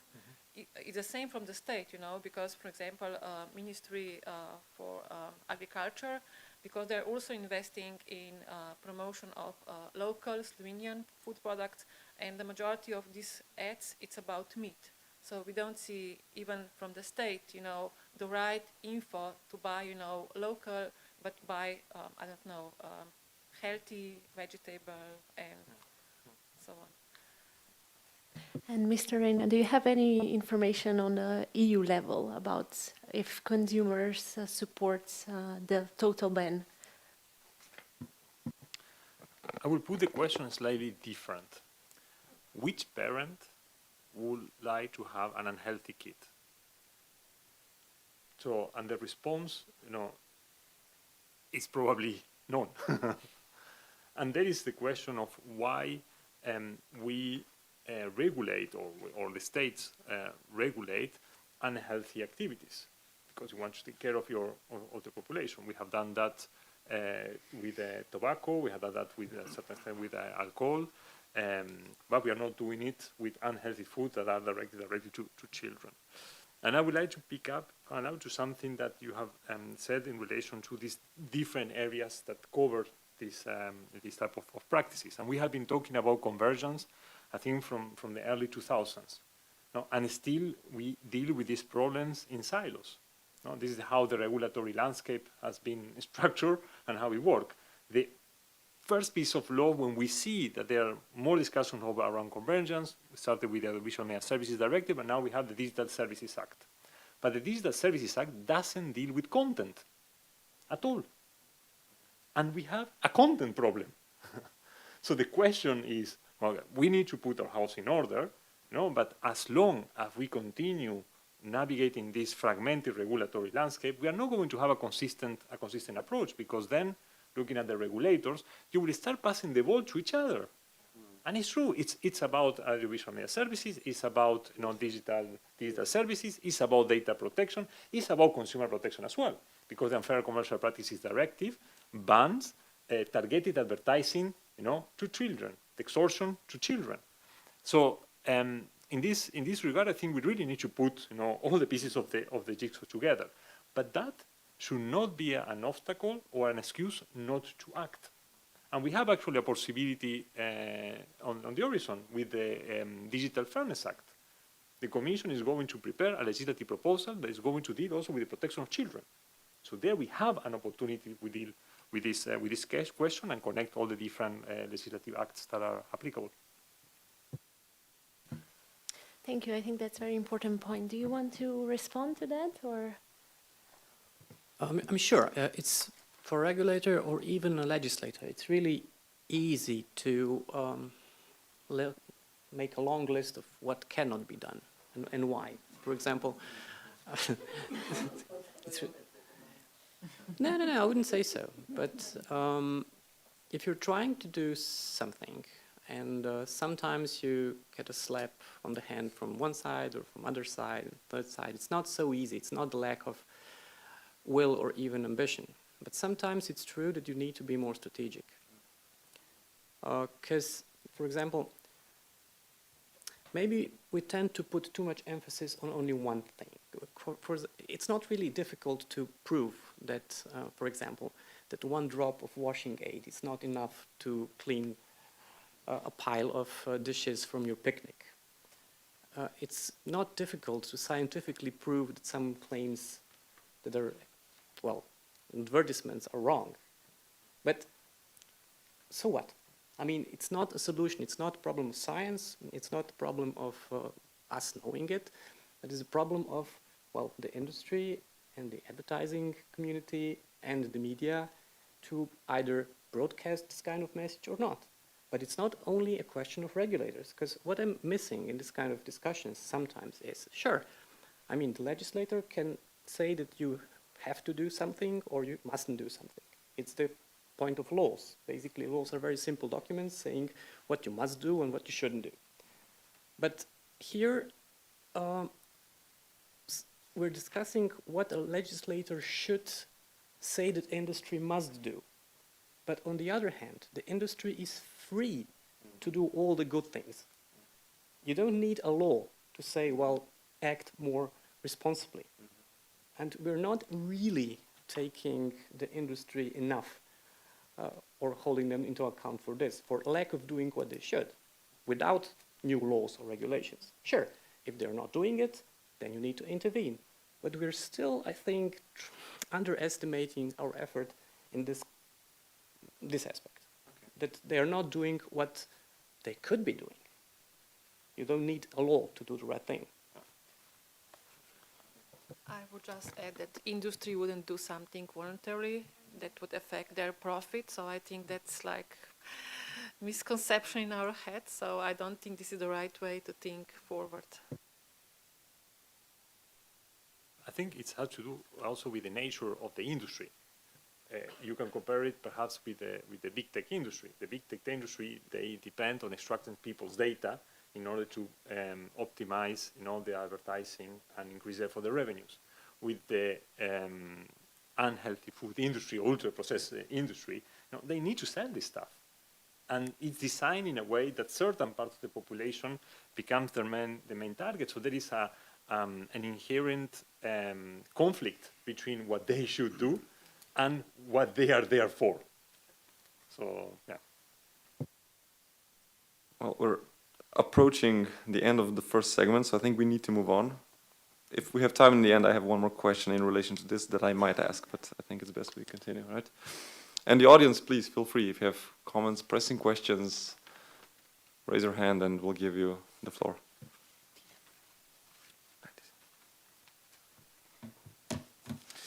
Okay, so we've heard why progress is difficult, so it's quite clear. So I think the most common answers were industry opposition and, well, fragmentation between different actors. So I think that was quite clear.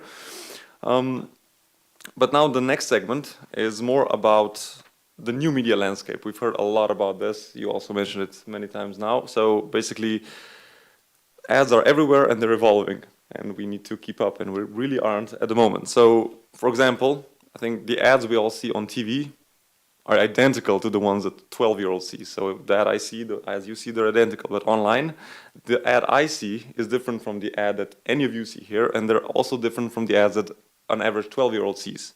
So it makes them almost impossible to basically monitor and even regulate because they're invisible to others and they're personalized. So while we can address TV with just time-based bans, how do we approach the digital space? So basically, my next opening question to all of you is, how should we deal with digital spaces where the number of ads is, frankly, quite overwhelming, and children's full exposure is hidden and much harder to control? Where do we even begin?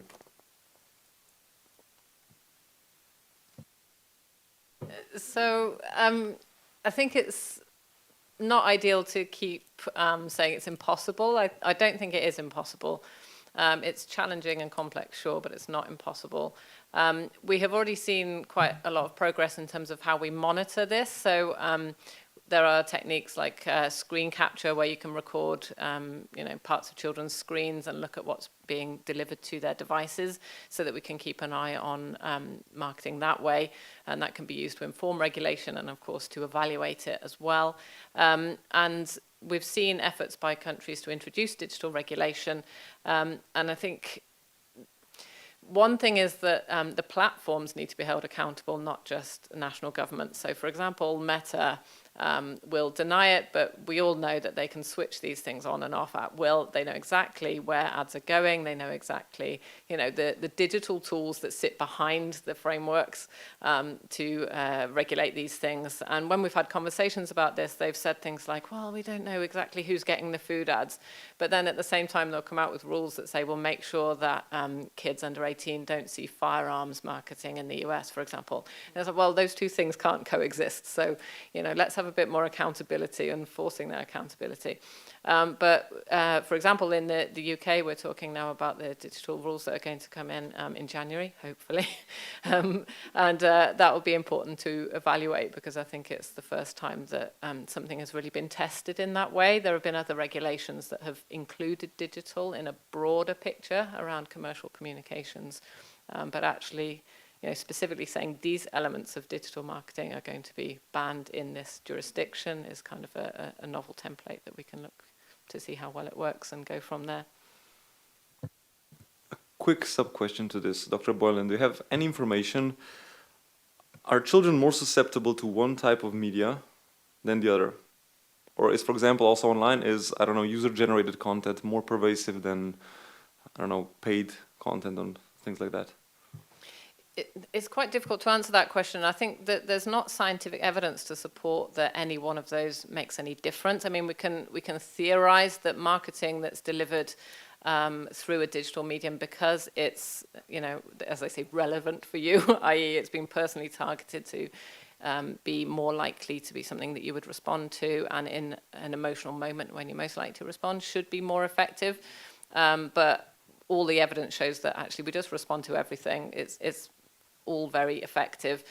We've recently done a study that's compared food marketing in a visual-only format with no sound, compared to audio ads like you might hear on a podcast, compared to a static ad like you might see on a billboard, and compared to audio-visual ads, which are all of the others.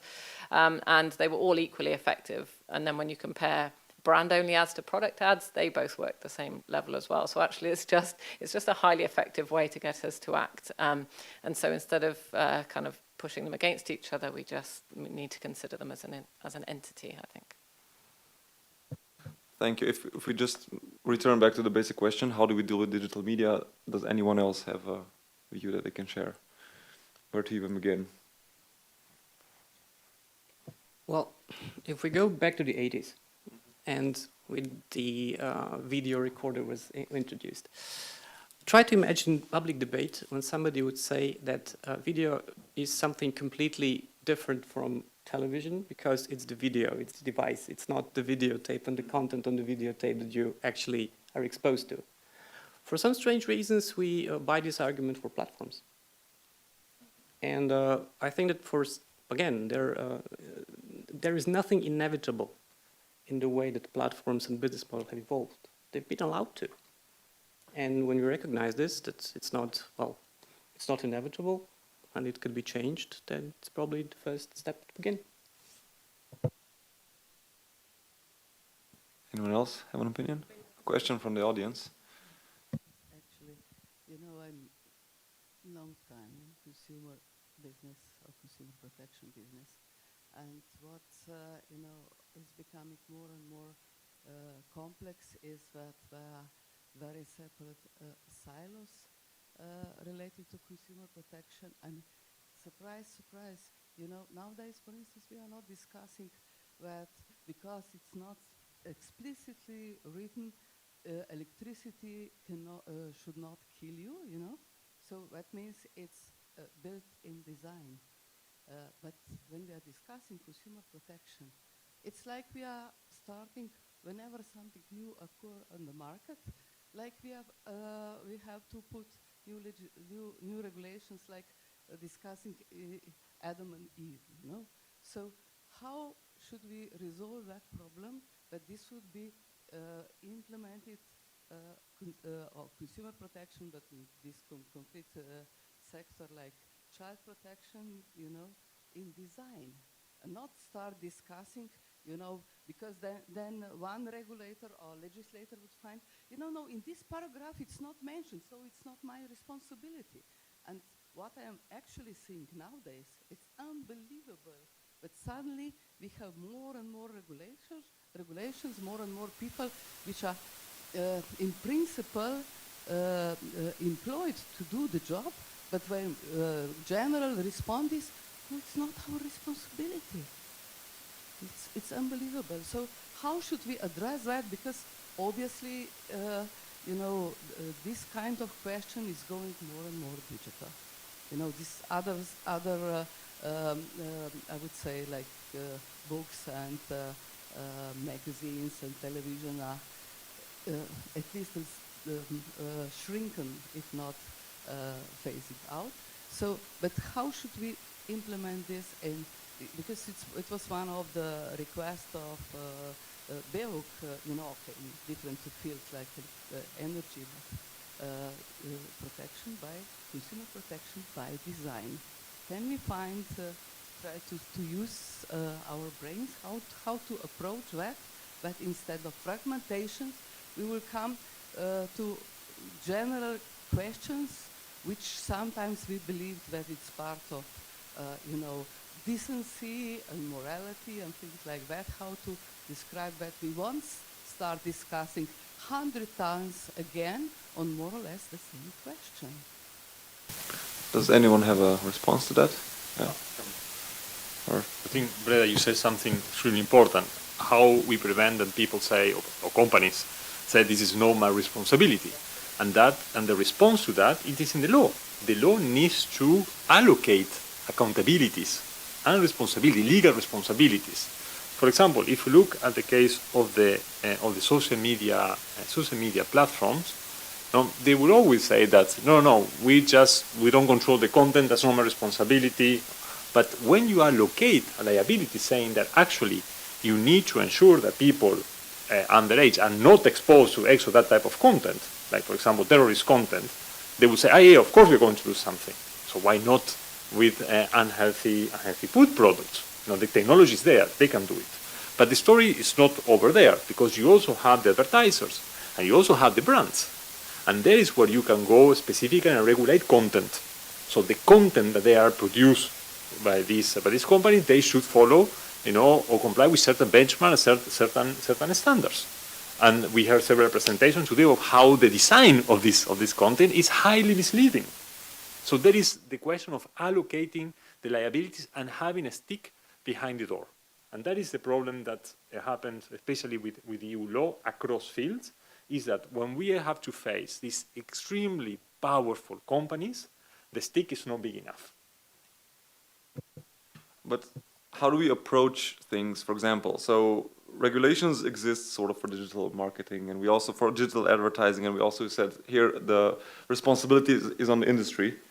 But how do we basically cover user-generated content? Because nowadays, a lot of times, just social media users become advertisers themselves because they share content, they participate in TikTok trends, they themselves become the audience and the advertiser. So since user-generated content nowadays really represents a considerable amount of ads online and generates a lot of exposure, how could we realistically regulate that, and should we?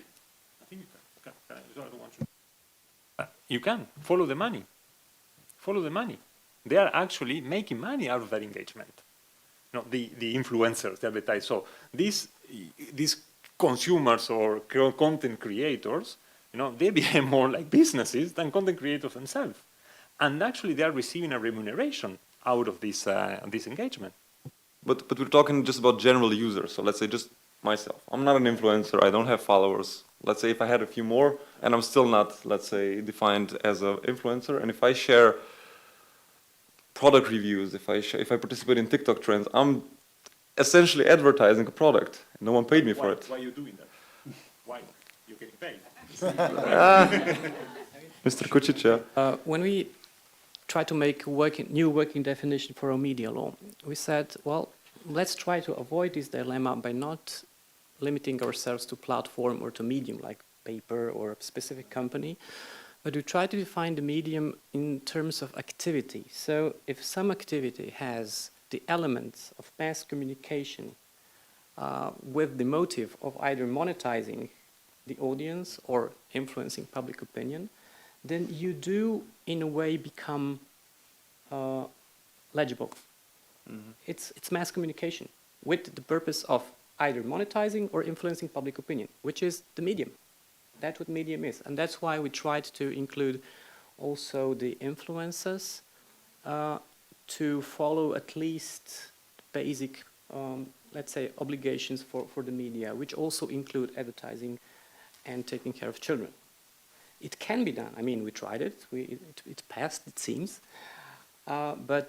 Yeah, sure. I mean, if we try to reconceptualize media and mass communication and go, let's say, outside these silos platforms, it can be done. But the first answer for us was when we tried to do it with the media law, the first thing was that, for example, as you say, when we had a public discussion, most of the industry was concerned with themselves. It was television companies, newspapers, etc. But there weren't many, but we also got some comments from general public, and they were mostly concerned from social media. I mean, with this new media environment. And of course we were told that those are platforms, and only Commission can regulate very large platforms, according to the SA. So, nation states, hands off. But again, we try to say, okay, yeah, I mean, we cannot do that, but under our jurisdiction, maybe we can try to do something. And I think that we need to reconceptualize some things, especially when it comes to mass communication. And as you're saying, I've once heard a very nice comparison that what a lobby group tried to make is make you believe that something looks like a horse, has stripes, and run around savannah, it's not zebra. And here with the media landscape, it's similar. So if it behaves like the media, if it massively communicates something, and if it wants to sell you something, if it monetizes mass audience, it's medium. We have a question or comment from the audience. Can you push the button? Just press the button. Yeah, it died in the meantime. So yeah, I think I have a comment. So basically, I've been working, let's say, with the enemy. I've been on the dark side for a few years working at Nestle. I was their research and development manager, and I was working with 7 countries in the EU, launching the product, thinking of marketing campaigns, and etc. And everything what we are doing here is basically negotiating. We're talking politely, we're suggesting, we're thinking, we're having all the panels and everything. And while we're doing it, they're basically just restructuring their campaigns and going on with their work. Every time we make some kind of semi-policy, they say, okay, how are you going to do it now? We're going to marketing here or here, advertise here, we're going to use ATL, BTL, whatever. They're just going to adapt. So I think the BELK approach is the best one. So ban everything since 6 a.m. to 11 p.m., ban, I mean everything regarding unhealthy marketing to children, because this is the only way that you're going to stop them. And basically, you have to make really big fines, because if you're just going to say, okay, you don't have to market here, they're going to market anyway, because they're going to calculate and see, okay, I'm going to see how much does it cost me, and I'm going to do it anyway. So if you put a big fine and a ban, then you're going to make a progress. But otherwise, you're just going to negotiate, and come at the end and basically just spin around. And they're going to do all the same things that they're doing right now. And if we see the data from the 10 years, 20 years back, they're just, you see the obesity rate is growing, the problems with the non-communicable health disease and everything is growing. So we are clearly not taking a right approach. We must take more aggressive, more direct approach. We must definitely put our foot down and say, okay, we must stop it, because this is not going to make a progress. Believe me, I've been there, I've done the work, I know how it works, so. Thank you, I think that's very insightful. Anyone would like to add anything? Otherwise, we have another question from the audience or a remark. Yeah, I also wanted to ask about a space that we don't often hear about, but today's children and youth travel a lot. So what happens to duty-free spaces, right? Because it's very easy to find a lot of processed foods, but there's barely an airport where you can buy an apple, for example. So that is also a lot of ads everywhere on the in-flight entertainment, in the duty-free shops and so on. So how do we regulate those spaces? Because I imagine that it's a bit more difficult, since a lot of the times airports are kind of considered as international space. So does that fall under EU regulation, national regulation, international space regulation?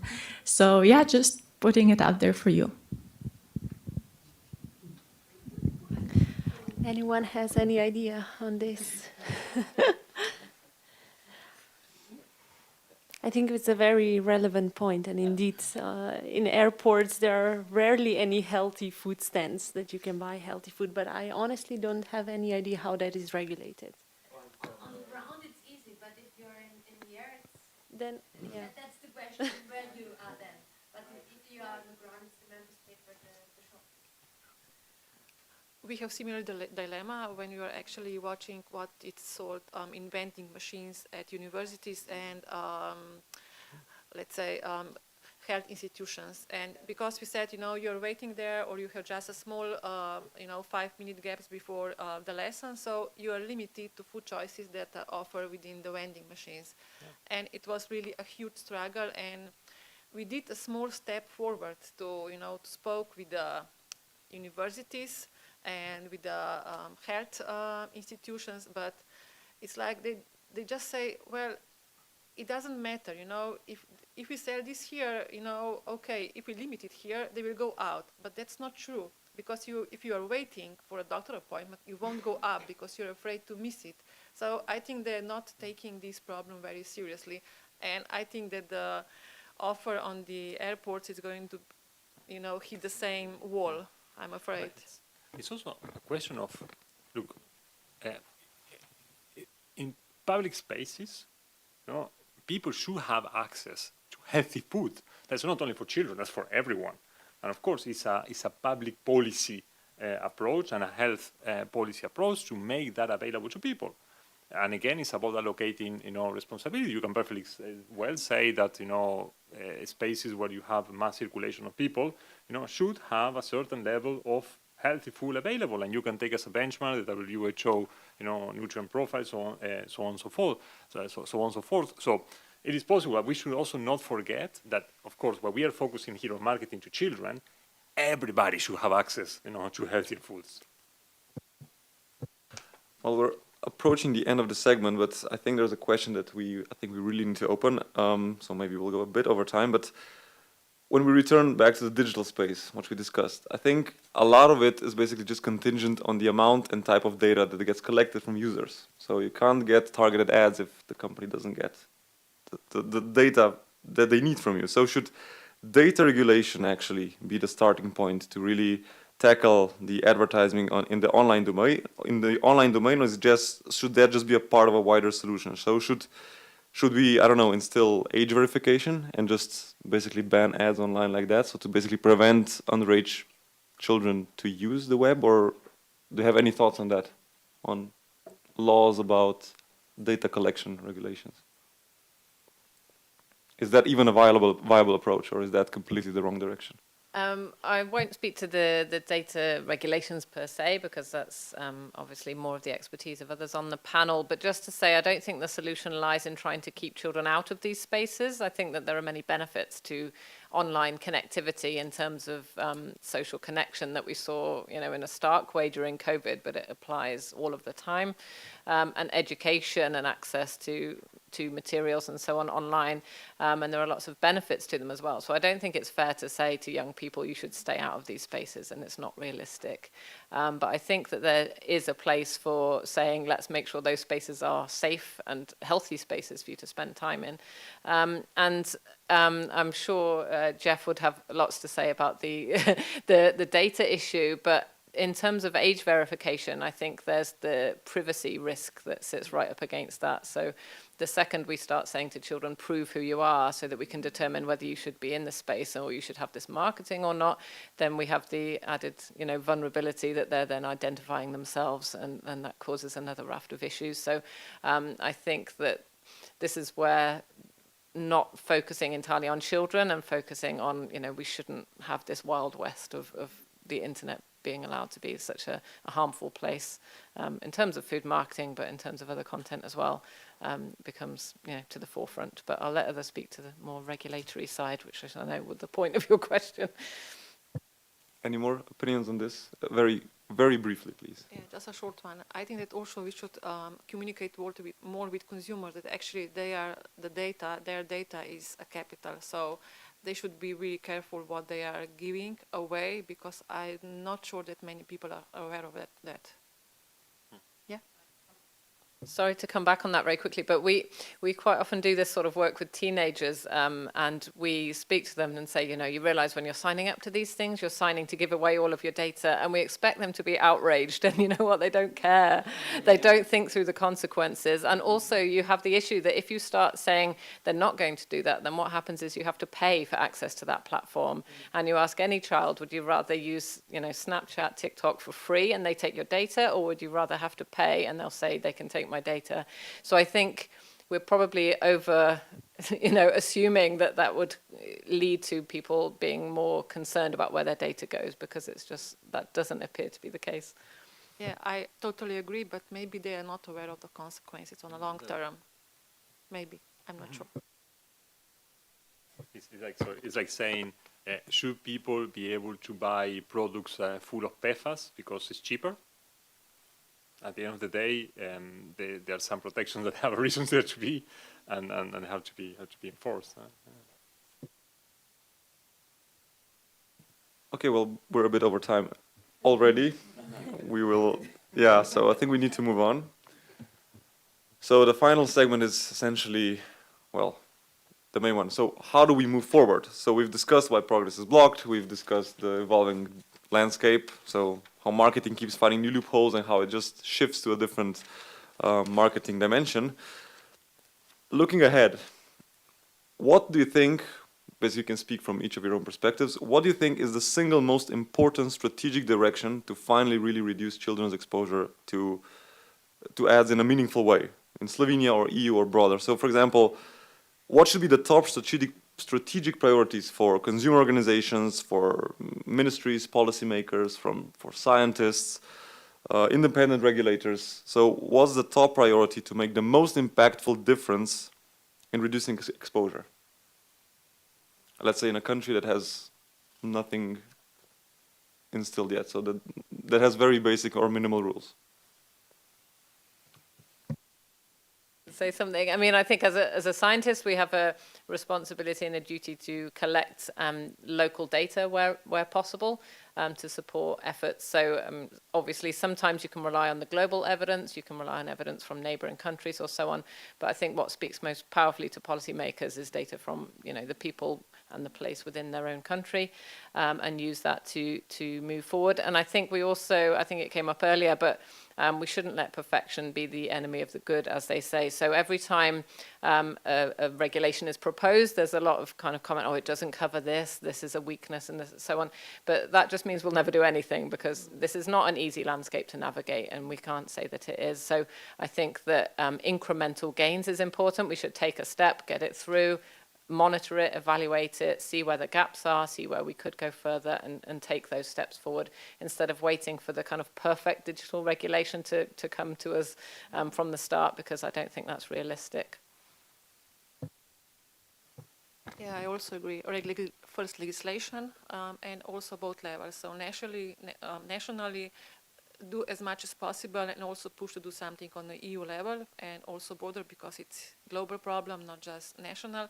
And still, you know, in the meantime, also work with parents and children.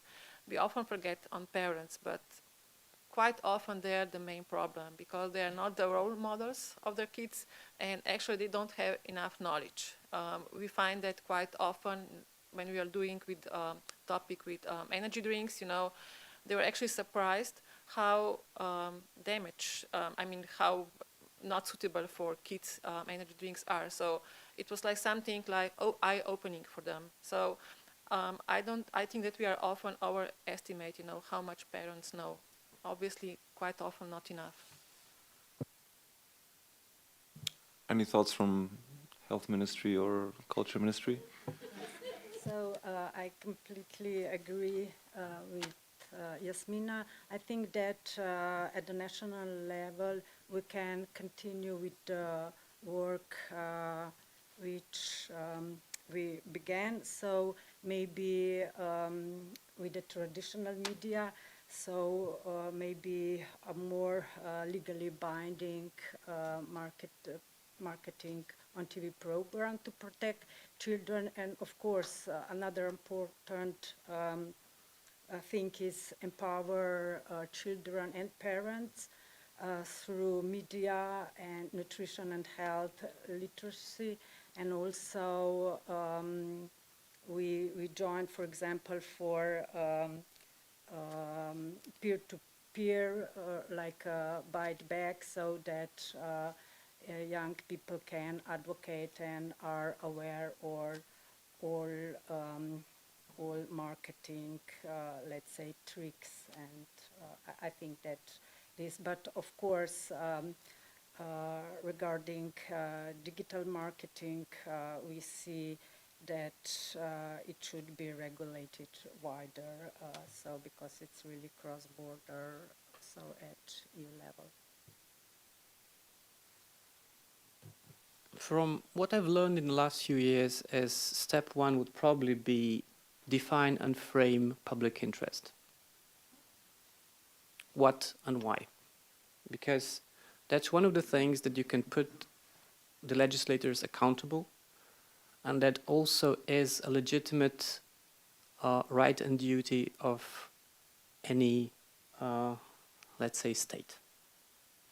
That's like first level. So if, because the state is primarily responsible to its citizens, and if you define public interest, then the government and the ministries can be held accountable and to put this thing into practice. But first we need to decide what kind of problem is that. Is it a public health issue? Is it, I mean, that would be step one for me. I have to respond. I think it's clear. I mean, the public interest is clear, and also the evidence regarding public health is clear. So I think that we are over this step already. In Slovenia. Yeah, I think it's very worrying that there's this kind of that the legislators and the area where the legislation would come from work in silos, and it's going to take a long time because of that to do anything. But I think there's practical things that can be done.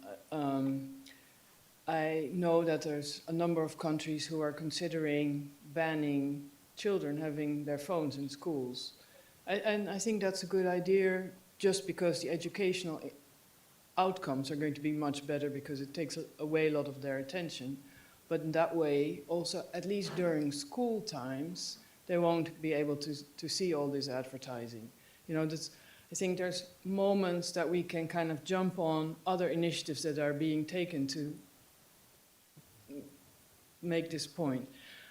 I also think that consumer organizations have a lot of power. You know, in the Netherlands, I hear, because I'm Dutch, and I hear from Consumentenbond, they look at supermarkets and who's the cheapest. And, you know, it's on the news, and Dutch people go to the cheapest supermarket. But what consumer organizations could also do is they could say, you know, these, because you were saying, and I know this is true, kind of the parents of the children at the checkout who grab candy. Supermarkets could be evaluated in where they put their products so that children can't get them, and also that they put healthy products near the checkout. And those are things we can do immediately, I think. And I think consumer organizations have a lot of power in that area and can name and shame. Thank you. Back to the original question. Maybe Mr. Gurians? Maybe from the regulator's perspective, in the last 10 years and even before, we can detect that media field is quite more and more get it more deregulated. So, and all the things that are here for regulation are more and more complex. Like, for example, disinformation platforms and things like that. So we are actually forced to use other tools to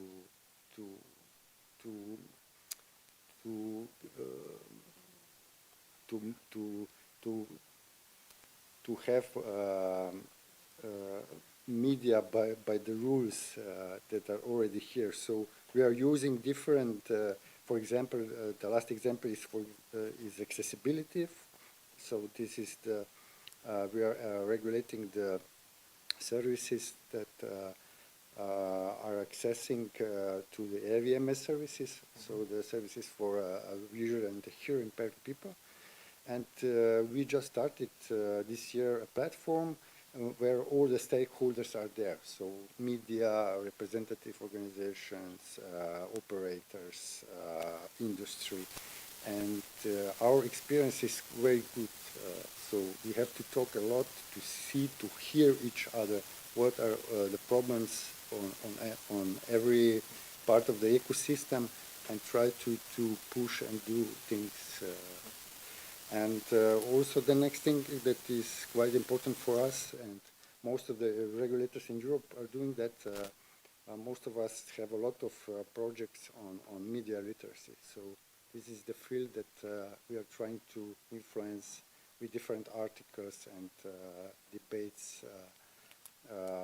What are the problems in the media, and how should we respond, and what to do further.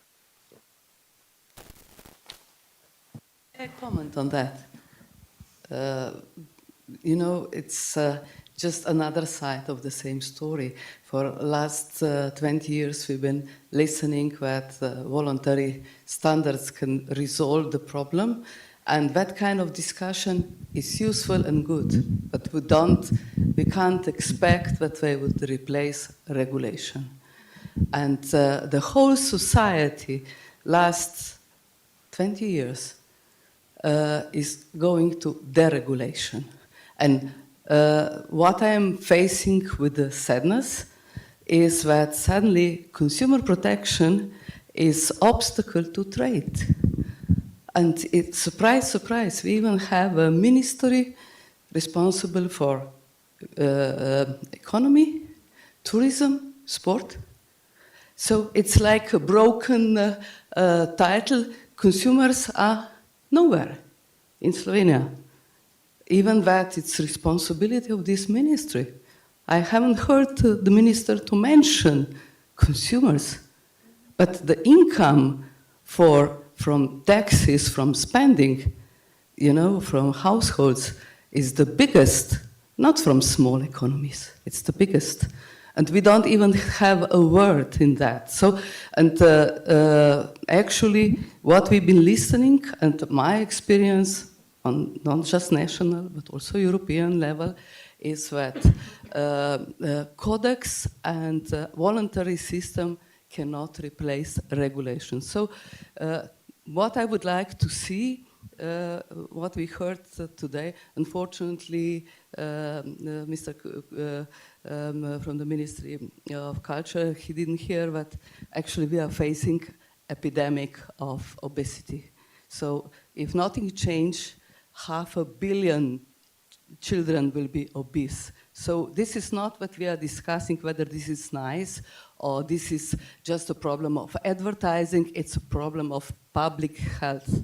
And of course, the whole digitalization of our environment is going in such a speed.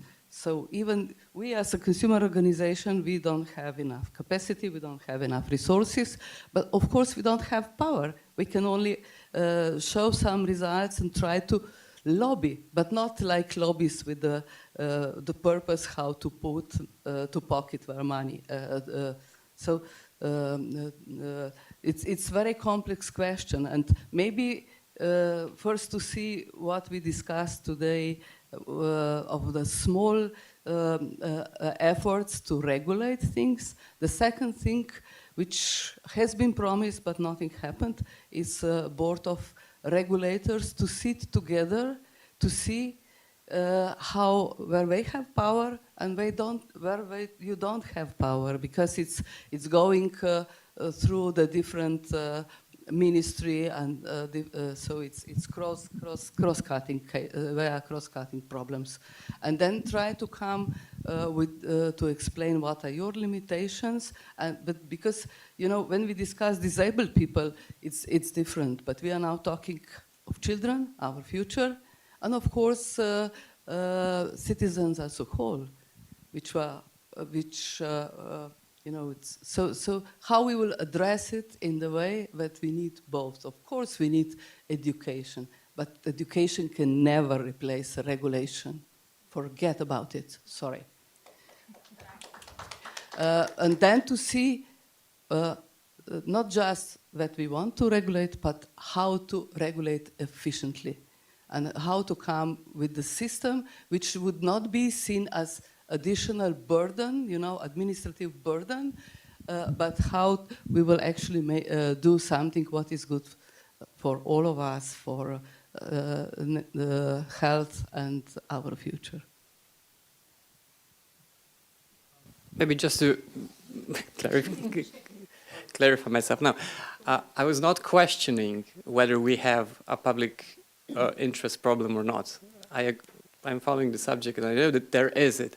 But what I said, if you define it's primarily a public health problem, then the strategies can actually, well, come together. Then, from my part, as let's say a media regulator, know what my role can be.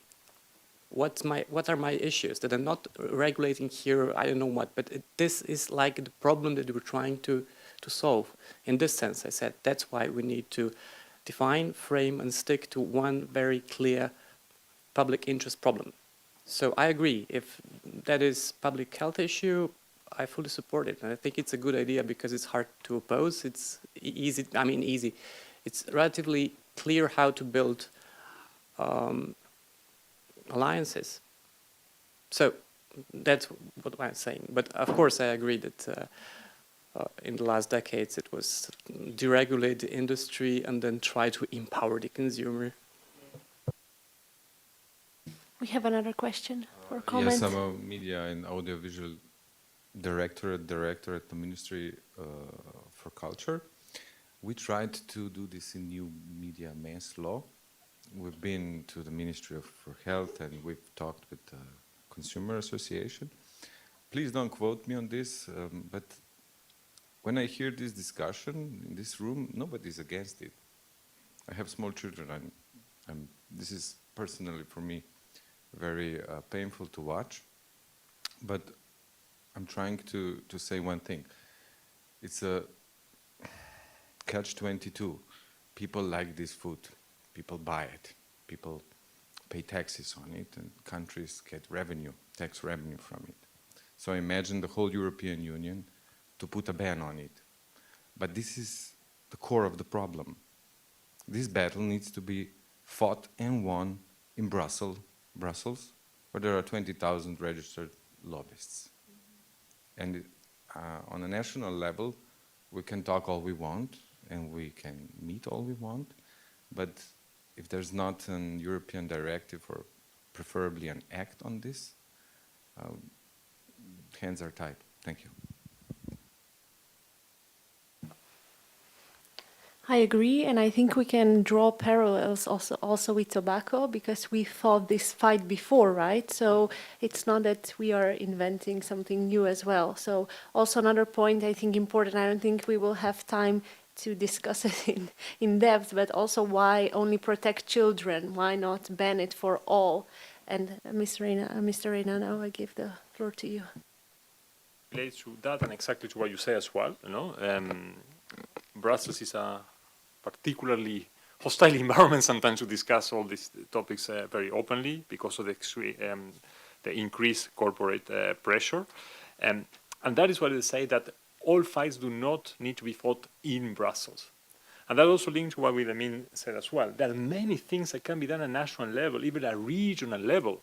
If you think about, you know, starting to ensure that we get good food in the canteens, not only in the canteens of schools, in the canteens of everywhere, in the canteens of workplaces, hospitals, so on and so forth. So there's a lot of things that still can be done. You can still do a lot on linear television as well. Huh? There is a lot of progress that can be done at a national level. And that is going to be also a push to get a momentum at the European level as well. When it comes to digital services, that is Brussels. There is no doubt about that. But still a lot of things can be done at national level, and we heard very good example from Norway and Denmark. There's good stuff happening in the UK. So when there is political will, things can happen. And also about protecting everyone. And you mentioned, Jasmine, as well, working with the parents. You know, something that is already can be extremely efficient and is have proven to be extremely efficient is to have the right front of pack labeling. You know, we have the Nutri-Score. We are trying to get the Nutri-Score rolling out. In the country with we have the Nutri-Score, it works really well. And people are changing their eating habits. So we need to get it rolling out. Unfortunately, at European level, today it's not going to happen because exactly for the reason that you mentioned. You know, the corporate lobbying is far too strong. So then let's get yourself a national level. You know, talk to your retailers, talk to the companies here, and say, okay, how you can get this happen before you have to face a regulatory winter. So it's true, linked to also what you say. You know, the governments also they have leverage to push their own industries, and they can do it and they should do it. So that's why I say that let's focus in Brussels. You know, we're going to do our job there, but a lot of things can be done also at national level. Unfortunately, we really need to wrap things up. We still have like 20 more questions, but I think we'll leave them for another time. Not today. Some people have planes to catch, so I think we really need to wrap it up. So I'd like to thank all the panelists for a frank discussion. I'd also like to thank the audience for an engaging discussion, for providing comments, for raising questions. I think if we just summarize what we heard today is that, well, essentially we're all on the same page. I think it's clear to everyone that this is a very huge issue, and the answer, well, seems to be simple: just strict regulation, just complete bans. And also, if the industry doesn't play nice, as we heard from one of the commenters, maybe we should also just, not play nice and just go for it. And I think, if I understood correctly, really frame it as a public health issue, because that will give more leverage to policymakers, I guess. I think that's something we need to work on. And pressure on the EU level. So even if national governments do their best, I think Brussels is the place we should address all this to, and basically just exert as much pressure as possible. Both, yeah, of course, both, yeah. So yes, I think I will give the final word to the president of ZPS just to close the conference. First, thank you all for coming. It was a really pleasure to have you here. I'm really glad that all the panelists have really great points to share with us. And I just want to say, let's leave this conference committed to do something, to be more ambitious, and maybe next event, we will have some real, talks, how to make things, go in a different direction, because children's health matter. We shouldn't see them just as buyers, but somewhere, individuals whose health matters. So thank you all, and I really have also to thank to my team, ZPS team, and I think Eva, Matthias, Goga, and also Andrea and many others really helped that this conference matter. And thank you, Breda Boštjan, also because he took care of all the presentations that appeared on screen. So thank you all.